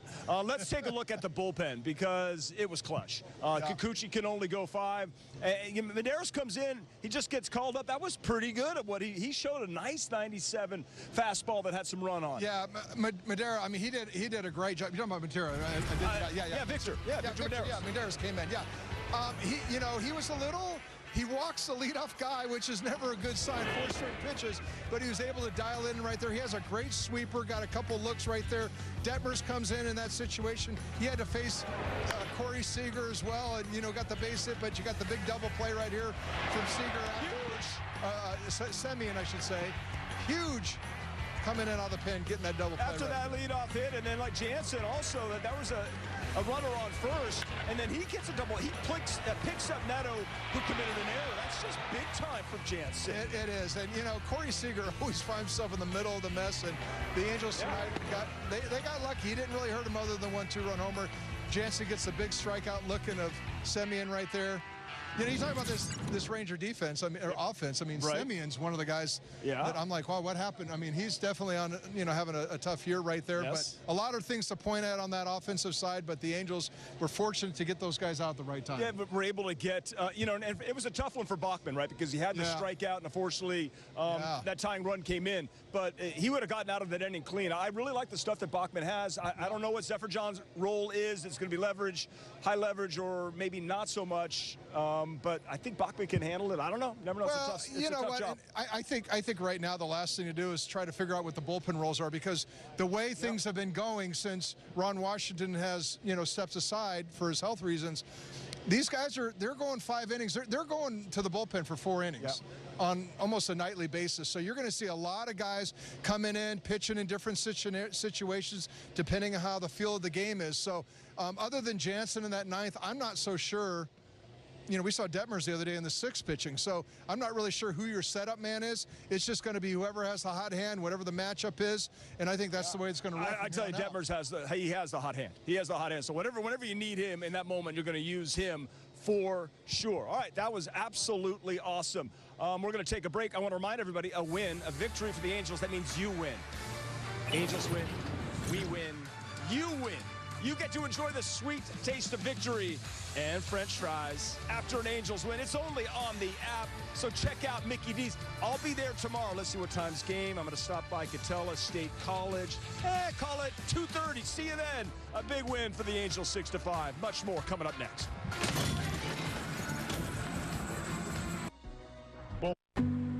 Hey, I'll be home in about 10 minutes.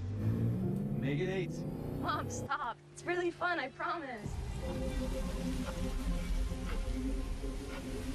Mom, I don't know what's happening. I gotta go. Go back home. That's my good boy.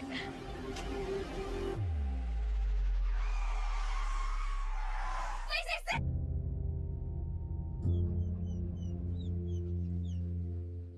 I'll give you this brand new electric vehicle if you can prove to me you know your finances. How many subscriptions are you paying for? Just 3. You sure? Let's download the Rocket Money app right now and see if you're right. It's actually 21 subscriptions, which is costing you around $370 a month. The app is telling you all this? Rocket Money shows you all your expenses in one place and even helps you suggest a budget based on your past spending. Don't worry about the 21 subscriptions. You can cancel them right within the app. It'll even try and get you some of your money back.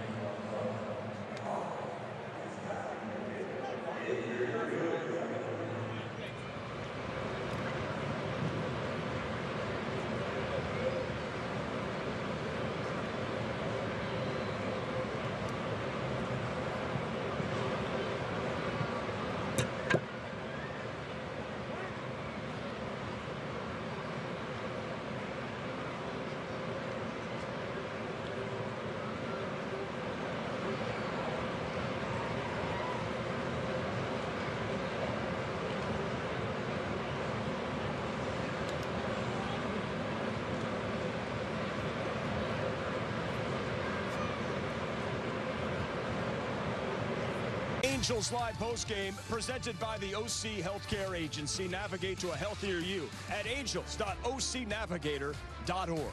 A great win for the Halos. This game was started by their all-star, Yusei Kikuchi. Shigoto shimashita. Ii desu ne. Moments ago, here is Kikuchi-san. Yeah, I think that was a huge win. Division rival, obviously. So, yeah, I think it was a big win. And, you know, I didn't have my best stuff, but the team really picked me up today. So, yeah, big win overall. Were you looking forward to facing fellow all-star Jacob deGrom on the other side? そこはね、あんまり意識してなかったですけど、ただ、厳しい試合になると思ってましたんで、難しい試合になると思ってましたけど、ただ打線がねすごく助けてくれたので、良かったです。Yeah, I wasn't really thinking about that too much. You know, I was just focused on the opponent, and I knew it was a tough lineup to face going into it. So, biggest focus was on that. But again, team had my back today, and they picked me up, and that was huge. What happened on that first play out there? バランス崩しましたけど、はい、初回の入りがね、今日ちょっと良くなかったんで。あそこはもったいなかったなと思います。Yeah, I think I just lost a little bit of balance there. But yeah, it was tough getting through that first inning, and yeah, it was. Yeah, I wish it could have turned out a little bit better, but looking back at it, but yeah, I'm glad we got the win. What do you think of Travis's night with the 2-run home run and the big double? いつも僕が投げる試合を打ってくれるし。彼は本当にクラッチで勝負強いんでね、いつもチャンスで回ってくる彼の打席を見るのがすごく楽しみですね。Yeah, it just turns out that I think he always gets the big hits. He's pretty clutch in games that I'm pitching. So, you know, it's good that he comes up big sometimes for me. Yusei Kikuchi with interpreter Yusuke Oshima. Appreciate his hard work. A first-time All-Star for the Angels, second in his career, also an All-Star with the Seattle Mariners in 2021. He could be huge for the second half for the Angels out of the All-Star break as they continue to try to make that push to that wild card. Well, you've got that #1 starter in your rotation right now. And the Angels really haven't had that in a while. I mean, you go back to maybe Ohtani back when he was healthy, but they have not had that one horse that you can ride on every fifth day. And I think that's huge going forward for this club in the second half because it does set the tone. I mean, every fifth day, regardless of what you're going through, you know you got a guy out there that's going to compete, and you're probably going to come out on the winning side of things. Although they haven't necessarily come out on the winning side, but that's not because of him. That's been because of the lack of offense production. But regardless, the point is, he has the ability to anchor his staff down and really make everybody else's job a little bit more clear, a little bit easier, take the stress off Soriano and some of these other guys. So he's huge going forward in the second half. Yeah, set the table for Soriano pitching tomorrow. Evaldi for the Rangers. That'll be a great matchup. When we come back, we'll hear from Ray Montgomery, who's tossed from this game.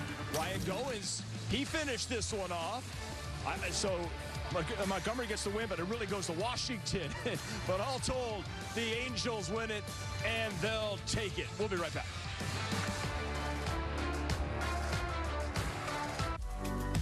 That starting rotation, it doesn't get better than that. Dominating night from Logan Gilbert. Trying to be out there and take the ball as much as I can. Swing and a miss against Luis Castillo. It's wipeout stuff. He's a legit ace. Talk about depth the Mariners really have. What a masterpiece from George Kirby. Just trying to go out there and give my team the best chance to win. Julio Rodriguez is an absolute superstar out there in center field. Go my zone, Julio. Once I go, I just want to have everything ready. The guy's dangerous. Julio! SiriusXM's The Leadoff Spot is now on MLB Network. Join Steve Phillips and former MLB players Xavier Scruggs and Eduardo Perez for a recap of the night's action, preview of the day ahead, plus in-depth baseball interviews all season long on MLB Network.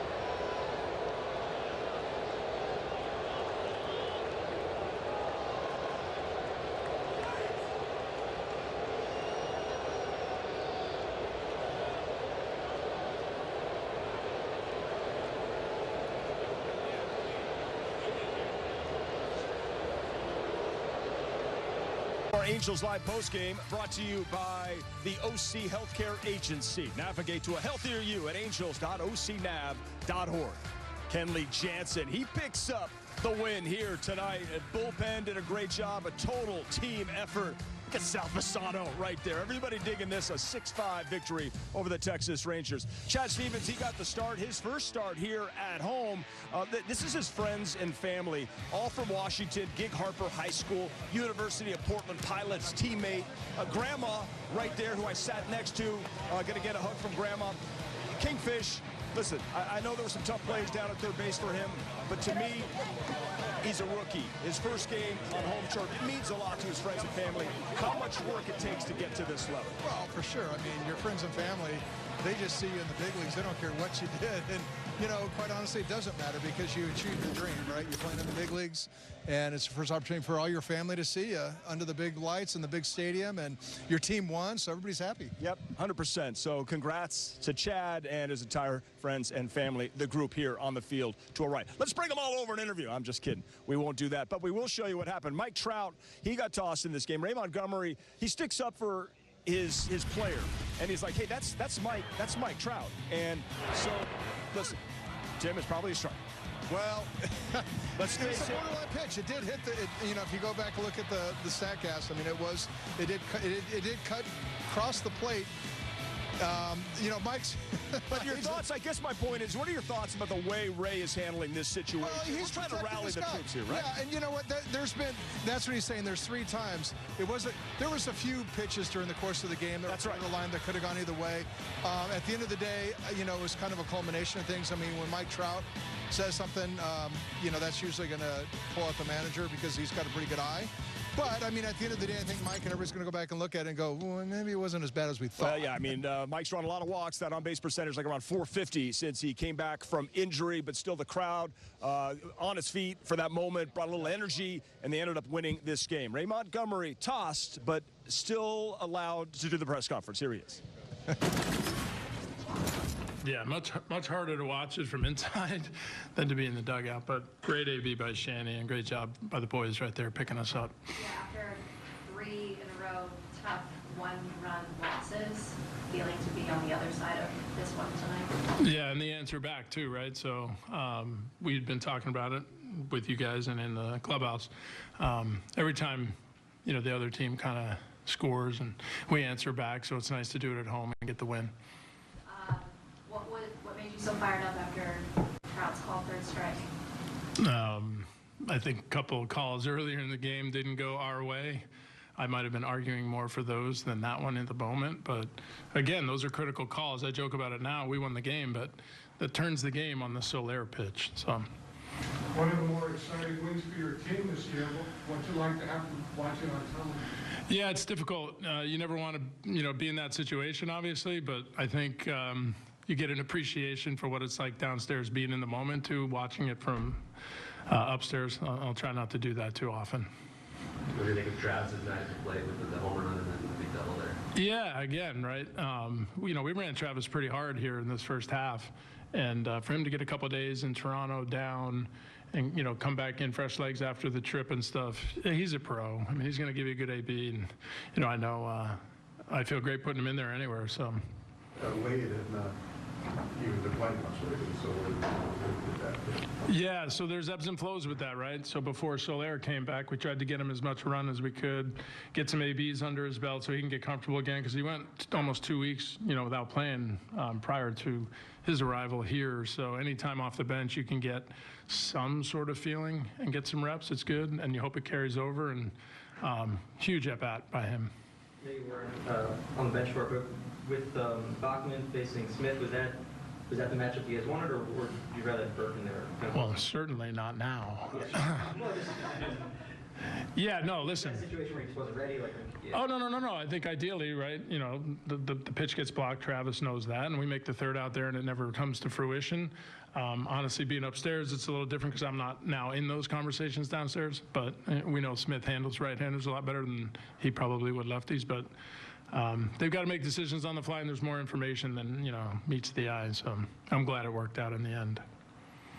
You said about Kenny Johnson, you know, Kenny Johnson coming out. Oh, yeah. again, we've been fortunate to see it all year, right? I mean, any time, any moment he's called down, you guys have heard the stories, put me in the game. He just wants to be a part of it, and he's a huge part of it. So good night from him. This is a 4-game series, so it's so huge to take this opener. As you look at tomorrow's probables, really not getting any easier. Look at the sub-2 ERA from Nathan Eovaldi, 2-time All-Star, won 2 championships. Jose Soriano, though, last start, got that W at the Braves, going 7-0 runs with 7 Ks. What impresses you? What are you most looking forward to about seeing these two guys go at it? Well, I want to see if Nathan Eovaldi is that pitcher that with a 1.75 ERA. I mean, he missed almost the whole month of June. He had a tricep injury, so he's come out and he's really only had 1 outing. Didn't do a rehab assignment, had 1 outing. Looked pretty good against Baltimore. So if he's anything capable of looking like what he's looked in the past, it's another game where you're like, offense, you better come ready to swing the first strike. Early in his career, rookie year, traded to Miami for Hanley Ramirez from the Dodgers. That's how long he has been in the game, Nathan Eovaldi. Here is the AL wildcard standings. Yankees, Rays, Mariners. The Yankees and the Rays, my goodness, that AL East with what Toronto just went on. But there is the Red Sox 2 and the Angels 4. So to be 4 back at this point, you're in that room. Does that give you extra juice, Tim? Well, for sure. I mean, especially this homestand. I mean, you've got 4 games against the Rangers. You got Arizona coming in. I mean, you got some tough teams ahead of you. I mean, I think, the mindset always is 1 game at a time. But no doubt, I mean, you go out there and make a statement. You take some games, from the Rangers, and you make some movement in your own division. All this is playing huge at this time of the year, because after the break, I mean, that's when it gets serious. I mean, are we buyers or sellers? All that kind of talk. Yeah, end of this month. We're going to see a lot about what kind of team we're going to be going into the end of July here. Based on these next few series. I want to avoid the buyers and sellers conversation for as long as possible. It just makes me feel uncomfortable. I want to be buyers. Okay. Yeah. All right. We want to be buyers. I love it. Look at that, because that means we're in this thing. I know the fans know they're good, but what happened in 2023 and when we bought, and look what happened then. Like, it's going to be tough. 2023. I don't know what imitation that was, and what Angels fan. That was just a giant imitation of all Angels fans that sound like that at the trade deadline. Fish, love working with you, pal. I just love winning. It's great to get one off of deGrom and the Rangers. It was a very important game here tonight. Yeah, post games are so much funner after a win. They're so much more funner. That's so true. The Angels go, that's a nice catch. Just seeing that one right now, because our crew is so darn good. They get it done. We appreciate y'all. Thanks so much to our entire Angels family. We love you. For Tim Salmon, I'm Patrick O'Neill. We'll see you tomorrow, same time, same place. Good night.